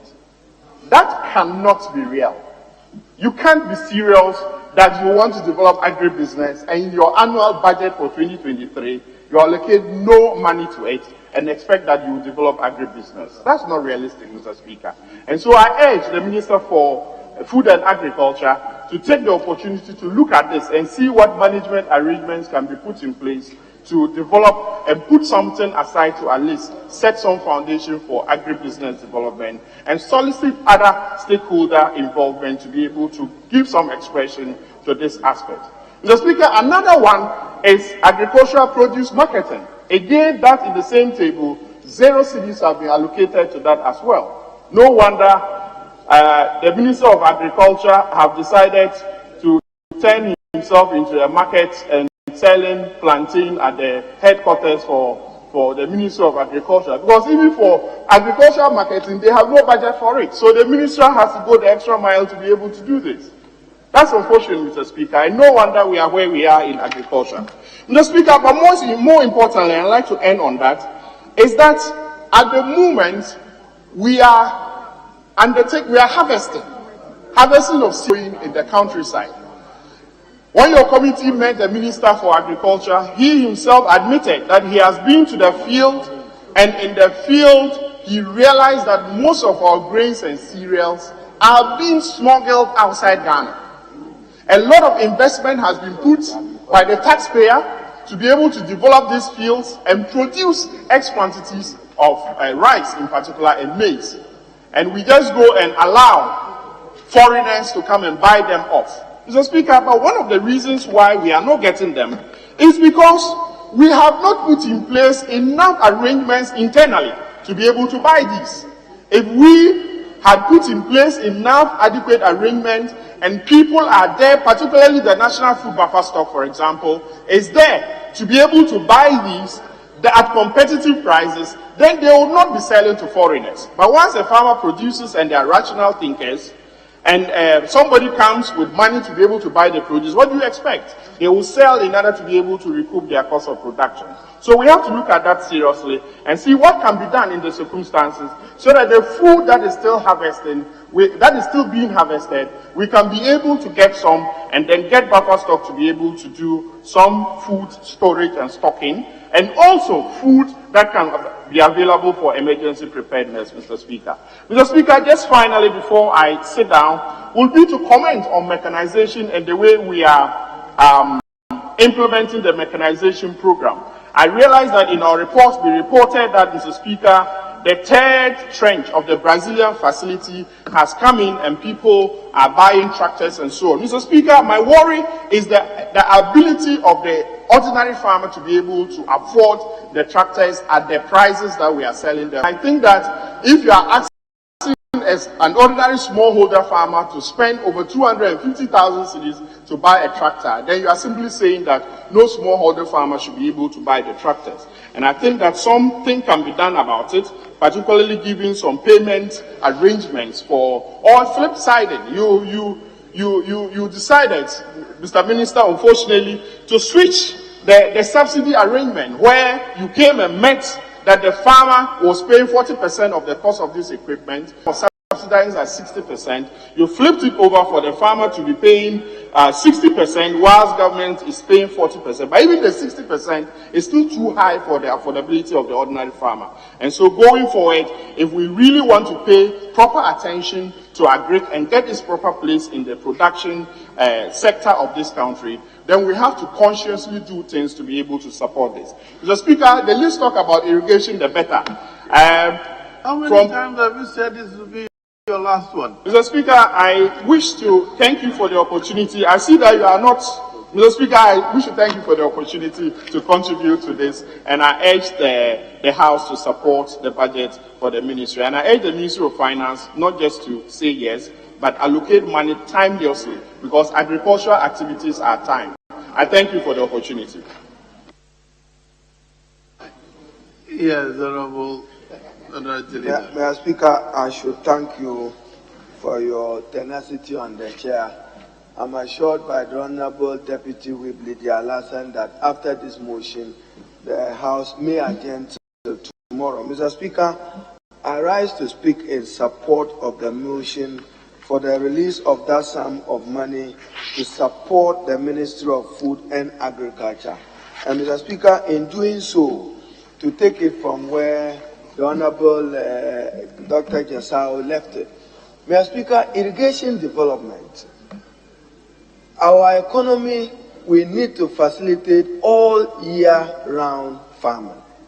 And Mr. Speaker, I'm back in 2012, 2013, when I was Minister for Trade and Industry, and I'm sure Minister will speak to it. I had summoned then Minister, I had invited then Minister for Food and Agriculture to come for us to discuss irrigation development and to particularly persuade him. At the time, it was then Honorable Fifi Kwesi, then he passed on to the Anglo MP, the Honorable Madu. That, Minister, that is how the Tammany irrigation project started. You can check your record.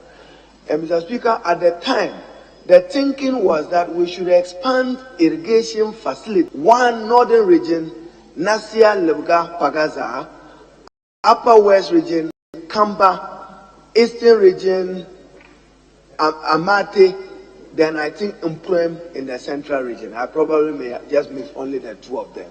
Now, since Tammany, I'm aware that you have pumped a lot of money additional to what the NDC comments in expanding it. Because, Mr. Speaker, the target was that if you look in the Boku Zebila area, onions, and other horticultural, agricultural products could take advantage of irrigation. Indeed, that is how the Tamale Airport, being an international airport, grew out of the concept. So that when they transport those products, you can then fly them abroad for purposes of export.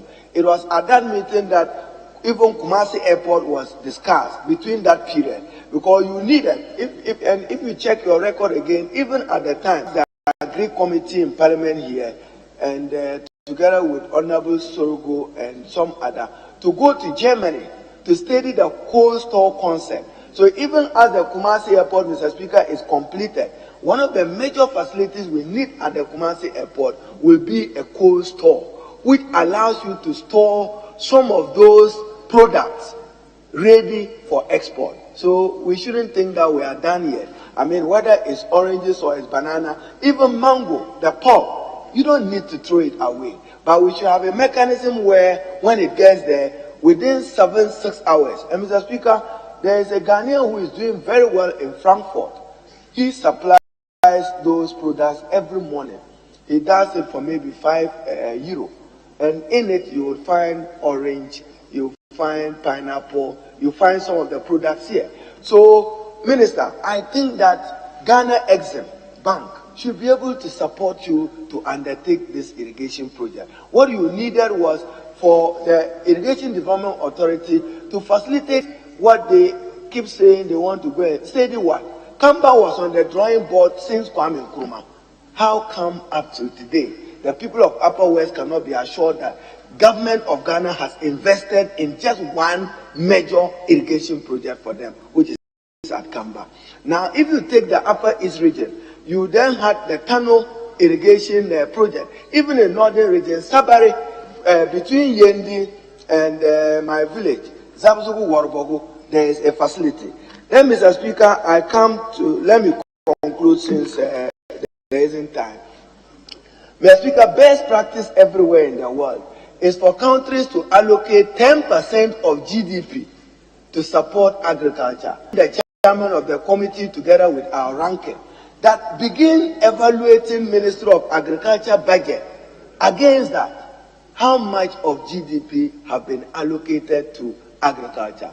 I think they call it the Maputo Protocol. The protocol says that you must invest 10%. Are we even doing 2%? Then, Mr. Speaker, finally, reducing the import bill. You have the country must support you. I have maintained that the only way you can arrest the epileptic fall of the cedi against the dollar is through expanded exports. And that export can only be led by you as Minister for Agriculture. So if you want to reduce import, we must have an aggressive export drive. And that export drive can only be led by the Ministry for Food and Agriculture. We are not seeing that. Look, there are many countries, Mr. Speaker, that are waiting for Ghana to conduct what they call phytosanitary conditions. Maybe watermelon, they want it in their country. All they need is for you to certify that the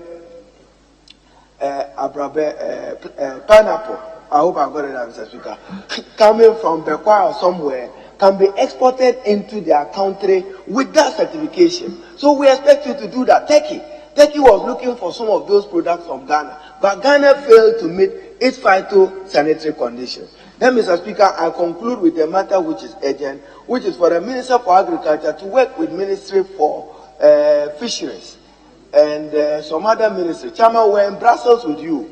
You have to mention it to Minister. Cocoa. The EU Parliament, when we visited, Mr. Speaker, are now saying that they are going to rate cocoa at a level where the activities of galamsey and other environmental degradation will become a requirement as to us assessing EU market in terms of our expanded cocoa exports to the EU. If you don't act decisively and urgently, they will close the door on Ghana's cocoa, and that will be further fatal to us. Then, Minister, in concluding, cocoa roads, 415 projects you have allocated. Is that their mandate? If it is not their mandate, do it in a manner which is reasonable. Are you not taking over the activities of the Ministry of Roads and Highways? That the Ministry of Agriculture and Cocoa has awarded 415 road projects, totaling about 4.8 billion Ghana cedis. 14.8 billion Ghana cedis. Mr. Speaker, a few years ago, the Honorable Akoto, this is where you sat, and Mr. Speaker, you was here. This is where he sat. I still remember. He said, Cocoa Road, 1 billion, 5 billion, Cocoa Road. I'm doing an audit. The audit you did, come and lay the report here. And we'll do an audit on the Cocoa Roads you have done. We also demand an audit on it. Mr. Speaker, he sat here, you remember. Mr. Speaker, this, and I mean it. My worry with Cocoa Roads, Minister, and these are lessons we should learn. You are saying that you pay 500 million every other year into 5 years. What is the state of those roads? How much of it have been constructed? Your delay in payment contribute to a further deterioration and worsening of those roads. So you end up not completing even what you started. Because for contractors, once they are not paid, they will not go back to site. So within 5 years, all the investment you are making may come to zero. Because he expects that he would have been paid. He's not been paid. Now a contractor, Mr. Speaker, and this is what this parliament must be doing. A contractor who probably borrowed money to a cocoa road, you are telling him you pay him over 5 years. How is he going to live? How is he going to service the debt? How is he going to service the amount of money he has borrowed? Let alone even think of profitability. So I have maintained that what kills Ghanaian businesses and the private sector is the government of Ghana. We are responsible for our inability to develop an entrepreneurial class in this country. So when you say cocoa roads, 14 billion, must you accumulate 14 billion in cocoa roads? Are you competing with the Minister for Roads and Highways? Is that the core business of cocoa roads? You can't even pay for cocoa beans. PBC is struggling, and you know that. And they are even going for loans. The produce buying company, you know that. So, Mr. Speaker, I support that we need to take a more strategic look at our agriculture sector broadly and generally. You deserve our support. And then, Mr. Speaker, this one, Speaker will rule me out of order. They say contractors you are not happy with, you are not paying them. So go and pay those you are happy with and you are not happy with because of your... Yes, Honorable Minister, would you like to conclude? Thank you, Mr. Speaker. I'm rather impressed with the minority leader's sense of retention. He was pointing in the right direction when I started, but it was the wrong place. It was further back.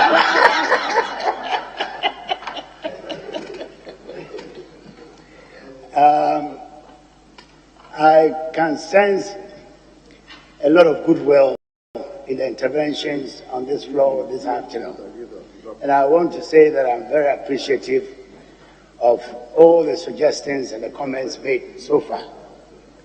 I take note of the concern raised by my honorable friends opposite regarding the arrests for payments. But I can assure them that is not going to kill the spirit of cooperation that this government has built with the suppliers of agricultural inputs. About a month ago, we advertised for suppliers of fertilizers and seeds. Come to my office. It's loaded with applications this high. And it means that the 5-6 years that we've worked with them, we've built a lot of goodwill. And therefore, because of the crisis, if there has been a cutback in our budgets and the suspension of our budgets and so on, it has not deterred them from continuing to cooperate with us. And therefore, I can assure this House that in spite of the arrests, we have a very good relationship with our suppliers, the fertilizer suppliers, the improved seed suppliers, and the others. And our extension services are working very closely with our farmers to ensure that the difficulties faced by the shortage of fertilizer, that's inorganic fertilizer, will not affect productivity.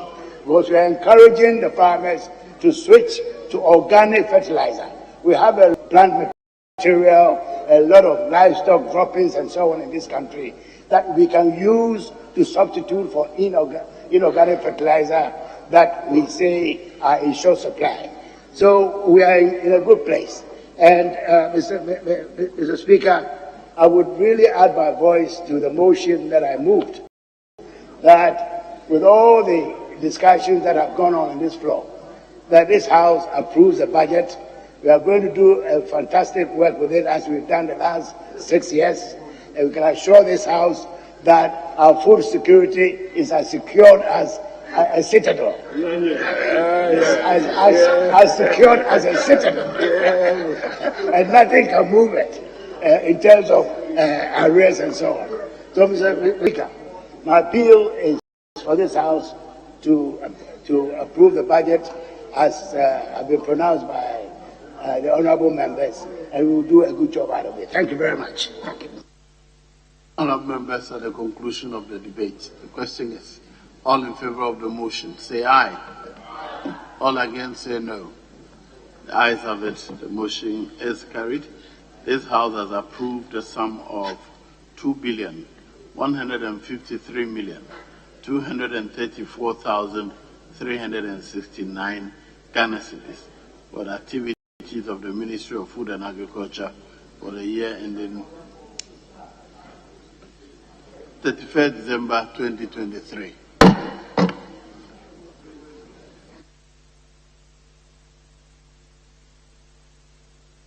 Yes. Mr. Speaker, the last one. We are taking item number 27. It's on page 9. The Honorable Minister for Information, Opon Nkrumah, is here to take the motion, to move the motion. Thank you. Yes, Honorable Minister, motion. The motion has actually been moved this morning. So where were we? We suspended it at the point of the chairman of the committee presenting the report, if I recall correctly. It was in the course of the chairman presenting the report. Yes, you may do so now. Mr. Speaker, I rise for this House to adopt and approve the sum of 114,780,321 Ghana cedis for the implementation of program of the Ministry of Information for the year 2023 financial year. Thank you. Yes, ranking member. The ranking member for information. Yes. Thank you very much, Mr. Speaker, for the opportunity to contribute to the debate.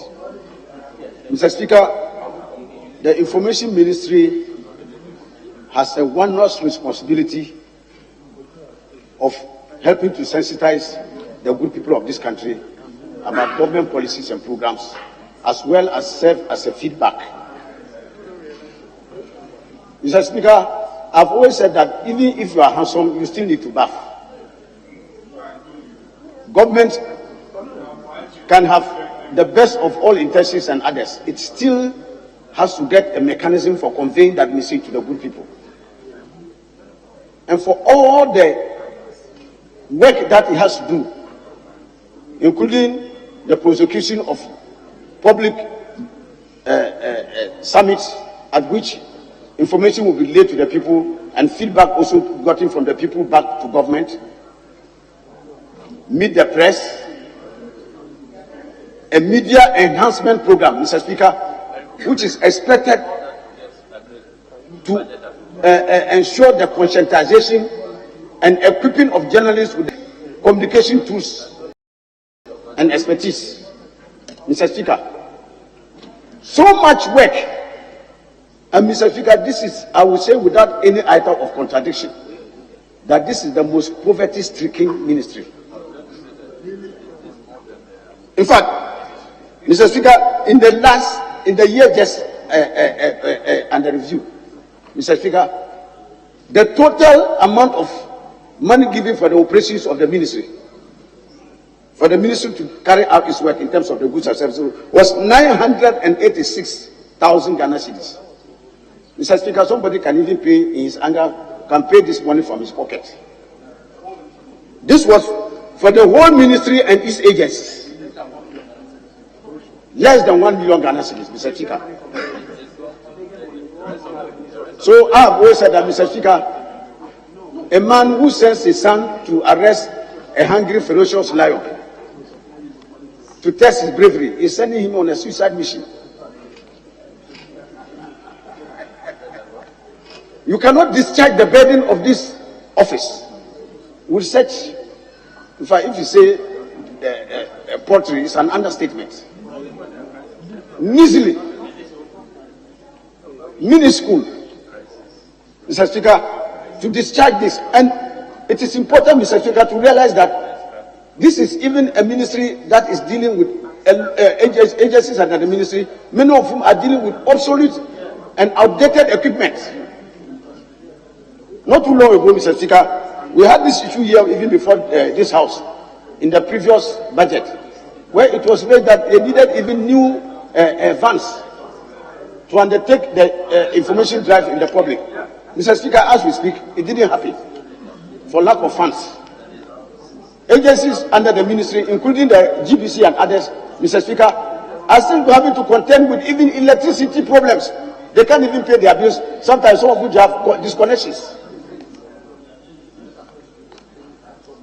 Mr. Speaker, the ISD has had a turnover where a lot of the people who have even gone on retirement cannot even get their benefits paid. Awards are not paid for GBC, where they have paid up to about 21 million in non-payment of end of service awards to those who have served the GBC and others for more than 35-40 years, Mr. Speaker. So, clearly, Mr. Speaker, on the basis of the committee's recommendation, including the fact that we have put in a contingency fund over 400 million Ghana cedis. I mean, extra 400 billion above the 1 billion that we already indicated. And so it is the considered view of the committee that amounts like that, some of which must be made available to some of those distressed and poverty-stricken ministries, so that they can have the opportunity of being able to retool their agencies under their watch, and also enhance the operations of the ministry so that they can be anchored properly to deliver. Mr. Speaker, as the public relations outfit of not just government, but the people of this country, it is a bounden duty on all of us to see how they can be properly equipped to carry out their very important responsibility. Because, Mr. Speaker, if you give a fruit to your hungry surrogate, he will blow you discordant notes. Because there will not be sufficient energy inside him to be able to blow the right notes, and your praises will be sung to the acclaim of everybody. So, Mr. Speaker, on this note, I want to urge this honorable House in seeking to adopt the provisions made for the Ministry of Information to seriously look at this he's making in respect of garnering additional resources so that it will have the capacity to equip this. Mr. Speaker, such equipping of this will take generations so that whichever administration is in power, whichever people they go to, because the people are permanent, it will be of maximum benefit to the good people of this country. On that note, Mr. Speaker, I support the motion.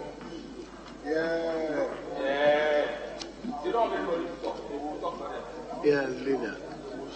Mr. Speaker, I want to thank you for the opportunity to contribute to the motion and to encourage my colleague, the Honorable Kojo Kuma.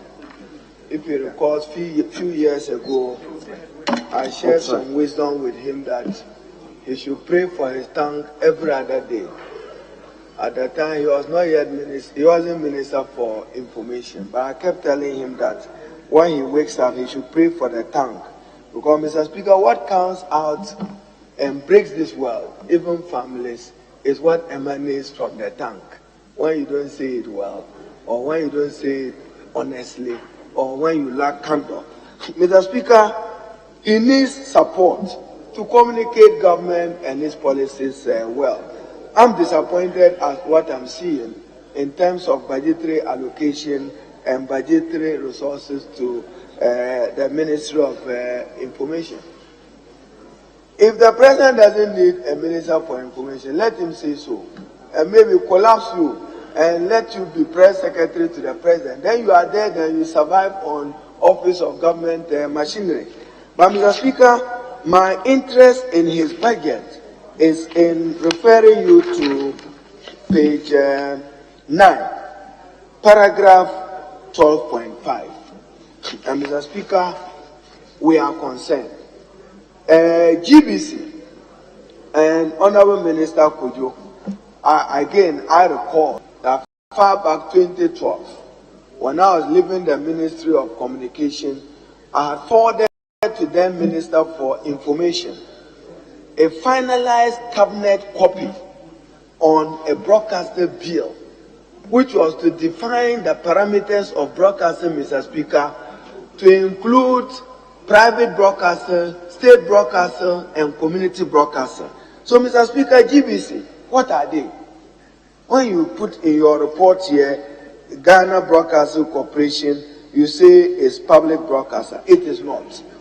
GBC is still functioning in the category of state broadcaster, which is wrong.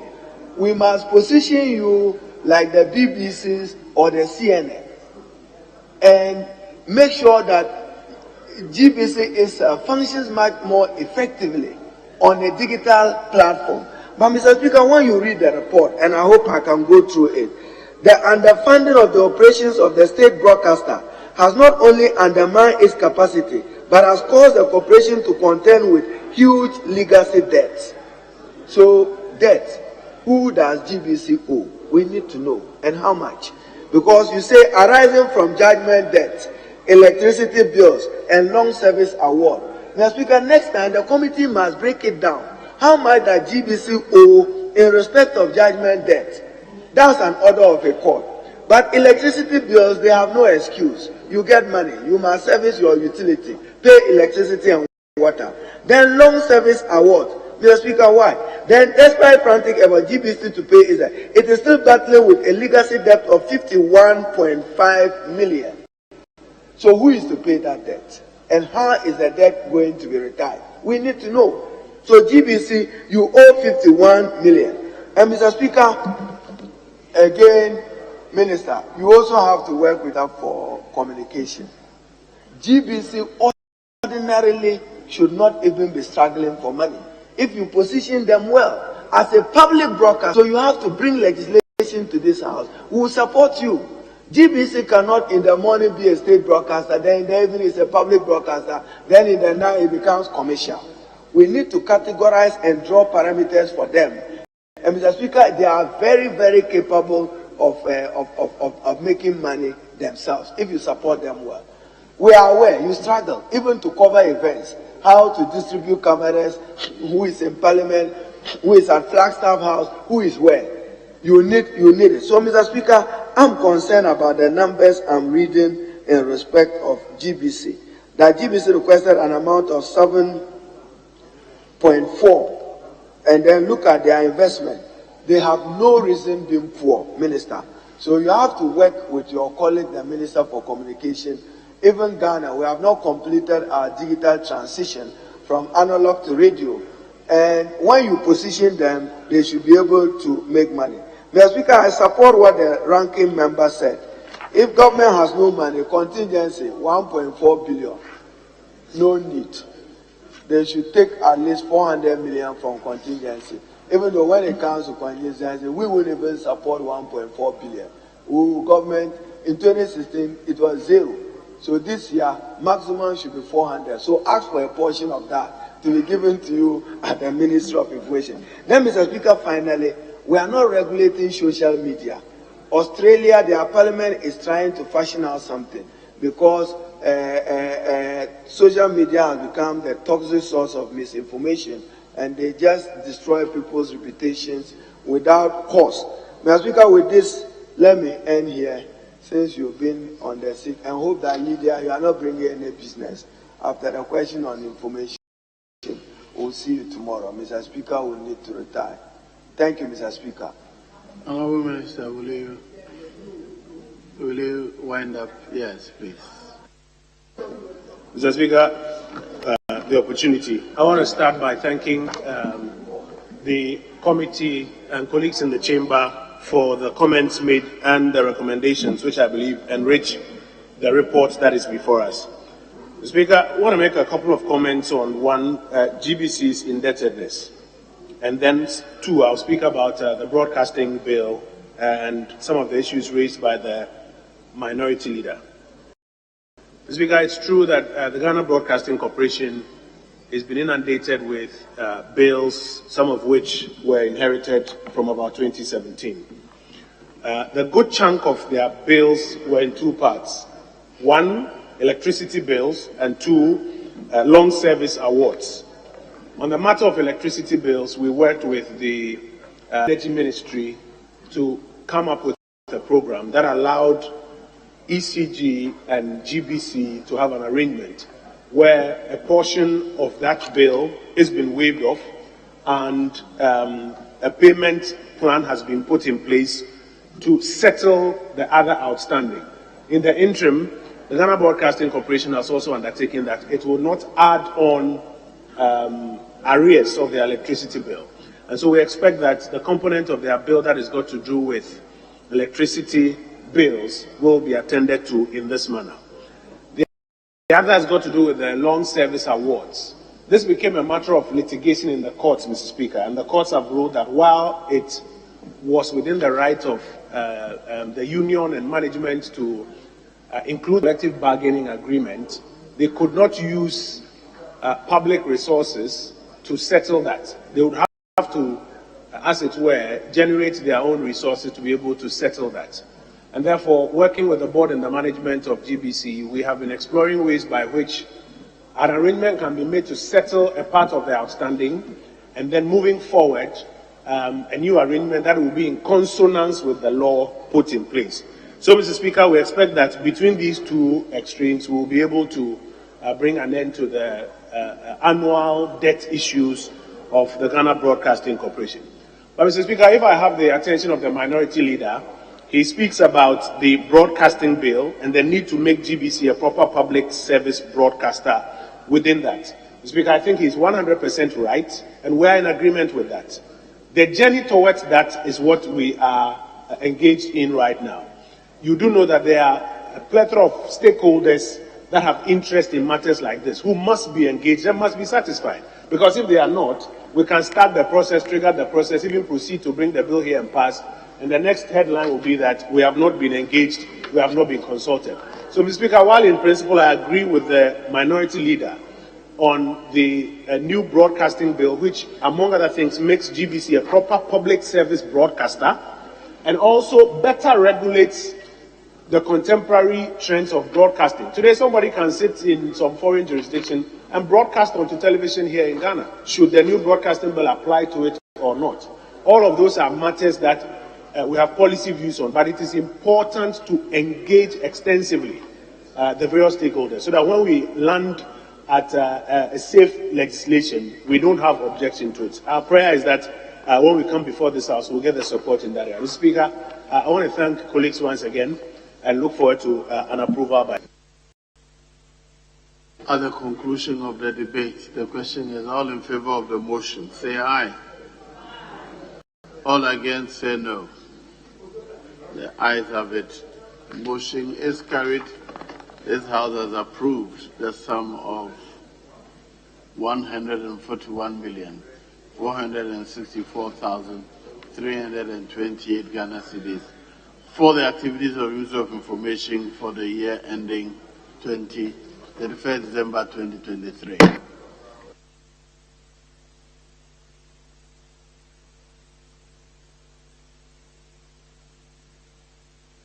Members, I'm advised that there's one more thing and then do more that paper. I'll take that and adjourn. Commencement of public business presentation and first reading of bills. Value added tax amendment number 2 bill 2022 by the Minister for Finance. Mr. Speaker, I seek your leave for Honorable Kojopon Koma, the Information Minister, to lay the paper. Thank you. Very well. Yes, Honorable Minister of Information. An Act to amend the Value Added Tax Act 2013, Act 870, to provide for an increase in the value added tax rate, revise the value added tax threshold, remove the tax exemption for imported textbooks and imported newspapers and printing matter, exempt betting and other games of chance from tax, review the transitional provisions and administrative penalty for non-implementation of the electronic value-added tax system and for related matters. The paper is duly laid. It's referred to the Committee on Finance to Oh, this is a bill. Very well. This bill is duly presented and read the first time. And referred to the Committee on Finance to consider and report. Honourable members, the House is adjourned till Tuesday, December 20th, 2022, at 10 o'clock in the forenoon.